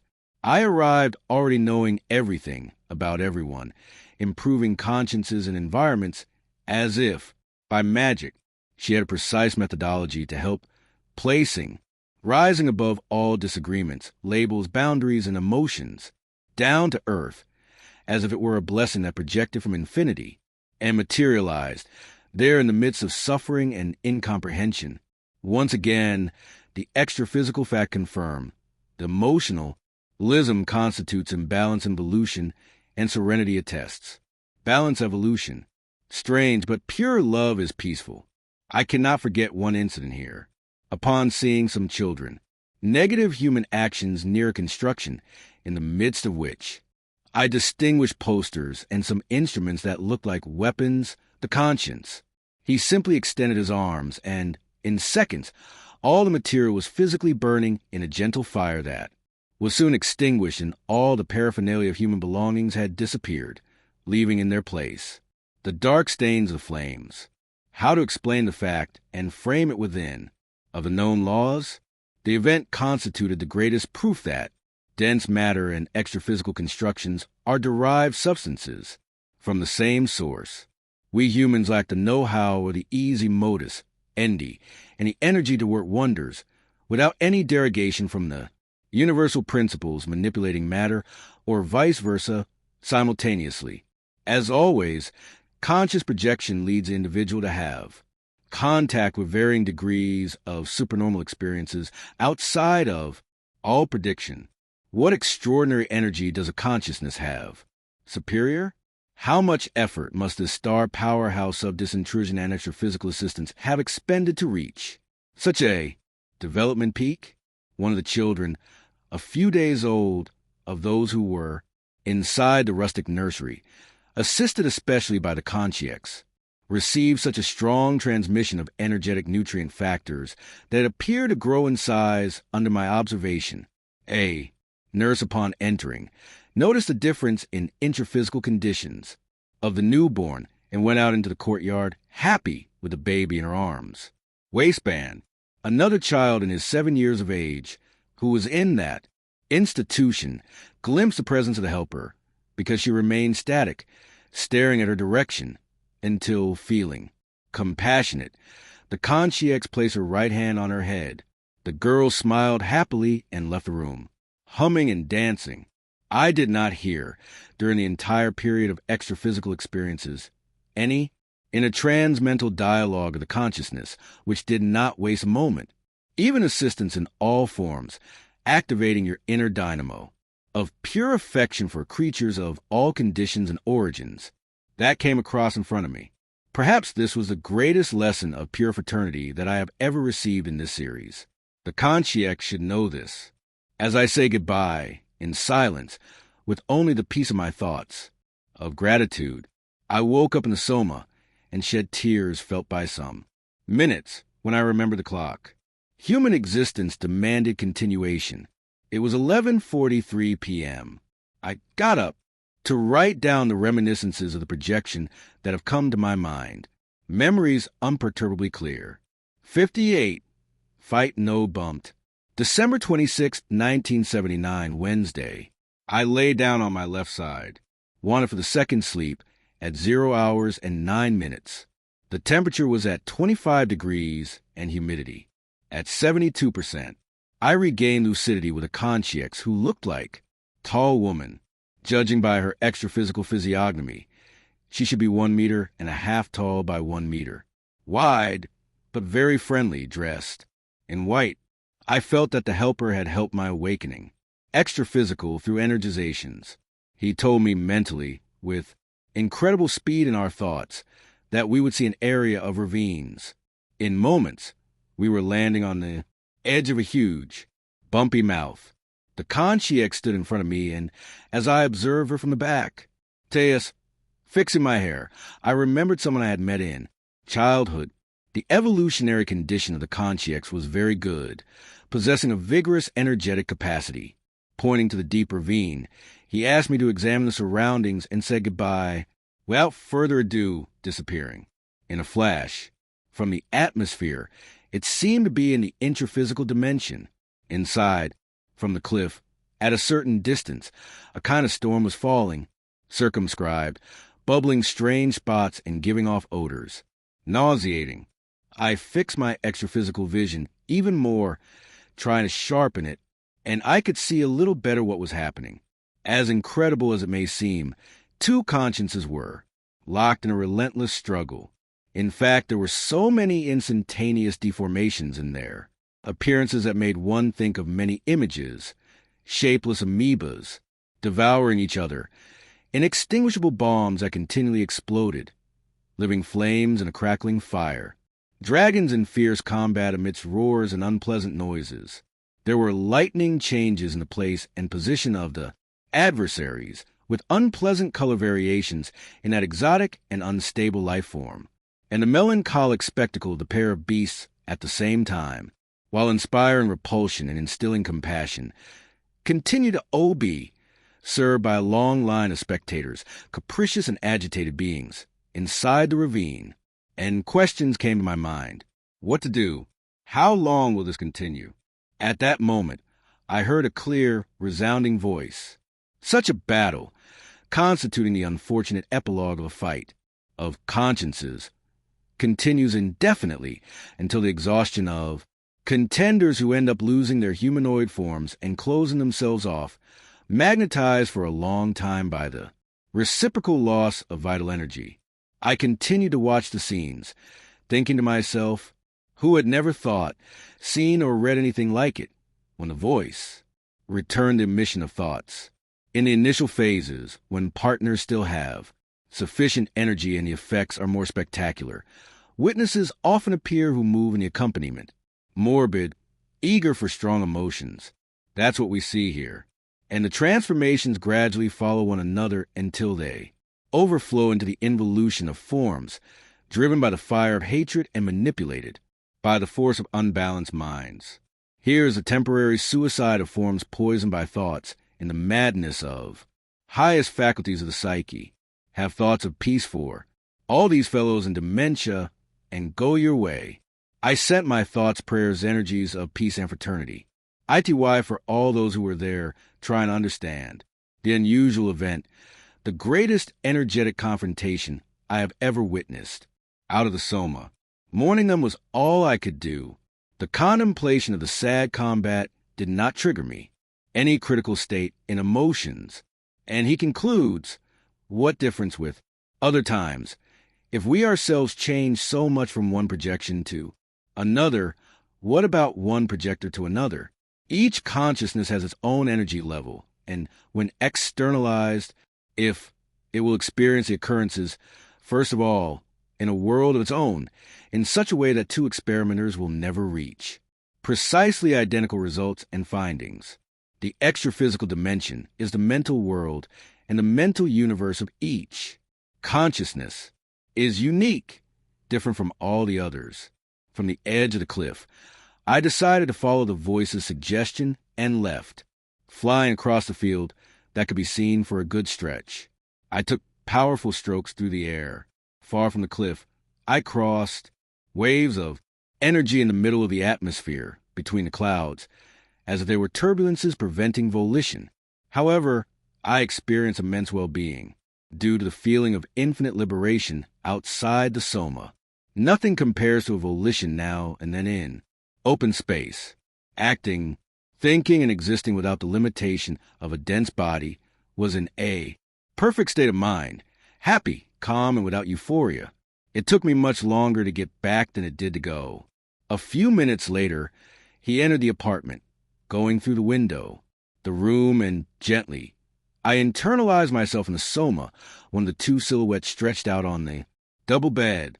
The psychosoma had moved on the same axis as the soma, from the back to the front.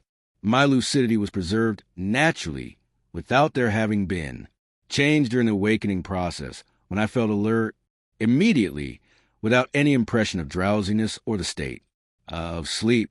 He had returned from the projection with a more active consciousness. The clock read 0 hours and 42 minutes. It was starting to rain outside.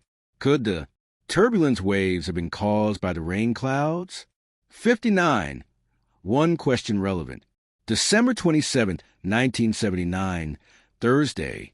I lay down on my right side for my second sleep at 0 hours and 3 minutes. The gentle rain made noise at the window. Temperature, 25 degrees. Humidity, 72%.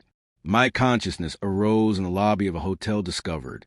Acquaintance, looking at the flowers in the internal garden. Inside the building, I didn't see any helpers. Did anyone at the hotel help? The images were admirably clear to me. The guests were walking in and out. I wanted to leave the place to explore outside. I had not prepared, evidently, any theme of study. To leave the hall, I took a running start and threw myself towards a tall stained glass window. Quickly breaking through it and reaching the sky, I started flying past many little birds, singing, and with paraperception, I thought to myself, it's not raining here. The day is beautiful. It must be some 5 or 6 o'clock in the morning. I quickly concluded that I was not in Brazil in view of the discrepancies, obvious gaps in terms of time. No longer a prisoner of my own body, I felt a sensation of prodigy as I passed through walls, flew through space, used and appreciated the expanded powers of projected consciousness. And I affirm, convinced with extreme will, I need to control my thoughts, because I haven't yet. I wish to return. Mentally, I was advising myself because sometimes it is very difficult to completely master thoughts. During projection, I continued flying through the blue sky when I saw it kind of far below, and ecstatic, I could not repress the exclamation. How beautiful! The colors, the plants, an irrigation channel, the fences, the confluent translations, everything in the bucolic landscape looked like a postcard chosen from 1,000. I flew over the farm and, leaving aside the adventurous spirit, R.O., in favor of the sincere interest of the investigator, I decided to go down to examine the buildings among the trees. I saw a huge cow with rounded natural spots. The funny thing is that the cow looks emit light out of the skin of the entire body, while ruminating inside the very clean construction. Nearby, I discovered a tall, beautiful horse, somewhat brownish in color, and as I approached it, it saw me and raised its snout, raising its head. I came closer, I thought, as if speaking affectionately, passing my right hand over its head, feeling its warmth, and the animal calmed down, satisfied. For now, I was a man of flesh and bones like any other. I still took a look around the scene and decided to go back to apartment. Finding myself in the soma, I opened my eyelids, consulted the clock, 15 minutes to 1 hour. The rain continued in the same way. I got up to make this record with the full memory of the events and the joy of someone who had had a good and quick trip abroad. The factors that most influence the quality of the projection are thoughts immediately prior to takeoff, the conditions of the biological body, and emotions in the extraphysical dimension.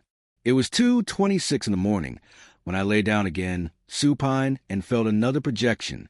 There was something, like an iron helmet covering my ears and my entire skull. I felt like I was outside the soma, but I couldn't see clearly. I thought firmly about seeing, and a soft light appeared everywhere. I was more conscious than in my previous waking state, inside a huge hall with many people.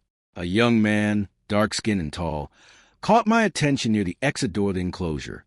I approached, saw that I knew him, greeted him, and asked him mentally, "Do you remember me?" "Yes." There in the center. "Have you been dead for a long time?" I started laughing and answered the extremely unusual question in a rush. "Not me. I'm alive. I'm a conscience. I, live in Rio. I am projected. The conscience of the boy, an old acquaintance from Uberaba." I looked at his eyes, which seemed to radiate light, and I took the opportunity to add, "Don't you think it's amazing? I'm going to go back to my body and remember all that."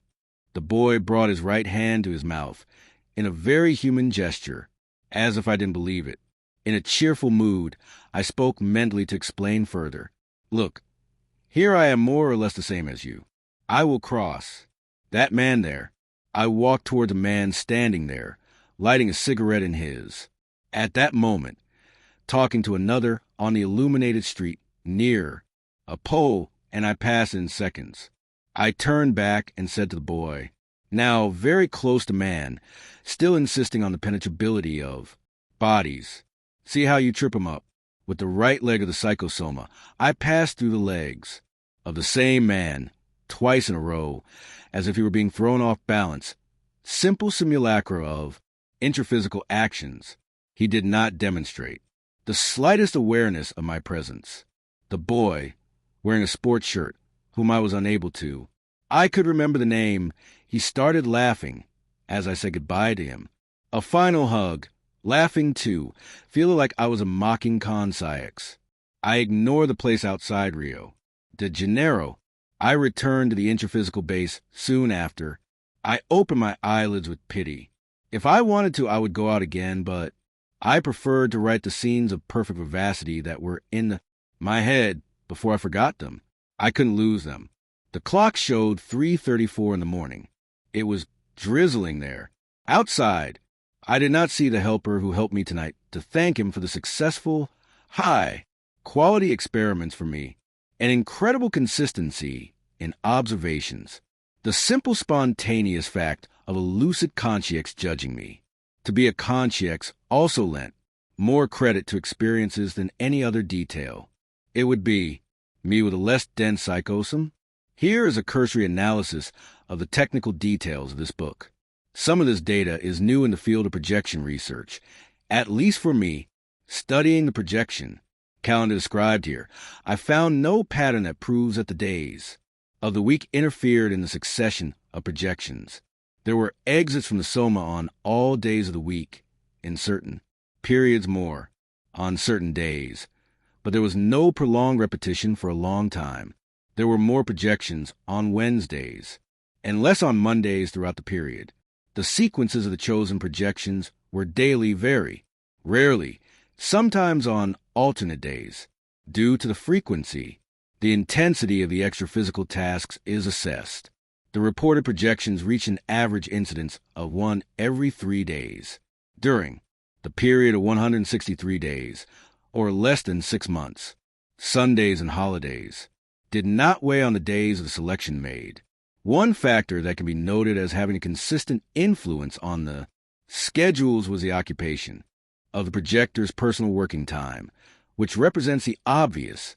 The consecutive projections took place on several days of the week without anything special. In certain months, they stopped occurring.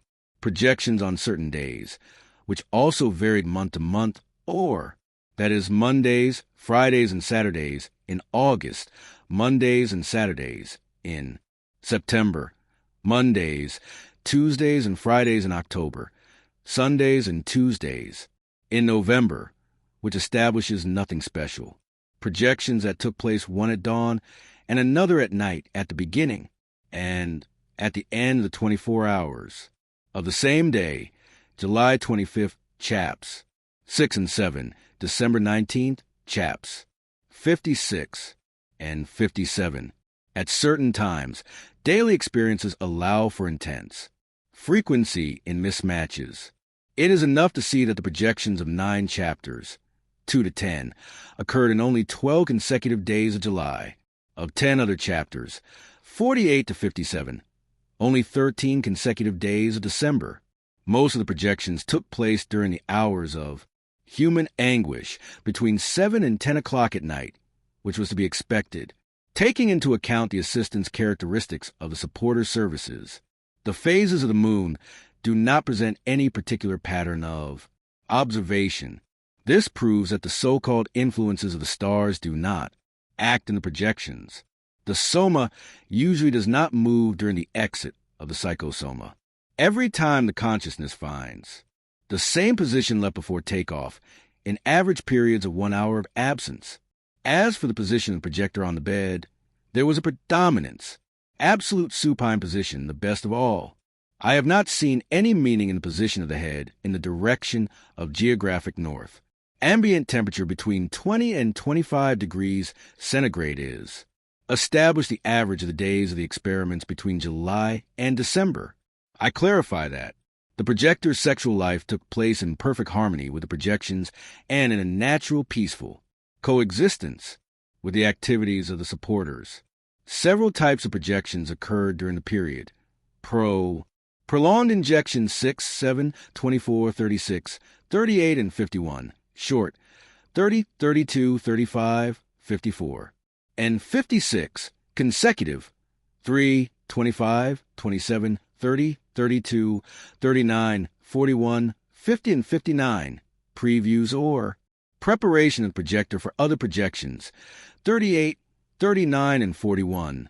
Partial, 23, 32, 50, and 56. Self-projections, discoincidences voluntarily induced by the projector, 23, 30, 31, 45, and 50. Projections born from the expanded vision of the psychosoma, 8 and 31, within the radius of 4 meters. Distance from the soma, under the intensive influence of the silver cord, 20, 32, and 35. Local recurrence, 31, commanded by the consciexes, 32, 41, and 47. Projections disintrusion, 15, 27, and 44. Daytime projection or in daylight, 42. At night, most of the experiences described. 3 projections were also made in mental soma, chapters 19, 56, and 60. In the general analysis of projections, it is observed that there are extra-physical dimensions, planes, spheres, or districts of different natures, depending on the energy density of the environment and the conditions of the psychosomatic of those who live there. There are extra-physical places, interpenetrated with the Earth's crust, Chapter 20. Colonies where one cannot easily fly, Chapter 1251. Areas, terrestrials of unimpeded flight, CH 17, 21, and others. The dimensions without form and time, CH 60.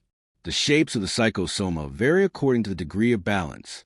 Spirit of mind and strength of will, CH 1, 3, 20, 22, 29, 30, 51, 60, and others. Mind-to-mind communication was done freely, without problems, chapters 3, 9, 18, and others, and with problems of understanding chapter 24. From this we see that there are consciences in worse conditions in the condition of consciexes than if they were in the intraphysical, which greatly values the stage of the seriexis, just as there are atmospheres that extrapolate the possibilities of understanding of our finite mind when enclosed in the human brain. Node. All these observations lead to a general conclusion. The ego expresses itself through its thoughts.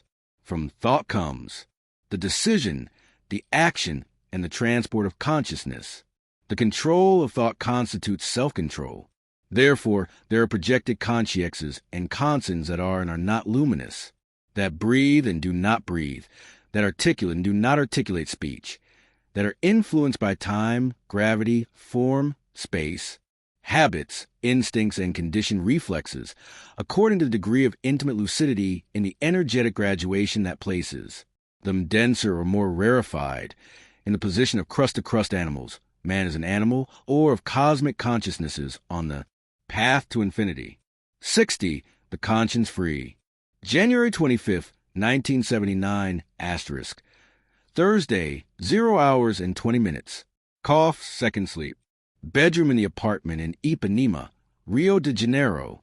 I went to bed, lying on my left side, apparently like any other night, with some intraphysical fatigue. At 11:15 p.m., there were no externalization exercises, energies, and I didn't even remember the takeoff. Consciousness was born to me outside the soma in an evolved extraphysical district, in the splendor of beauty, transcending the usual places in the vicinity of the Earth's crust.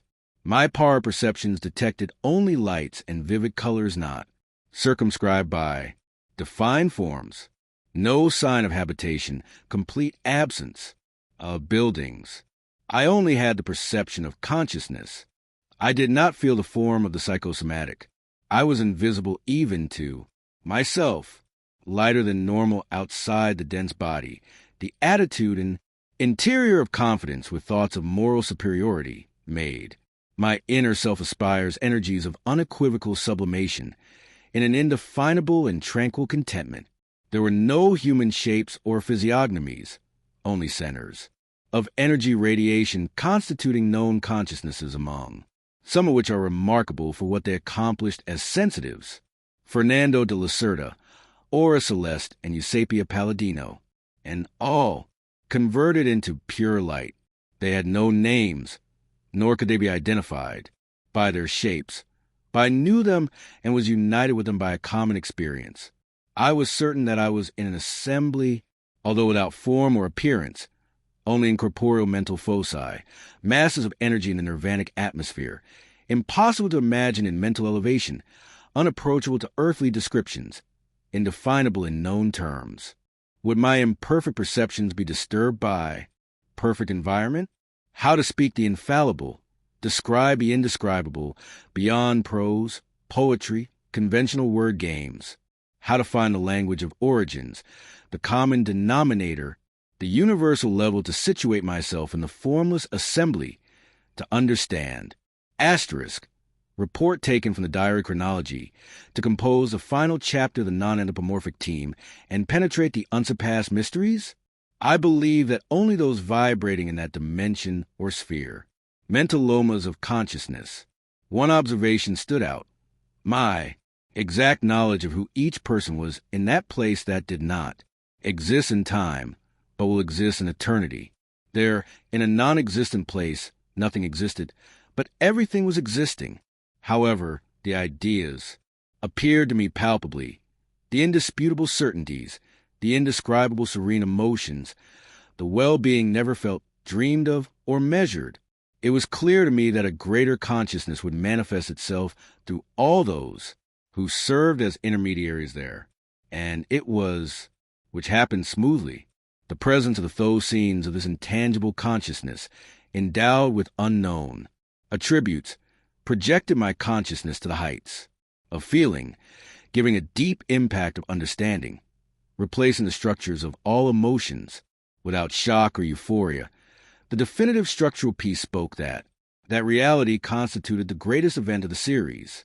Everything was worth it, and every sacrifice will be worth it just to live. That coming from someone who has reached the supreme peak of evolution. How to say, how to give an idea, how to describe, who to describe. I experience more than ever the pauperism of words and expressions. A happy drop of water inside the sun, a galactic explosion of peace, a cosmic avalanche with no slope to fall, on an endless universe to expand, the unknown vortex movements of infinity, the oceanic torrent in, the drop of the sea, everything, just words. In fact, it is impossible to describe something that does not have a previous reference pattern stored in the memory bank, or concepts that are foreign to the understanding of the consciousness, and do not. One can establish boundaries for infinity, facts and not words. One certainty, it was a free conscience. VRE, conscious center of vibrant energetic radiation, free from matter, form, and space, and the seriality in the Earth's crust, which no longer embraces the psychosoma in the common concept, and must every free consciousness be similar in the position of a multi-genius of evolution at an inconceivable stage on this planet, in conditions invaluable to the human brain, with universal feelings inaccessible to our perceptions, traditions, and conditioning? What name? Why name? Who? From where? It doesn't matter. The label. What form? Is there a form? How to understand. That the conscious evolution, give it the name you choose. Ray of light, photon, non-existent point anti-energy pre-God? Here is the simple, very complex. A permanent sub-intranirvanic orgasm through the conscious principles in the peace of the whirlwind of nebulae, each which seem to have the power to fertilize a large portion of the universe, being the center and periphery of the part in the whole, a creator and function, each personality present, their consons and consciexes, held the impression of individually receiving the exclusive manifestation of free consciousness, living the indescribable momentum, and mute the wordless eloquence of speech that seemingly does not. There was heard in the voice of the silence of the intimate. It appeared to me so fleeting and always lasts. The influx came from an invisible, impersonal, superhuman consciousness, with a serene wisdom, without any emotionalism. The message emphasized taking advantage of the experience of mature consciousness acquired in human life, in support of young consciences, in order to avoid wasting the multifaceted intellectual formation of the elderly in view of the growing increase and predominant of young humanity in this current terrestrial period. A phenomenon of intellectual expansion occurred in an omnidirectional expansion, giving rise to an erudite, reassuring, superphysical, superrational certainty in this sphere of awareness. I did not listen. Nothing, nor did any common thought transmission occur. It happened, the projection of fundamental ideas in one go. Everyone felt and understood everything, down to the last. Consequences in an instant. Someone was there, no one saw it, but everyone noticed it. It transmitted. The message no one heard, but everyone understood. After returning to Soma, only the following emerged from my innermost being. The sobs of understanding and the tears of untranslatable euphoria of who wishes to make the world happy, flooding the earth if possible. For, with the melody of these sobs and the sweetness of these tears, although my previous experiences in the fields of psychology, cography, psychophony, clairvoyance, precognition, physical effects, and even hundreds and hundreds of other conscious projections of many natures, real trailers of the next extraphysical life, nothing existed before in this series to compare with the dazzlement of the vision without seeing and the emotion of structural peace, sight, and felt in this detachment of full consciousness after awakening. Today, my current existence is divided into two periods, distinct, before and after the vision of free consciousness. It was a watershed, the incomparable landmark, the moment of great peace. The clock read 0 hours and 42 minutes. How can we set parameters for the duration of this assembly? The passage of time has nothing to do with experience. Time had ceased to exist. In 22 minutes of sleep, the millennium of reality happened. In human chronology, they were a few moments. In the mind, they were worth centuries. It was the second millennium. The conscious perception of projector, in a curious distortion of the space-time dimension, had passed a level, temporal and spatial to the cosmic level, to an unlimited degree outside, from all material restrictions and bodily obstacles. Everything happened to me as naturally as the sun rising, life, familiar, running stream, green grass fluttering in the breeze, chirping, of birds, bucolic gentleness, calm sea, clouds in the blue, but everything was transcendent. The fact impregnated my mind with the certainty of basic truths, making them imminent to being. My desire to stay there overrode all other desires and aspirations, but an irresistible command ordered me to return and continue. I was born with a desire to leave Soma and its bonds for that, peaceful, turbulent, glorious dimension, unknown and known, indescribable. Coherence, however, would never allow me to relax the enthusiasm of acting with dignity and to the end of the cellular vehicle, and the greater obligations order me to continue with the profound happiness of certainty of a near future, future present, or present already future, within the relative illusion of earthly time, knowing that tomorrow, in dependence on one's own effort, that reality will be an achievement be enjoyed permanently. After the vision, I felt like a Superman, but a Superman without violence, without uncertainty, without the desire to legislate, just thinking, speaking, and doing what is possible for good of all, everyone and everything, with an absolute certainty optimism, a sweet contained euphoria, a conviction indignation, with myself, without any bitterness regarding the past, present, future, people, animals, plants, facts, things, and circumstances, keeping watch with me, at peace with everything. Another added responsibility appeared in the fulfillment of a deal, in which series, intermissive interval, or future stop, another identical vision will occur in the present stage of development. Everything will depend on the effort. And it will always be like that for everyone. Before vision, nature, astronomy, astronautics, so-called flying saucers, science fiction, physics, music, erudite and imaginative fantasy of the great artists of all times were for me the maximum demonstrations of the field, advance of the future realities of the evolution of consciousness. Now, with all admiration and respect, many caricatures still emerge. Faced with a future without known time and form, all this disappears like a collapsing scene. More than ever there is reason for the existence of philosophy and poetry as the only branches of thought of the embodied mind on earth that are more free of transient human deficiency and eagerness to expand to, closer to permanent reality. Never had the importance of revelation on studies arisen so deeply. Within me, rational, the 14 billion cells in the brain only allow an infinitesimal filtering of the reality of free consciousness by more use is made of mental elaboration, memory, imagination, judgment, critical, the comparison, the millions of existing cortical zones, each of which serves a defined function, and the other millions of connections, groupings, interactions, and interdependencies.